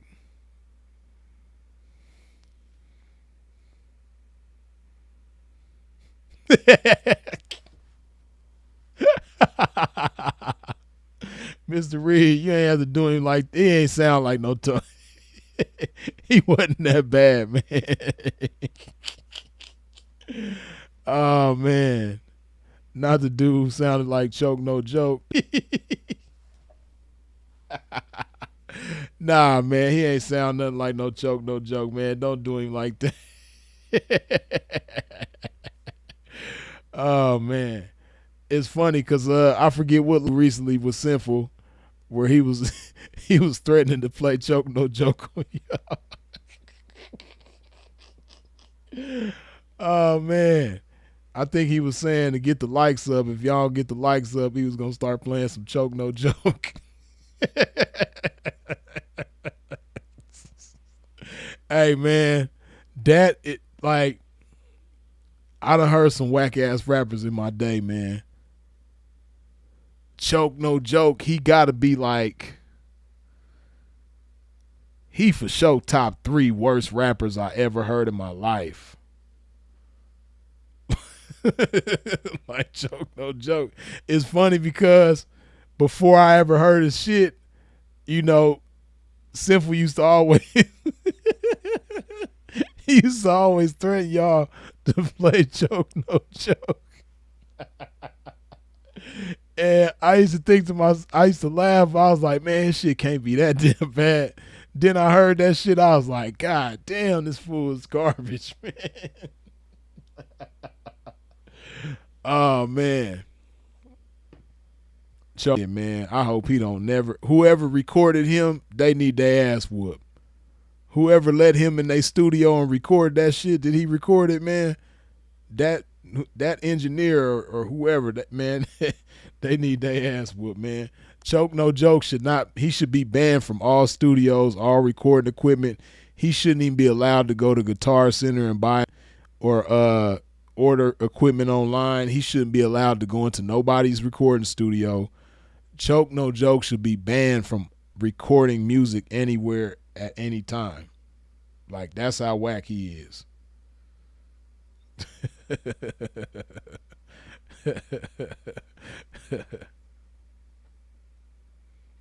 He too old for all that. He made over 20 million off that track.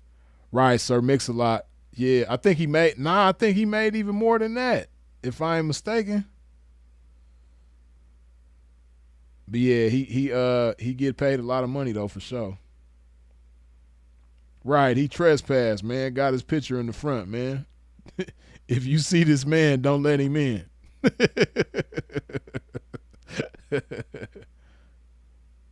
Birdman was not. Hey, Birdman better than Choke No Joke. I know that. Nah, Birdman wasn't no hell of a rapper. But see, this is one thing I will say about Birdman, right? See, I just, I'm such a music lover. I just know how to appreciate different things, right? And one thing Birdman got is he got like a certain type of confidence about his flow. He don't be saying shit, and he got better over the years. Earlier on, he wasn't even really on beat most of the time or half the time. But yeah, Birdman, he just got like a certain type of confidence in his flow. And Birdman by itself ain't really nothing to talk about, but I can't lie though. The big timers, they was cool. The big timers had some cool shit. Yeah, I can't lie. Big timers was cool.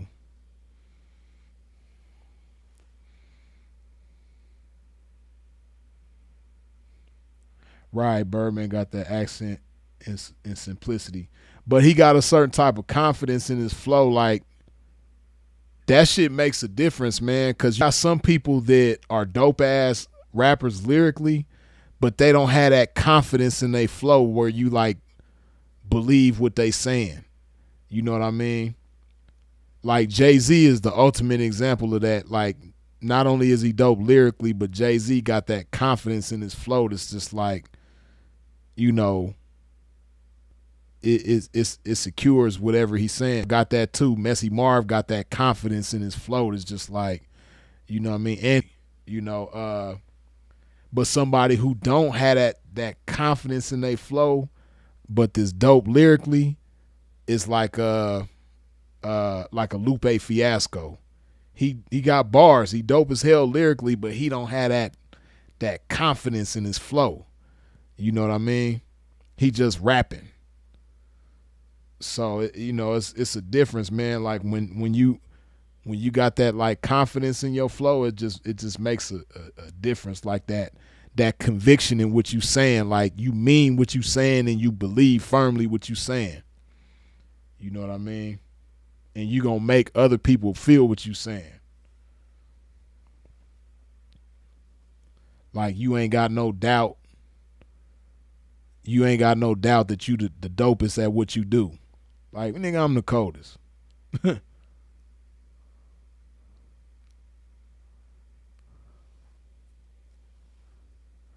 Lupe lacks charisma too. Yeah, he just dope lyrically, but he don't have like that. You know what I mean? Kanye, another one. He got that confidence in his flow. Gorilla Zoe. hey, hey, you know what was dope about Gorilla Zoe that I seen recently? He was on that.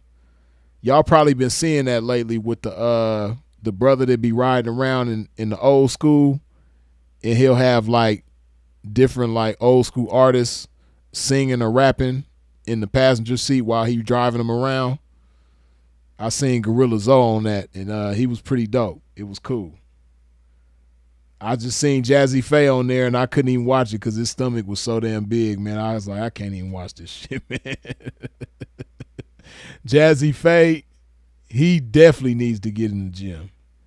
That shit is not cool. I mean, Jazzy Faye always been a little chunky, but man, that man's stomach was the interference, man. That shit was not cool.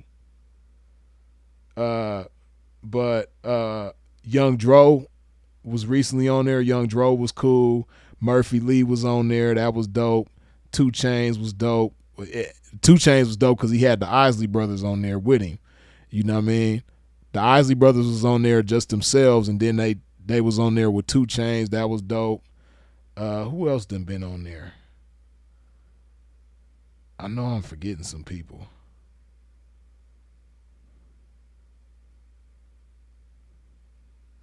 I can't remember who else was on there, man.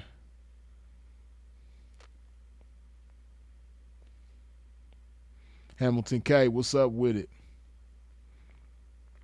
White dude, I know who you talking about. Nah, I'm Sepulveda the Prince. It's a brother. He be well, I don't know if you talking to me, but no, it's a brother who rides around in the old school, and he'll have different legendary artists in the passenger seat doing a song while he's driving them around.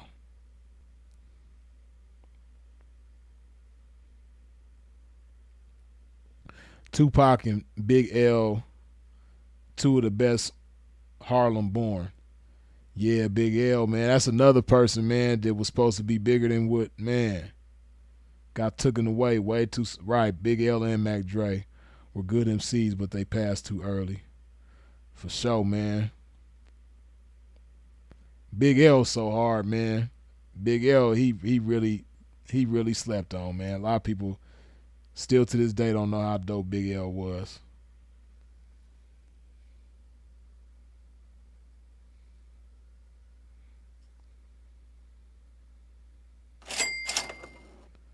Dave Ski, the Skyber Dolomite, good looking with the $5 holla. Get indie publishing through Skyber app. Dave Ski. Oh, that's dope. I'm gonna have to check that out. Skyber. I'm gonna have to check that out for sure.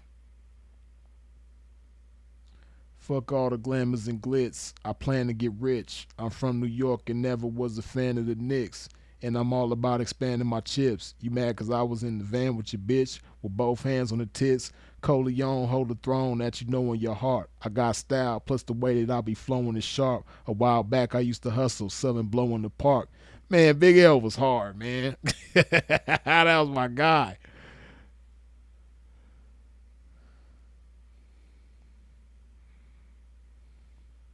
I fuck around and throw three in your chest and flee to my rest. I'm older but smarter. This is me at my best.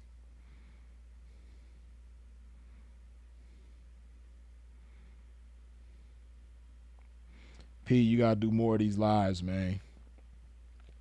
L had his own style for sure. You running with boys, I'm running with men. I'm gonna be ripping these mics until I'm 110. Having y'all niggas like, damn it, this nigga done it again.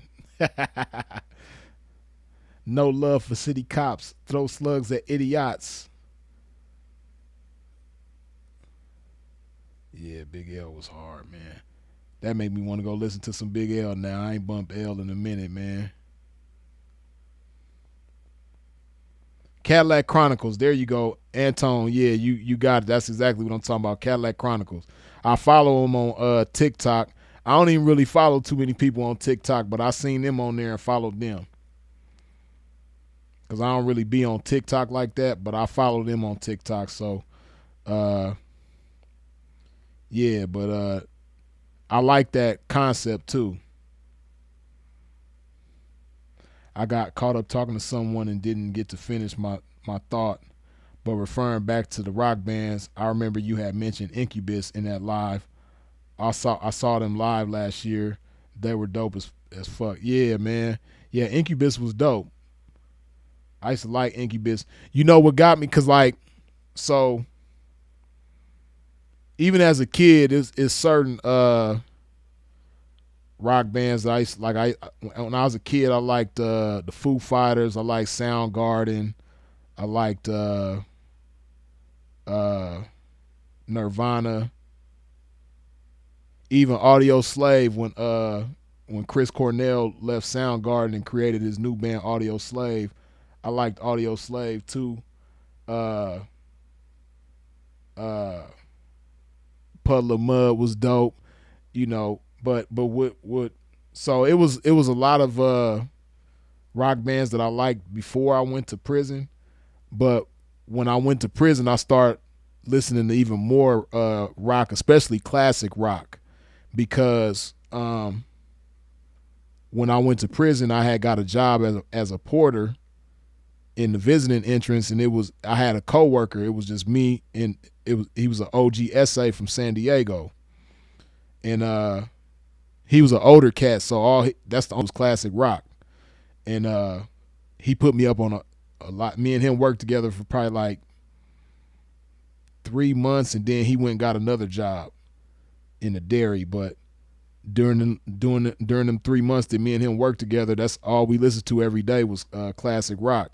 So he put me up on a lot of classic rock shit. But sometimes he'll listen to modern shit at the time too, but he was mostly in the classic rock. But when I started listening to the classic rock, and then even after he left, I was playing classic rock and up-to-date rock too.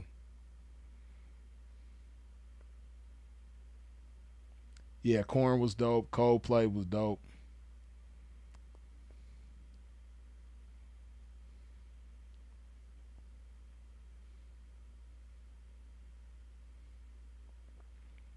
I like Travis Barker drumming. I ain't like Blink vocalists.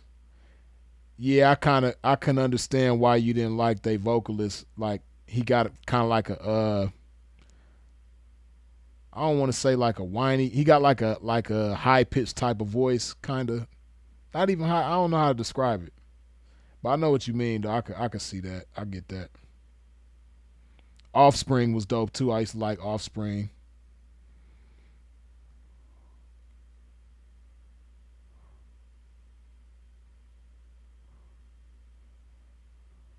I sometimes play 80s rock in the gym, blasting them rock songs. Hey, Bill. Hey, great minds thinking like Bill. It's funny you say that, Bill, because sometimes I do that too. Like, because that's what I used to do in prison. So, like I said, the O put me up on the classic rock. So then, when I used to go back to the yard and work out, a lot of times I'll listen to that classic rock because that should have had me pumped up, especially Guns N' Roses. Oh man, Guns N' Roses had you pumped up working out.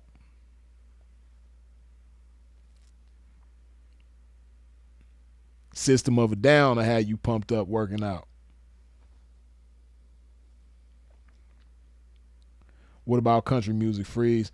I ain't gonna lie. It's some country music that I like, but I'm not like super familiar with country like I am rock or other genres. You know what I mean? But I do like it's some country music that I like though.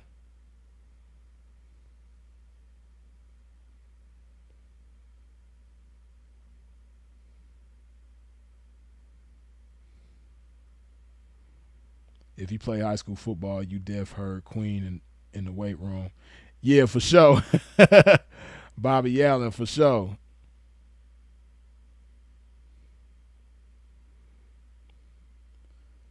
Yeah, Queen is definitely gonna have you pumped in the gym too.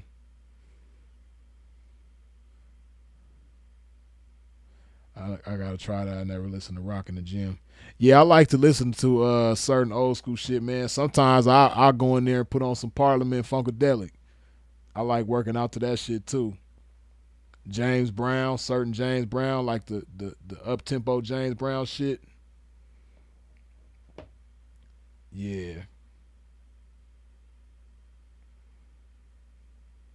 Or the up tempo Isley Brothers shit too. Fight the Power. You did.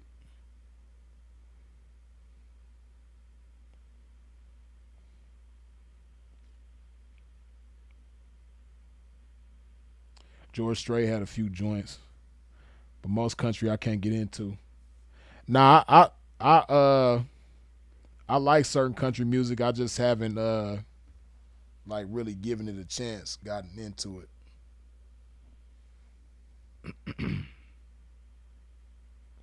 Yeah, Genesis was dope. Phil Collins, yeah. Peter Gabriel, yeah.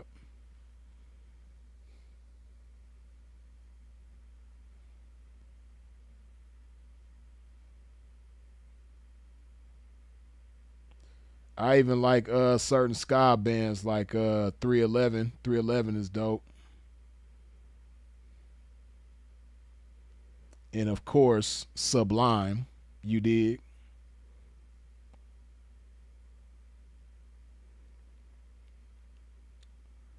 And I like the bands. It's kind of like I don't know. They kind of give me like they influenced by the Beastie Boys, but they don't really consider they. I don't think they consider themselves hip hop. Like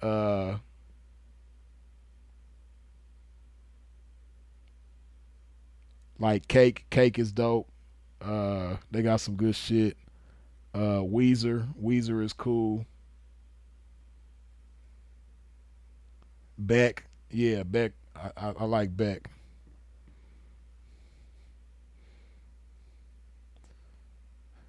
So almost head to toe. I'm a loser, baby. So why don't you kill me? I ain't like that though. It was a catchy song, but I don't like the message though. You know what I mean? I don't like them. Oasis is dope. I mess with Oasis.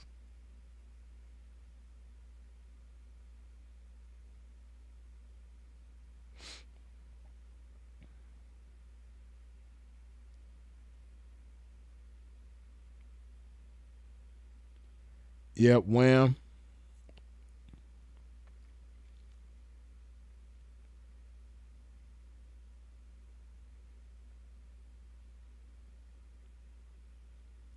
Check 9 point track titled Double Stacked. Fire workout song. I meant to check that out. Classical music and opera music. I never really got into opera music, but I like listening to classical music when I'm reading or depending on certain things that I do. I like to listen to classical music, but I like to listen to it when I'm reading too. Like if I'm in a place that's loud and it's a lot going on, I'll put my headphones on, turn on some classical music, and read like that. Where it's like real loud and it's a lot of shit going on, a lot of distractions and shit. Some people could read like that and not be distracted, but me, I don't like all that. So I'll turn on some classical music to read, especially if I'm in a loud environment. Right, Offspring Self Esteem was fire for sure.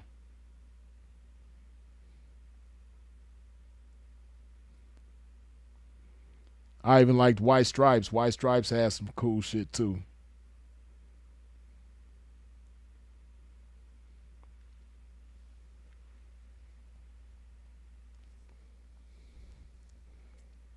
Sex Pistols got saved the Queen. Yeah, I know Sex Pistols. That's that old school shit.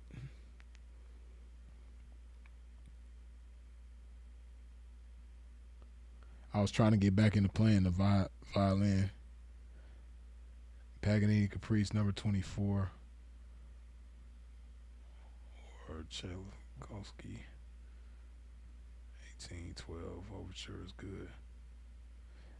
See, Act Now 773. I don't know if you ever had conversations with Sinful about that type of stuff, but he's he would have been more familiar with that type of stuff.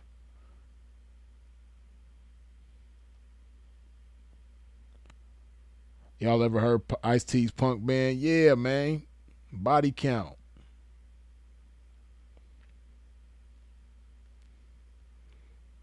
Yeah, I remember Body Count. They was on Ice T's ass for that Cop Killer song. They didn't like that shit. Didn't like Fuck the Police. They really didn't like that Cop Killer song. They was tripping on Ice T about that.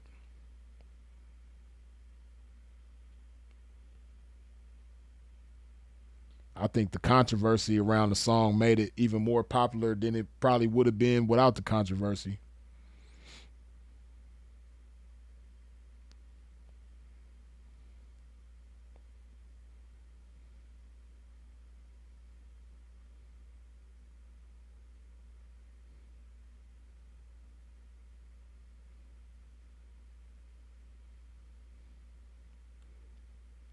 Garnett, Silk, Luciano, Sizzler,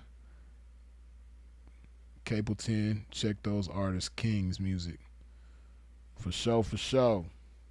Have to lock these in. Check them out. Biohazard and Onyx. Yeah, I remember that. I remember when they did their thing together.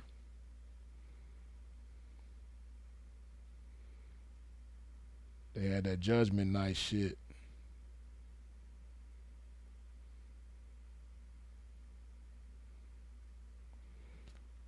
Yep, a lot of old classic shit, man.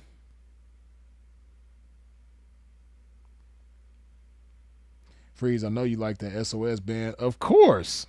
Now that's really my type of shit. For real, for real.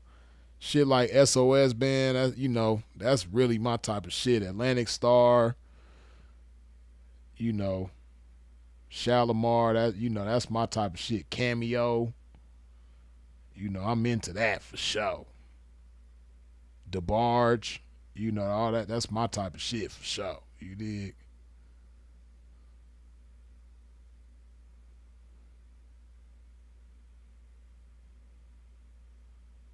Dennis Brown, Bob Marley named him the Prince of Reggae. He's my favorite. Yeah, Dennis Brown, I'm gonna have to check him out.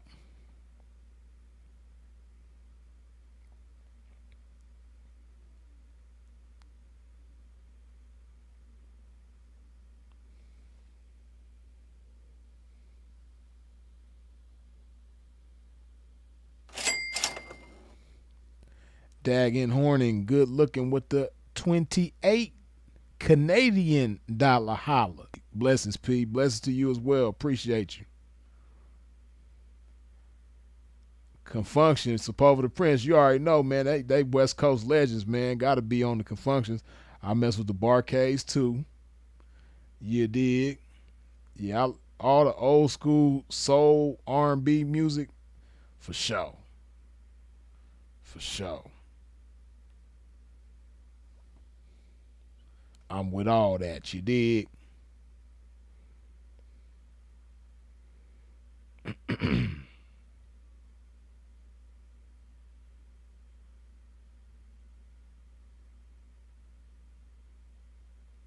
Reggae got a lot of dope shit too, man.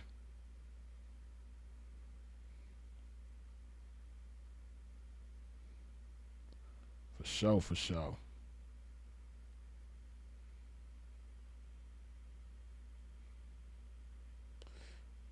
Freeze, what you think of this UK versus USA rap battle?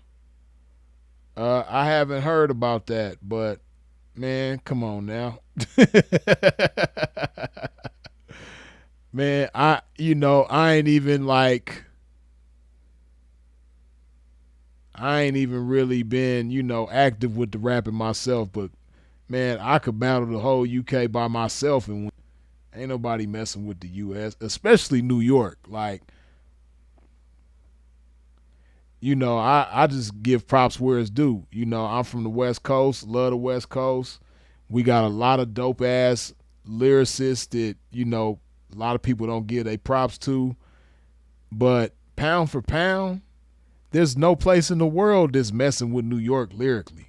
Like, that's just, you know, people probably don't want to admit it, and I ain't gonna lie, New York is real arrogant about it, but understandably so, rightfully so, like lyrically, like as far as like a place, pound for pound, man, can't know who's messing with New York. Like, come on now.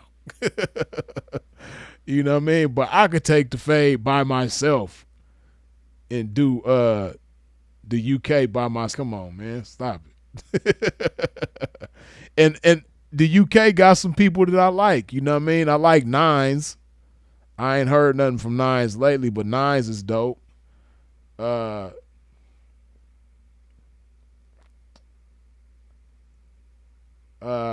man, I can't think of people's names right now. I'm tripping.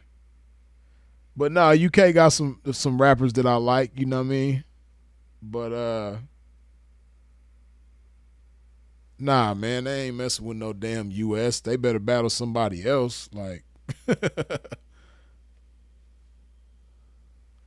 I can't rock with that accent though. Nah, they got some rappers over there that's cool though. Cause see you see, I don't even think it's the accent, Q Mac. See, this is my thing. I don't think it's the accent because we never said that about Slick Rick because Slick Rick was just dope. And Slick Rick got the accent, but he just was dope. So the people who you don't like, it ain't just the accent, man. It's just that they ain't that good, man. Even if they had an American accent, you probably still wouldn't like their ass because they ain't that good. But the UK do got some good rappers over there though.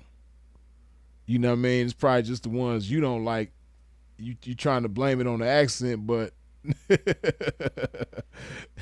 if Slick Rick is exceptional though. But my point is, he got the accent heavy, and he still did his thing and was dope. You know what I mean? But uh,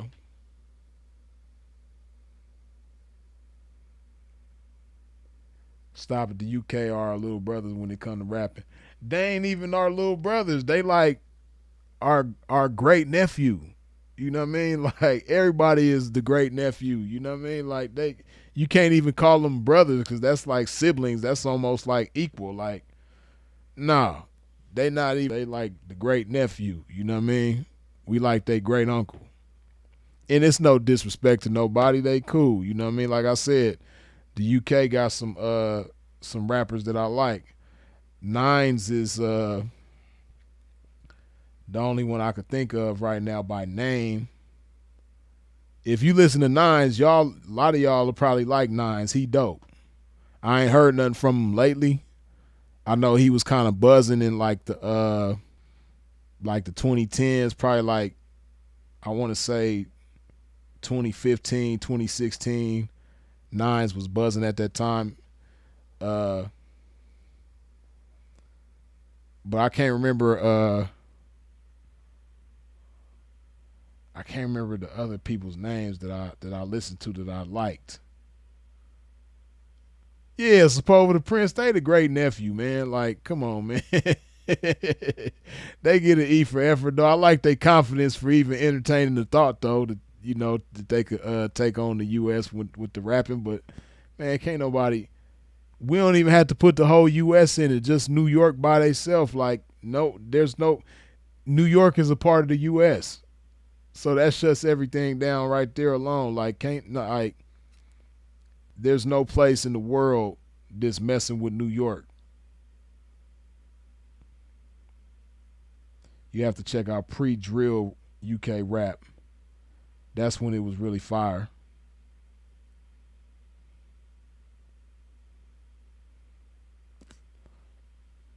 Yeah, I'd have to check it out.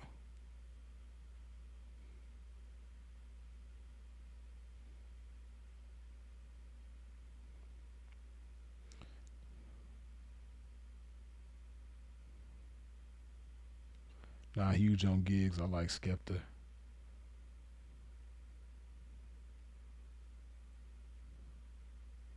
I ain't gonna lie, the UK hoods ain't no joke. Now I'm sure they are. You know what I mean? They got black people being oppressed over there just like we do over here. So I'm sure they hoods ain't no joke. And I know they don't. I don't think they really got the gunplay like we got. But I know they pretty serious about that knife play though. And that knife play ain't no joke. I ain't never been stabbed, but everybody I know who been shot and stabbed say it was more painful to be stabbed than it was to get shot. So I'm cool on that, being sliced up and stabbed up, and I'm cool on all that. Cool. That's some real gangster shit. You running around slicing up people, getting in knife fights and stab fights and all that. Nah, I'm cool. Machete fights. Nah, I'm cool.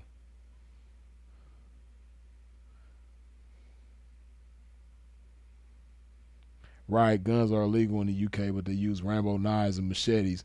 Yeah, man. See, I'm not trying to get into it with nobody, and then they pulling out the big old crocodile Dundee knife and shit. Man, I'm cool. I ain't doing none of that, man.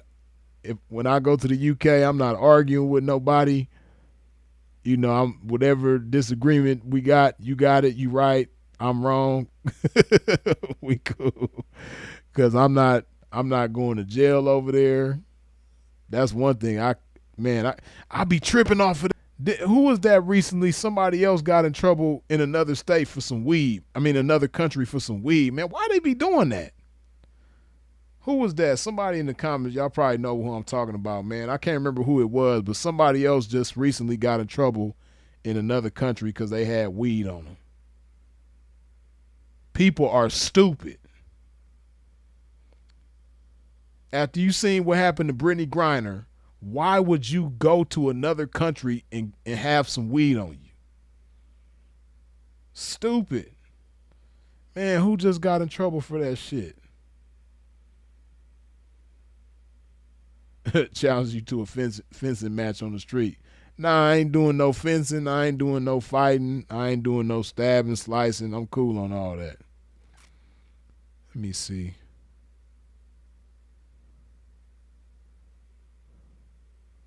Yeah.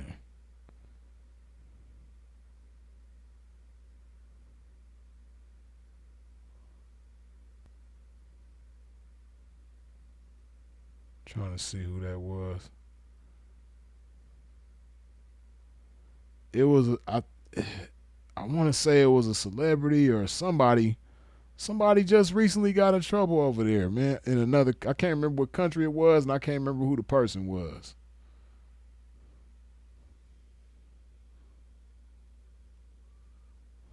Let me me see if I can find out.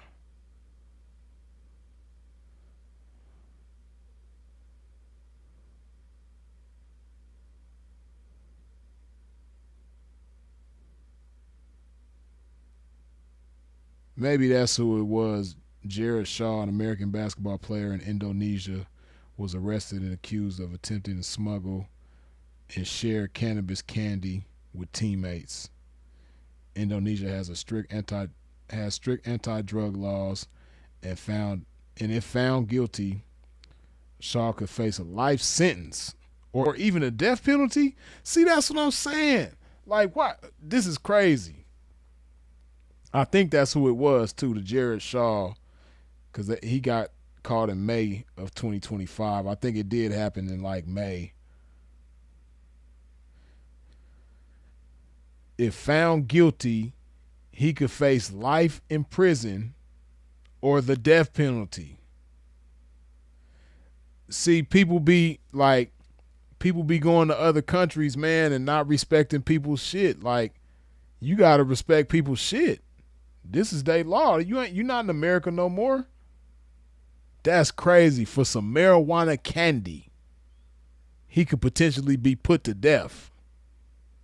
Indonesia ain't playing.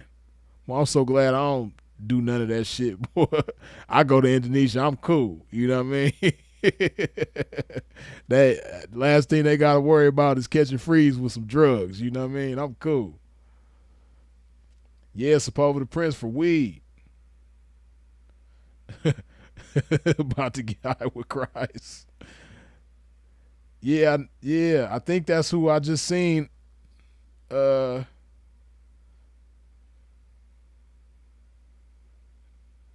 me see, Jared Shaw. Let me look him up. Jared Shaw.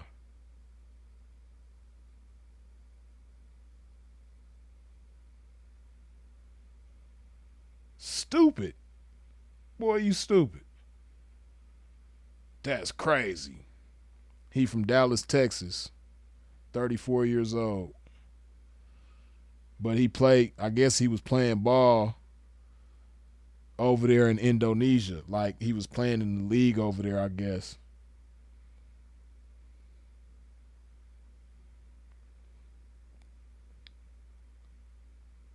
American basketball player for the Indonesian League was arrested after allegedly attempting to smuggle illegal drugs to the country, Indonesia authorities said Thursday. The Southeast Asian country has extremely strict drug laws, and convicted smugglers are sometimes executed by firing squad. Damn. That's a cold way to go. Shit. Jared Shaw is accused of smuggling cannabis candy. You stupid boy. Jared Dwayne Shaw, 34, from Dallas, was arrested May 7th after police raided his apartment just outside the capital. So you know somebody snitched on his ass. Just outside the capital, Jakarta, and seized 132 pieces of cannabis candies, said Ronald Sipayung, the Soekarno Hatta Airport police chief. So for 132 pieces of candy, you risk your life? You risk getting dumped out by a firing squad? What's wrong with you, boy? Shaw played college basketball at Oklahoma State and Utah State. He attended Dallas's ISD Carter High School, where he was District 11 4A Defensive Player of the Year as a senior, according to biography of the Utah State athletic website. Let me see. Suspicious package from Thailand led to his arrest. Okay, see, now we're going to see how his dumb ass got caught up. The arrest followed a tip from the airport's customs that reported Shaw had received a suspicious airway package from Thailand, Sipayung said. Cannabis has been decriminalized in Thailand since November 2024.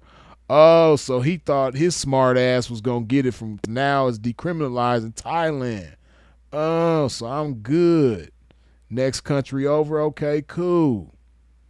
Under Indonesia's anti-drug laws, Shaw faces up to life sentence or death penalty. Found guilty, Sipayoung said. A video circulating on social media purportedly showed Shaw wearing a black t-shirt and shorts, resisting as he's being pushed away by police. Hell yeah, he's resisting. That nigga don't want to die. Oh my goodness. And shouting, help, help, when he was about to be arrested. Hell yeah, he yelling for help. Shit, he about to die for some weed candy. 132 pieces. They thought he was trying to get he trying to become El Chapo of Indonesia. They ain't having it. Shaw says cannabis candies was meant for teammates. It don't matter what it's meant for, you goofball. You got all the land where you at. Shaw has played for several clubs in the Indonesian Basketball League since 2022 and signed a contract with the Tangerang Hawk last year. He told police during interrogation that he wanted to share the cannabis candy with fellow basketball players, according to Sipayoung. Like they gonna say, oh, you just wanted to share it with your team. Oh, okay, we ain't gonna blow your head off. Okay, cool. We gonna make an exception this time, even though it's the law now. Normally when we catch somebody with some weed candy, we blowing their head off. It was for your teammates. Oh, okay. We gonna spare you. We just gonna cut your finger off. We gonna take your finger. Which finger? We'll let you pick which finger we gonna take. But we gonna take a finger from your ass for sure. We ain't gonna blow your head off, but we taking a finger with us. See how good you play with 9 fingers. Oh man, I shouldn't be laughing at this kid. I know he probably over there stressed out with his stupid ass. He said the candy contained a total gross weight of 30.6 ounces of illegal cannabinoid inside a package. We're still running the investigation to uncover the international drugs network behind this case. The international drugs network, boy, they made this boy sound bigger than Diddy with the RICO case, with the criminal sex enterprise. Uncover the international drugs network behind this case and to stop its distribution, Sipayoung said. Boy, this boy is associated with an international drugs network. They trying to take the whole network down. His dumb ass with some cannabis candy, with some weed candy, he finna get the whole international drug network took down. Shit, if Indonesia don't kill him, the international drug network gonna kill his ass for making him hot. He done made the plug hot. Shaw did not make any statement when he was presented by the authorities at a news conference Wednesday wearing a detainee orange t-shirt and a mask with his hands tied. Tangier Hawks fire Shaw. League bans him for life. Now look at your dumb ass. You done got banned from the league for life. You can't even play ball over there no more. Even if you don't get a life sentence or get your head blown off. You might as well leave the country anyway. Tangier Hawks manager Tiki Suwantikno told reporters Thursday that they regretted what had been done by Shaw, and the club had immediately fired him as he has breached the contract. The Indonesia Basketball League banned Shaw from playing for life, said his chairman Budistrio Juwandano. I don't know how you say that shit. I'm trying not to chop and screw the name. We don't tolerate players, administrators, or anyone in the field involved in drugs. There is no room for drug users in the basketball world. The basketball chair dude said. Indonesia's tough drug laws and international smuggling. The United Nations Office on Drugs and Crime says Indonesia is a major drug smuggling hub despite having some of the strictest drug laws in the world, in part because international drug syndicates target its young population.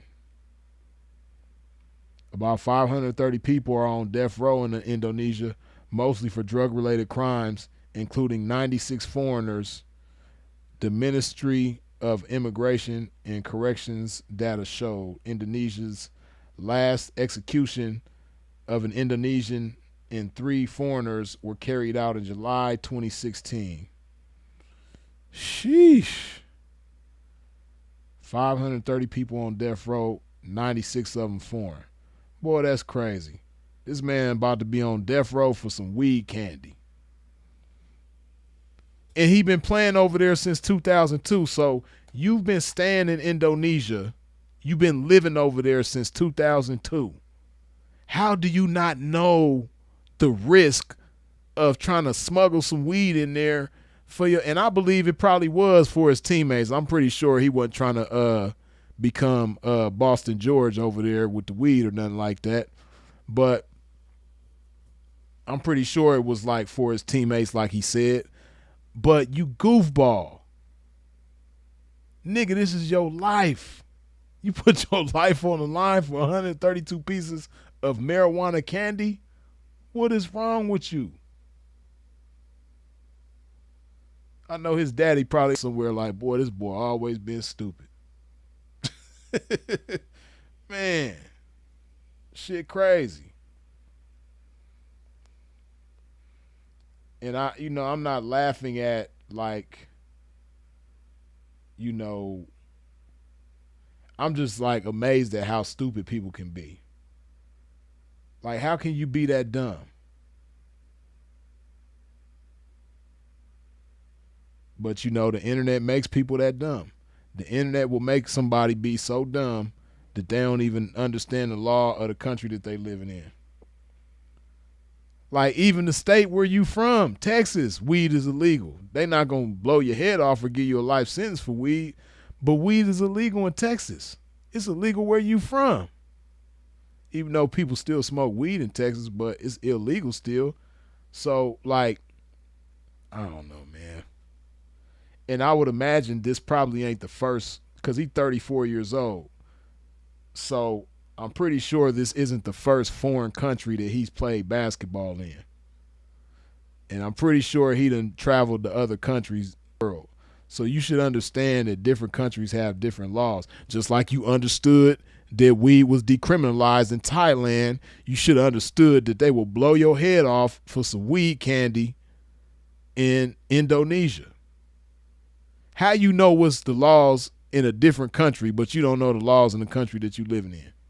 And if you did know the laws, if you did know that they will blow your head off if they catch you with this weed candy, then that makes you even more stupid. Boy, that shit crazy.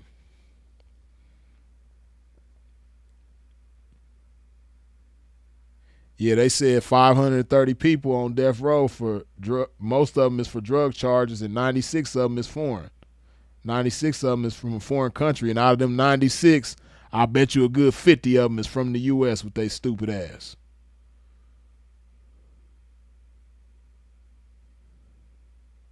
Oh, my bad. I might have accidentally said 2002. No, he's been there since 2022. He been playing for the league there. Then look how he messed himself up. Even if he beats the case and they let him go, he can't even play basketball there no more. He got banned for life from the league for some weed candy. Not only did you mess your money up, and he just signed a new contract with the team out there. So not only did you mess your career up, yeah, firing squad is crazy. And even if you don't get the firing squad, even if they don't put you on death row, you might get life. Boy, I know Brittany Reiner, glad she didn't do that shit out there. Man, as ugly as it was for Brittany Griner, boy, it could have been a lot uglier if she was in Indonesia, man. Shit. She better be glad she wasn't there. Because, woof. Sheesh. And they just executed some people in 2016. It sounds like a long time ago, but that, like, to be executing people, that ain't that long ago. Right. Imagine having a life sentence for some candy, because that's ultimately what it is. And that's the cold part.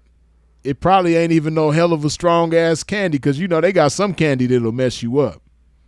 I told y'all my little weed story where I ate some candy and that shit had me tripping. But he probably didn't even have the best, strongest weed candy. It's probably some of that bullshit. Get you a little buzz, but that's just stupid, man. Perfect square. You crazy. What's good, bro? What you in here for? Weed candy. Oh, me too, man. How much did you have? Shit, I had 132 pieces. What was it? You know, some of them gummies, man. I had some gummies in there. I had some mint chocolates in there. You know what I mean? And I had a sweet potato pie, weed sweet potato pie. I had some weed chocolate bars, you know what I mean? I had some weed Reese's peanut butter cups. Man, I had, you know, a little variety, a little everything, you know. I had some weed Skittles, you know what I mean? I had some weed Starburst, you dig? Yeah, man, you know, I was trying to do my thing, man. I had a little variety, man. It was for my basketball team, man. So, you know, everybody don't like the same thing, man. So I had to try to have a little variety for everybody, you dig? Some people don't like chocolate. Some people don't like, you know, Skittles and Starburst, you know. Some people don't, as crazy as it is, man, you know, some people don't even like sweet potato pie. So I try to have a little bit of weed for everybody, you know what I mean? Something for everybody to enjoy, you dig? But man, they busted me, man. 132 pieces, man. Now I'm about to have 132 buckshots in my face for this shit, man. Yeah, man, they caught me with the weed candy too, man, but I only had 47 pieces, man. So they gave me a life sentence, man. You know anything over that 100, man. You get caught with 100 pieces, man, they blowing your face off.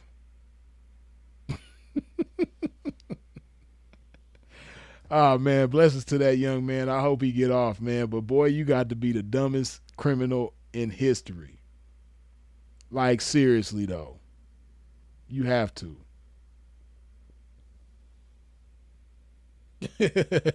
No Rice Krispies treats. You know he has some of them in there for sure.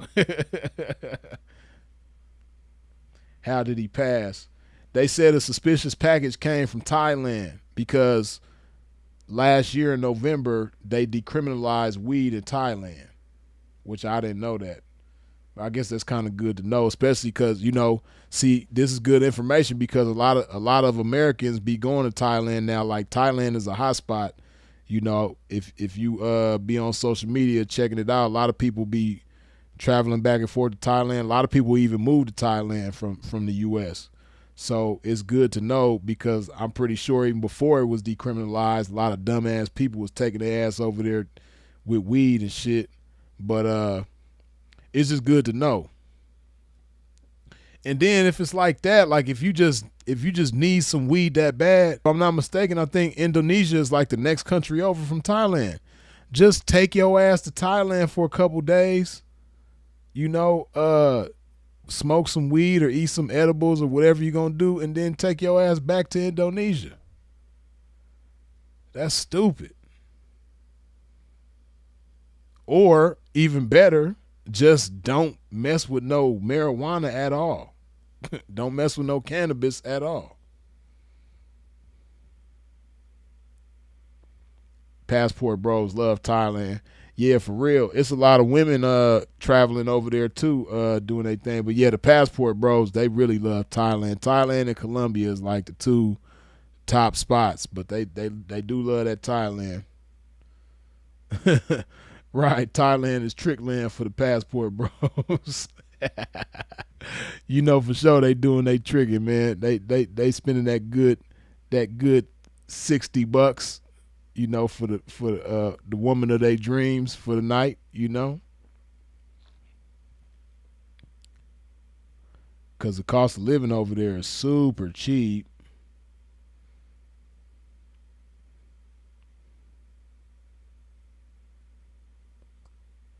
Right, or better, just don't do it.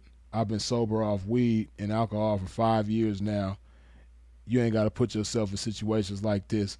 Act Now 773, man, that's so real. Hey man, I see dumb situations like this that people put and just think about it. You put your life on the line ultimately just to feel good. It wasn't to make money. It wasn't to change your life. It wasn't to enhance your life in any kind of way. This is simply to feel good.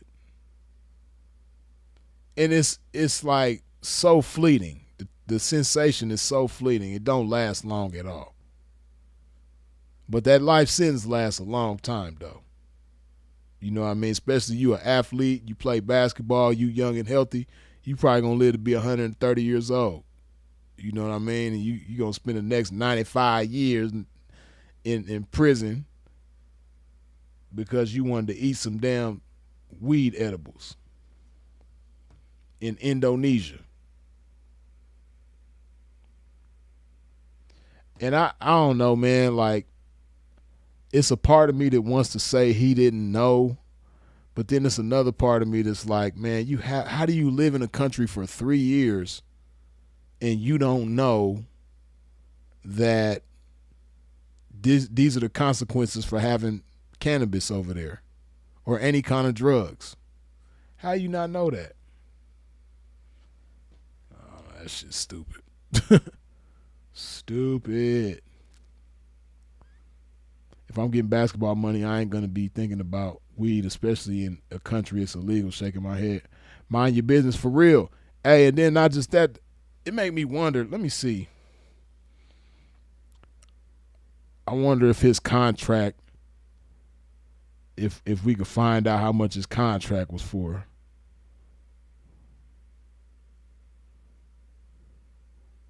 Let me see.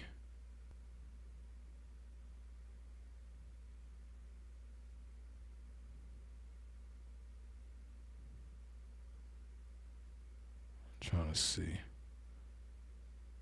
How much did he sign for?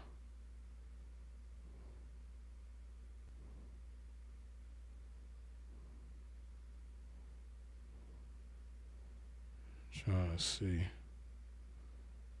Does it say?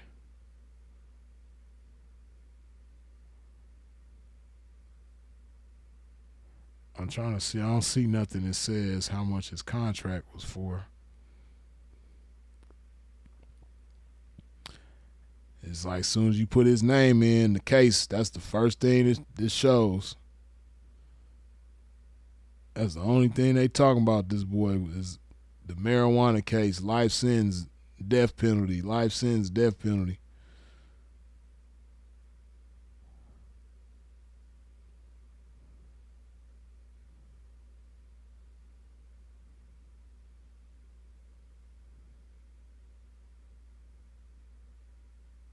Yeah, I can't find nothing.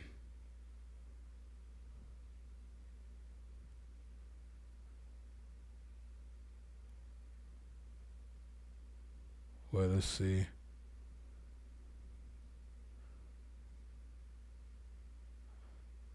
Allowed to sign up to 2 import players, and the combined monthly salary for both import players cannot exceed $5,000.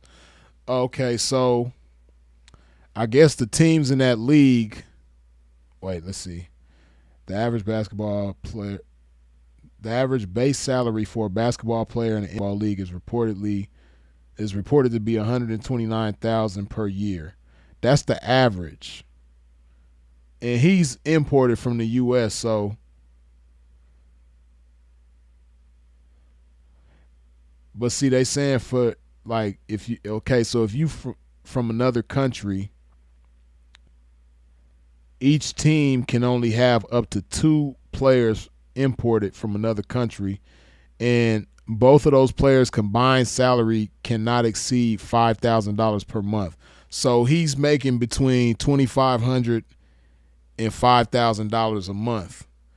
In Indonesia, I know that you got to be balling with that. In the U.S., it don't sound like a lot, and it's like kind of average over here, but over there, man, I'm sure he probably was living like a king. That boy is not smart.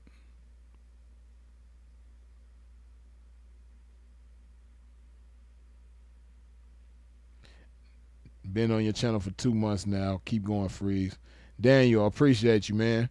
What's the average contract over there? Yeah, mind your business. That's what I was just saying. 129,000 a year is average, but they have a salary cap for imported players. So, the most he can make, let's just say he's the only, let's just say hypothetically speaking, he's the only imported player over there. 5,000 a month. I wonder if it's like any other, like if they get endorsements over there. I wonder how that, I would imagine that he got like endorsement opportunities over there, I would think. But let's just say he made 5,000 a month just off of playing basketball alone. Like I said, that ain't nothing like too crazy.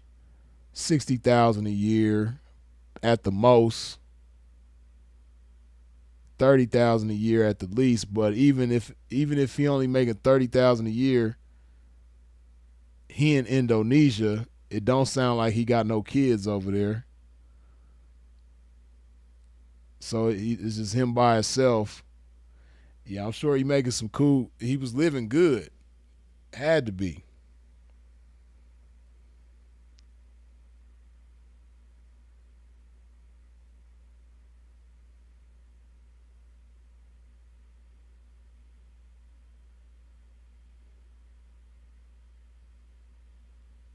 Okay, so 5K a month is 81,000 roughly Indonesian rupiah. Yeah, I'm pretty sure he was living, above average, probably like upper middle class, something like that. They said they rated his apartment, so he living in an apartment over there. I don't know what the cost of living is like over there, but I'm sure it's probably something similar to Thailand or any other Southeast Asian country. That boy crazy, man. What was he thinking? He wasn't thinking.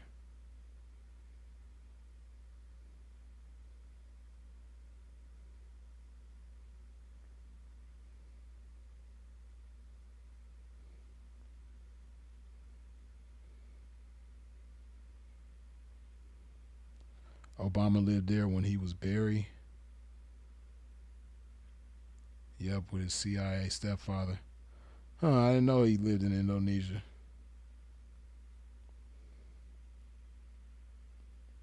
Right, that's what happens when you a slave to dopamine and desire, man. For real. That's why I like back to the original topic of this live. Being the master of yourself. When you the master of yourself, man, you don't have these kind of worries.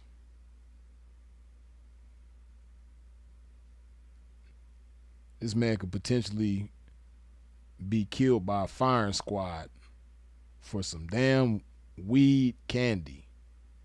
That's crazy.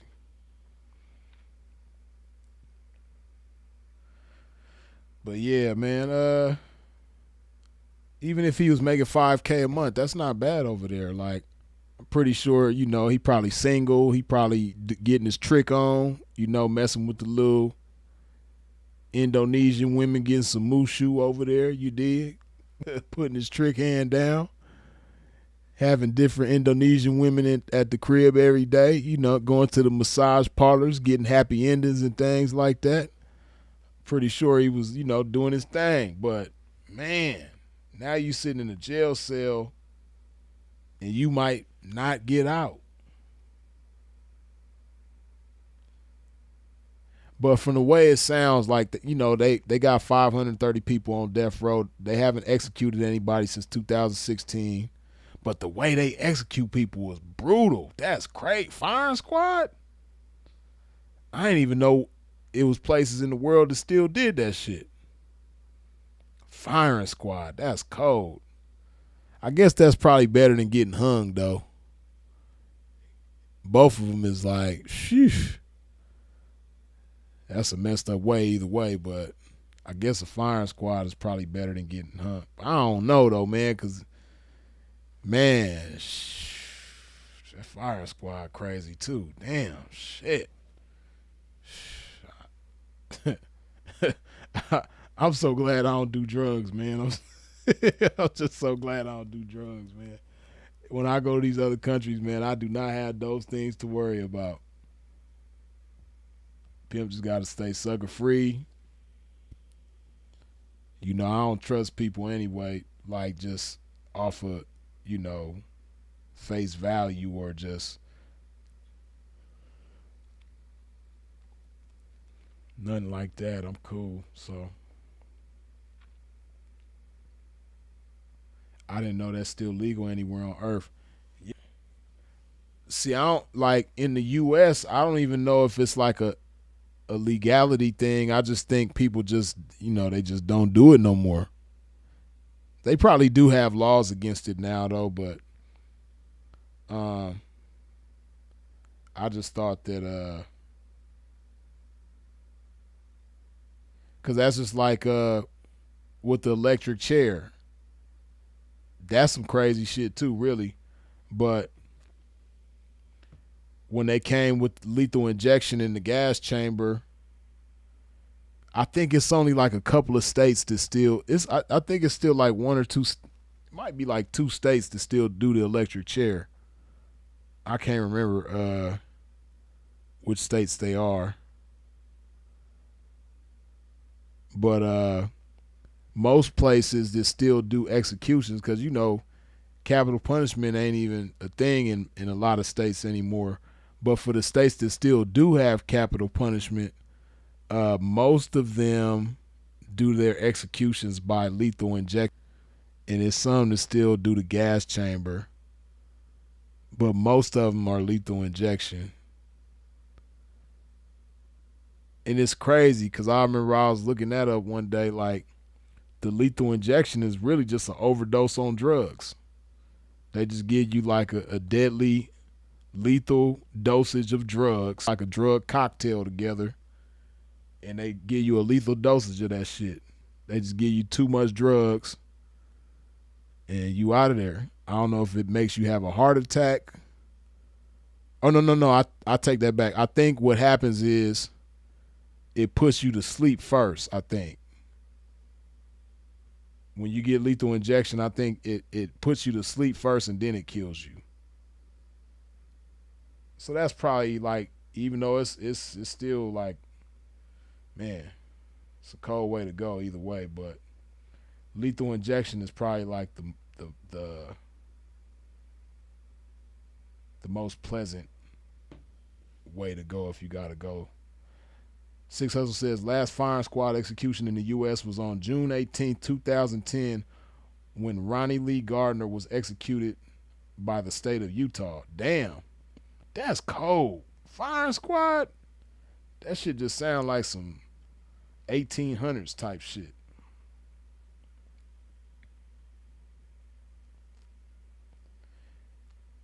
Sylvia, yep, we still here talking shit, talking about this young boy that got caught with some weed candy in Indonesia with his crazy ass, and not considering that the punishment for getting caught with drugs in Indonesia is either a life sentence or the death penalty by firing squad.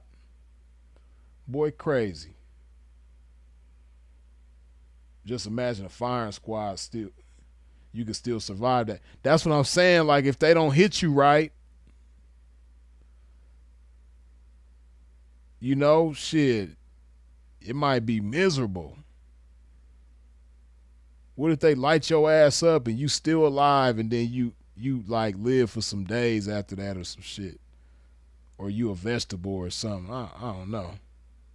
Do they come put you out your misery or something if the firing squad don't get it done? Like, do one of them just walk up and dome you or something?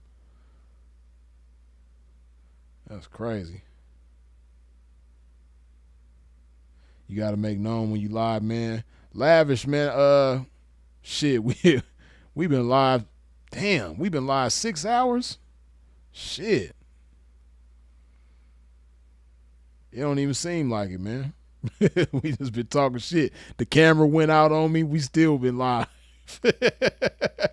Shit, the camera went out what, like 3 hours ago? The camera tripped out on me. We've been live still. That's crazy.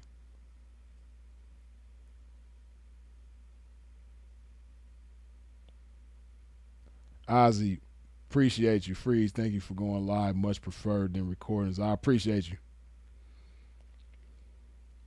Six Hustle says this execution was also the first sanctioned shooting in the country in 14 years.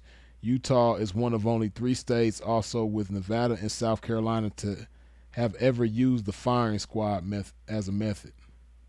Oh, damn. So that never was really a big thing in the U.S. then, I guess. Even back in like the 1800s and shit.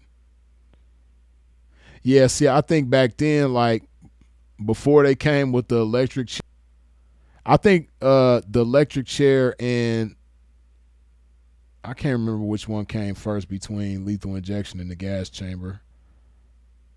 I think it was lethal injection.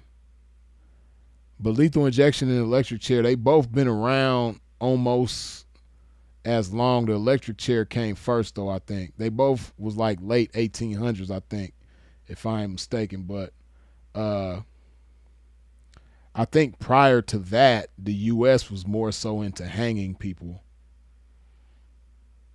I think that was the main capital punishment before the electric chair and the lethal injection.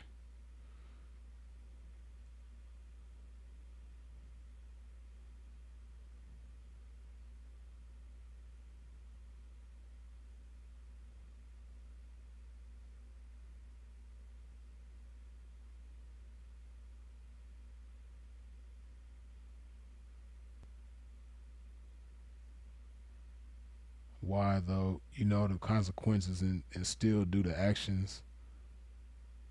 That's on the individual.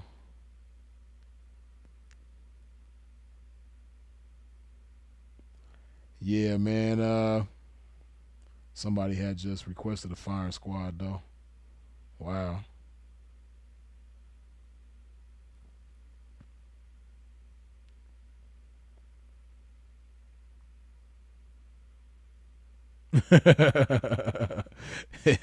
Hell yeah, y'all been doing all kind of shit and coming, leaving, coming back. We still live. I'm gonna wrap it up in just a minute though,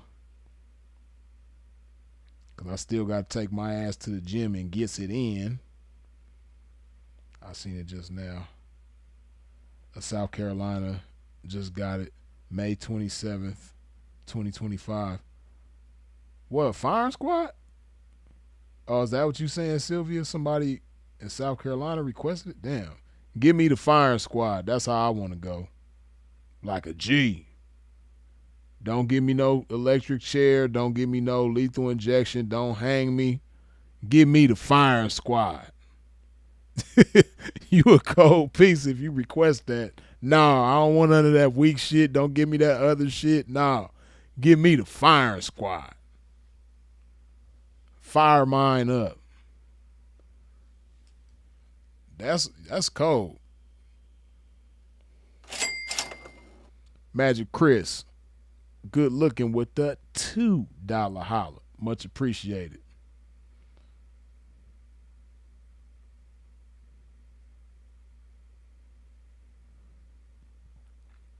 How do you get your game up as a young and been watching Sinful in You for a while? Ancient Wisdom of Wellness. Get active, man. Stop slacking and get cracking. See, that's another thing. Like I said, man. See, so we've been live so damn long, man. The original topic of the live was hours ago, but the original topic of the live was remastering yourself. Within remastering yourself, you got to understand that a lot of y'all youngsters, man, especially those of y'all born from 1998 on up, basically those of you that were still, children between 2012 and 2016, and even a little before that, but especially those years, a lot of you, your manhood is rooted in feminism. and you don't even realize it, right? And I broke down earlier in this video a whole lot of things that a whole lot of different ways that young men are affected by the influence of feminism on the internet and how feminism dominates the internet, right? Most of what goes on the internet is influenced by feminism, right? So within that, another thing that feminism influences young men to do and how to be is inactive. It's become a thing now where the thing to do is just get information, soak up information, soak up information, soak up information. And, you can do a lot of things with information, even if you don't utilize the information that you soaking up. You can impart the information to other people and make a career out of that. Like, you don't have to have any experience with women. You don't have to go out to the field. You don't have to go through trial and error. You don't have to go through getting dissed and rejected by women. You don't have to go through figuring out what works and what doesn't work as far as approaching women. You don't have to develop charisma and personality. You don't have to do any of that. All you have to do is study information that other people who have done those things put out there, and then you can get on the internet and make a career out of imparting this information to people, right? So that's just one example of how the internet has made it where you don't have to be active. Everything is about getting information. Like, you just asked me a question, you want me to give you some information, right? And that's cool.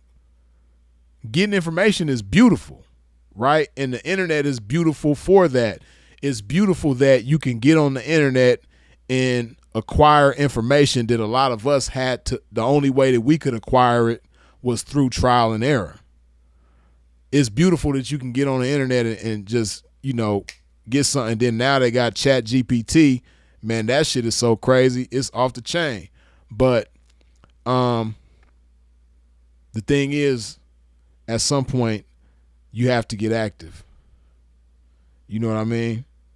The only way you gonna get your game on point is by getting active. You got to go out there. You got to bump your head. You got to figure out what works. You got to figure out what doesn't work. And, there's only so much information you can acquire. And, if you just make that your thing, you can acquire information for, you can just keep soaking up information forever. But it's only so much that you can acquire that's going to be fruitful to you. At some point, you're going to have to put that information to use. You're going to have to get active, right? But like I said, that's another thing that the internet has done. That's a way that the internet has affected people, not just young men, but young women as well, just young people, period. But it's all rooted in feminism, though. But the internet has influenced young people to be the types of people who just soak up all this information and don't never put it to use. Soaking up all this game. Some of y'all even have paid for game that you never put to use, because that's not what's encouraged. What's encouraged is soaking up information, especially because it feathers a lot of people's pockets. See, if I was just like a grifter type dude, if I just wanted some money, I could be the coldest at getting paid for giving information, right? I could be the coldest person on the internet with that shit if that's what I was into, right? But that's not going to help you. I can give you the greatest information that you've ever received from anybody, but that's not going to help you. What's going to help you is encouraging you to take action, get active, get out there, make something happen. Don't be afraid to fall and bump your head. Dust yourself off, get up and keep going. Don't be afraid to make mistakes. That's another thing that makes people inactive. It's a combination of being so into receiving and soaking up information and not utilizing that information, and then also making mistakes. Because that's another thing that women, the influence from women has encouraged on the internet and has made it, it's made a generation of young men who feel like they can't make no mistakes. Because if you get caught making a mistake, or if you get caught imperfect, then, everybody on the internet is going to ridicule you. They're going to clown you, and they're going to make you depressed, and they're going to make you feel like doing something to yourself. All this shit, God forbid, because that's another thing. The internet encourages you to be weak. It makes you weak and tender and sensitive and offended by every damn thing. So, you feel like you can't make a mistake. Broke, and your only means of transportation is public transportation, and you got to catch the bus or the train to go handle your business, on some man shit, that's supposed to be respectable. But a bitch who ain't even got a car or Uber money is going to turn her nose up at you. She don't even have bus or train money like you do, but you ain't good enough for her because you on the bus or the train, or you got a bicycle and that's how you get around, or a skateboard or whatever, a scooter, whatever it is. You know what I mean? You might not have a car, but at least you can get from point A to point B, however it is, to go handle your business. It'll be a chick that can't even do that for herself, let alone anybody else, that's going to turn her nose up at you and say you not good enough for her because you don't have a car. And then if you did have a car, if it ain't the best car, if it ain't a foreign, it's because the bitch says so. So, but I say all of that to say, don't give a damn what nobody think.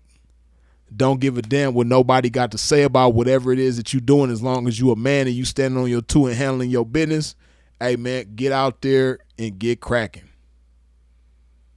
And what you'll find is that the best women for you to deal with are the ones that you meet when you in those situations. Not saying that you in particular, who asked me that question, not saying that you down bad right now, but just whatever your situation is, you know what I mean? A lot of times it's best, the best woman that you gonna meet is when you in these humble situations, right? But whatever the case is, man, don't be afraid to get out there and, put whatever information you already have to use, put it into action. And, don't give a damn about what a woman, got to say about whatever you got, or even other guys, you know what I mean? Sometimes other guys will try to make you feel like less than because you not, doing as good as they are and all that, man. Just get active. You dig? And don't get caught up in this, this internet bullshit. Because, what a lot of people, another thing that a lot of people don't realize is, hey man, you can turn this shit off whenever you want to. I do it all the time. You can turn this shit off whenever you want to, man. You don't have to have these apps on your phone. You don't have to be logged in. You don't have to open this shit. If it's too many people on here talking shit about you, you can turn this shit off whenever you want. But laugh out loud, a skateboard P. Skateboard though P. Hey, some people, that's really their only means of transportation. Hey, but it's a blessing though. If it gets you from point A to point B to handle your business, man, hey, it is what it is. Especially if you ain't you not borrowing somebody else's skateboard. It's your skateboard. You own it. You know what I mean? You got the pink slip to the skateboard. You dig? Hey, it is what it is, man. But yeah, man. Right, Tony Hawk the P. It is what it is, you dig?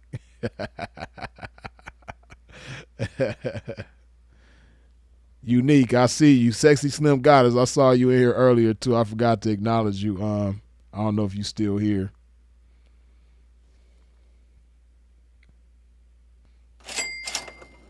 DeBell, good looking with the $2 holla. I seen a video of a stoning. Sheesh. That gotta be in some, other country. A stoning? I know they didn't do that in America. That's crazy.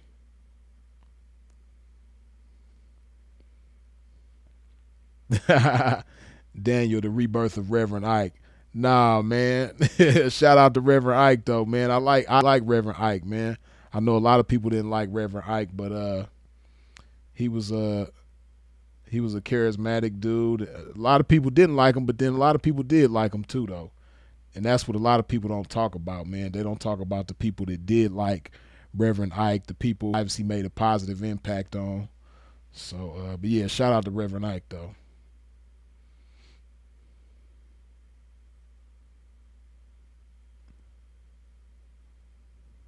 Testing the theory of information, experience the blood, sweat, and tears, take notes, and perfect the strategy in game.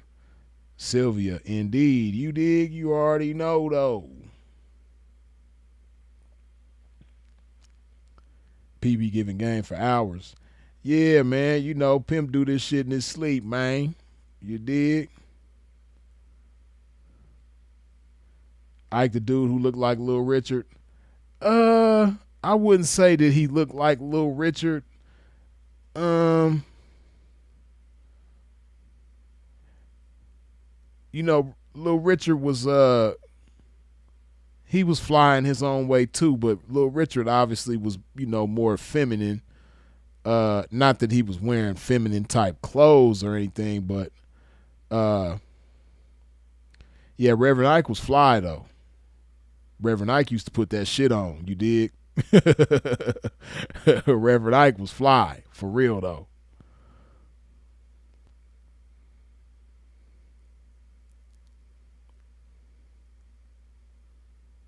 Right, he was all about positivity. That's what he was for sure. And he was about making that almighty dollar. Yeah, Reverend Ike was about that bread though. You know what I mean? That's why a lot of people didn't like him, because Reverend Ike was encouraging people to get rich though.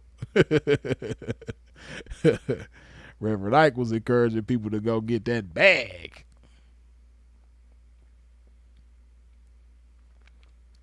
Yeah, man. Man, I'm moving them e-bikes. Yeah, man, however you got to do it, man, E-bike is the wave.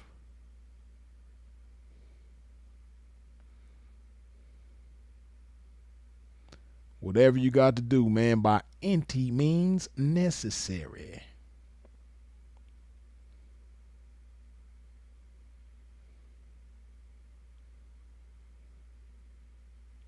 Yeah, definitely missed the lives, man. Yeah, I'm gonna start back going. I'm gonna keep doing the pre-recordeds too, but I'm gonna start going live again more often. Probably not every day like I was before, but I'm gonna do my best to go live at least 3 times a week. 3 times a week, you dig? Get on here, chop this game. Not for 6.5 hours like we did today, though. I keep on saying we gonna end this joint, but we keep on going though. We gonna end this joint soon though.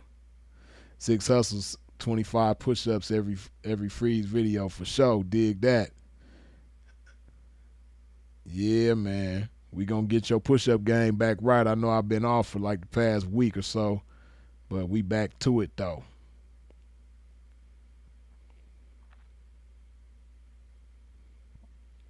Crown them don't or crown them or down them was cool though.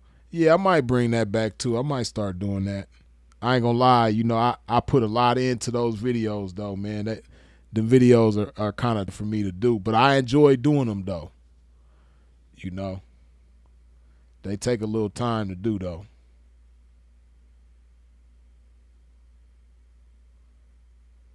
I gotta rewind them. Like watched it for sure. Dig that. Dig that.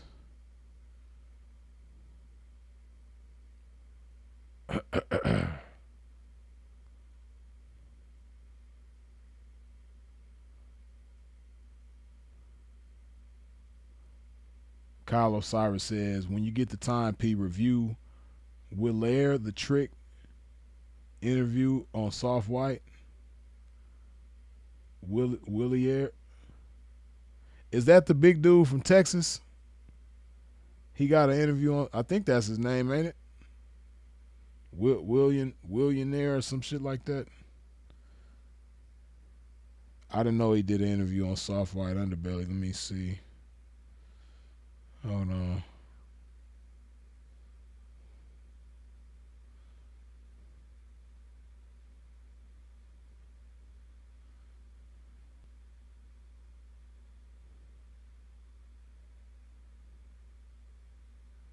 Let me see. Oh, okay.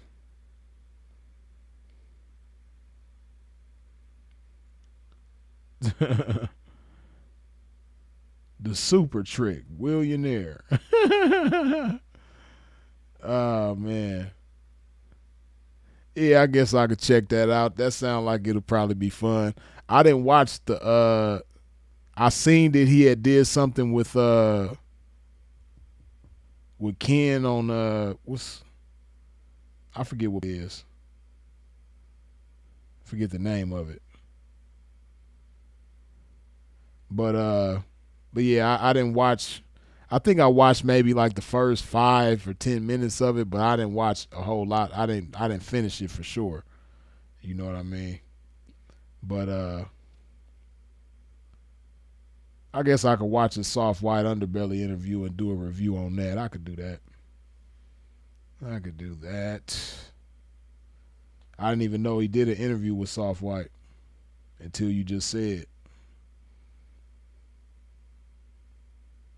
Game related, top of it, man. Real life street stars. That's yeah. That's who it is. I was trying to remember the name of that platform. I don't know how I forgot shit. They got 1 million subs.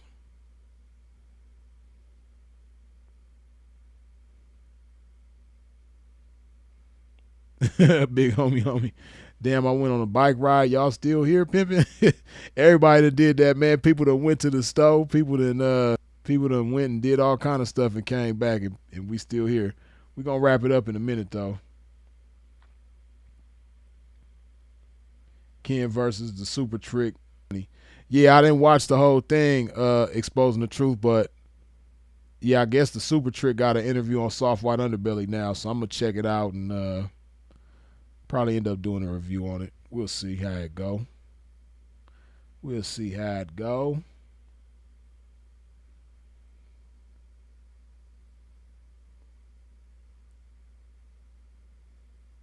Mr. Super Trick.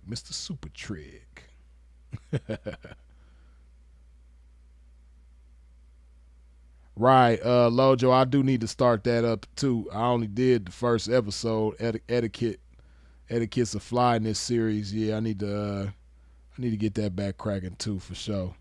It's funny, Lojo, because that was years ago when I came with the idea to do that, but now it's more necessary than ever. It's more necessary than ever to talk about the etiquette of flyness. You dig? Because flyness is just something that, I think a lot of people care less and less about than they used to. People be trying to look fly, but they don't be trying to be fly.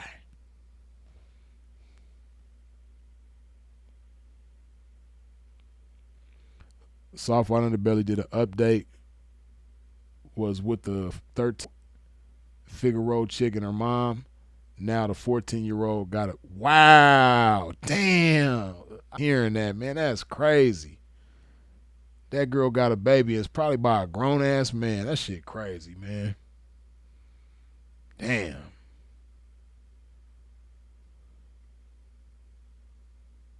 That's feminism, though. Created a generation of young men who don't care about nothing, who don't look at nothing that they do as wrong, and can't nobody check them. Yeah.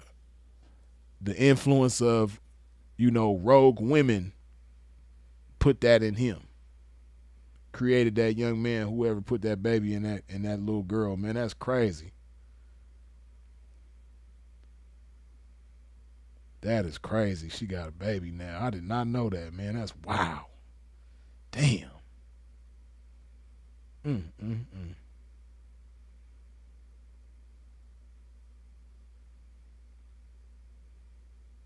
It's crazy, man, when you think about kids, man, especially teenagers. Like, it's certain crucial decisions that happen when you're a teenager that just really set the trajectory of your life for the rest of your life. In most cases, man.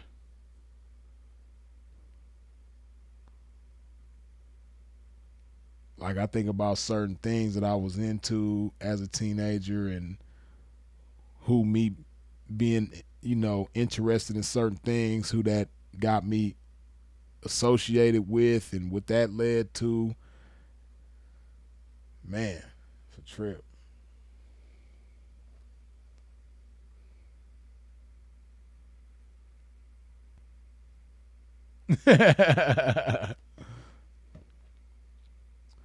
Big homie says, what does Rogue Women Free sound like? Something off X-Men.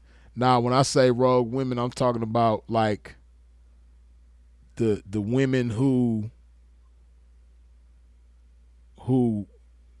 started this runaway train back in 2012. For all these rights that shouldn't have been had, and how it's affected everything. You'll have to go back and watch this video from the beginning once it's over with.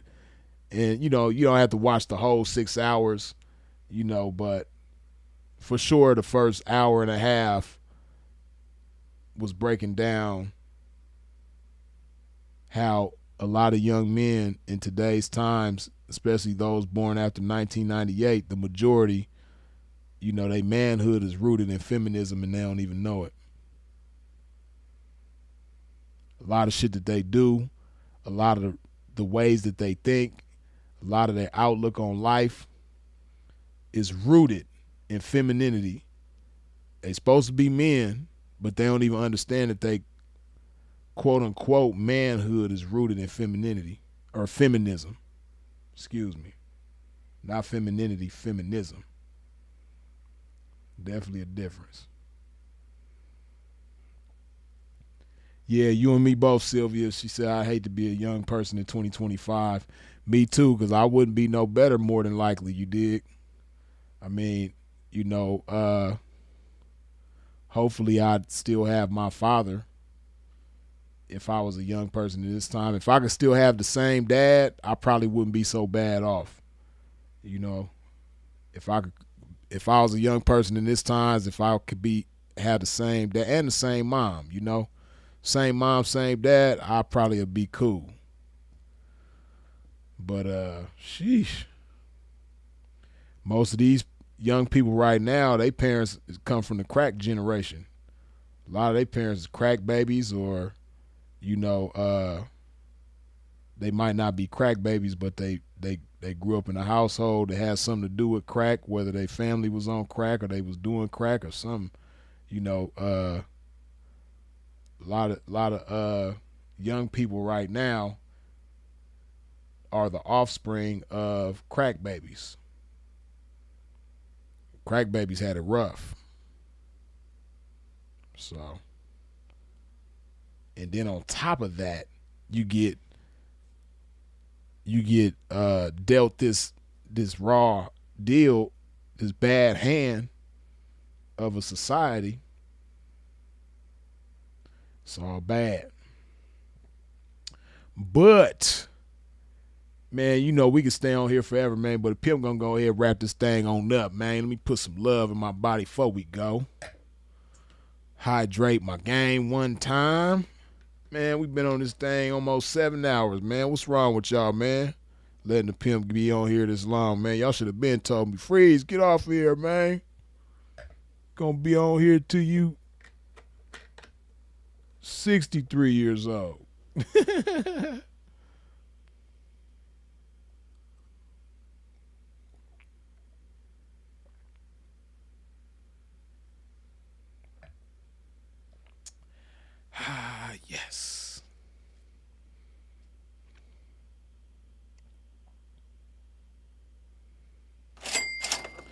DeBell, good looking with the $5 holla.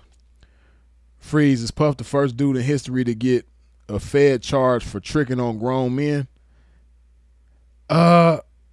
I don't know, DeBell. He might be though. I was thinking about that the other day, cause you already know, DeBell. The Mann Act is usually put on people who are receiving the earnings, from tricking. Most of the times it's people that are benefiting from the tricking, not the people that's doing the tricking. The tricking usually don't get Fed charges for tricking, especially on men. And then you put the cold twist on there, tricking on grown men, because that's what he was doing. He was tricking on grown men. Watching them put on a show with his girlfriend. You might be right, DeBell, because I don't think I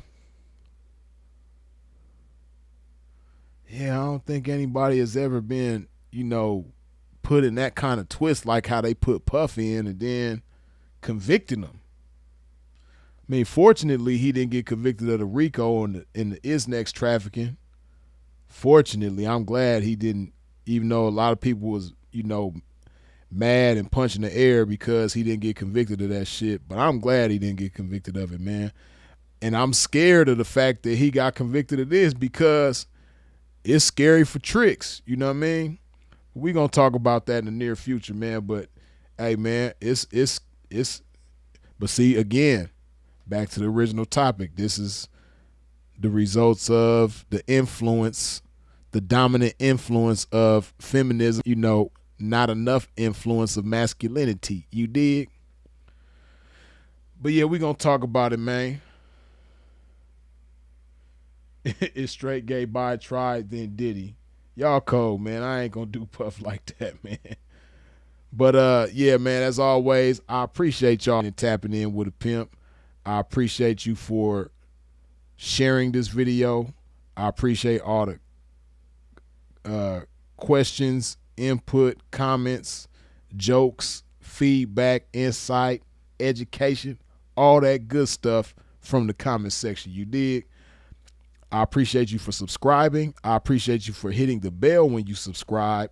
I appreciate you for wiping your feet off at the door when you step into a pimp's domain or as you step out of a pimp's domain. Oh, snaps, my brother, man. My brother coming in at the buzzer beater, you dig? Impulse Travel Adventures. As always, good looking with that $100 holla. Glory to the game. Yeah, man. Bought another Benz wagon yesterday and some more, man.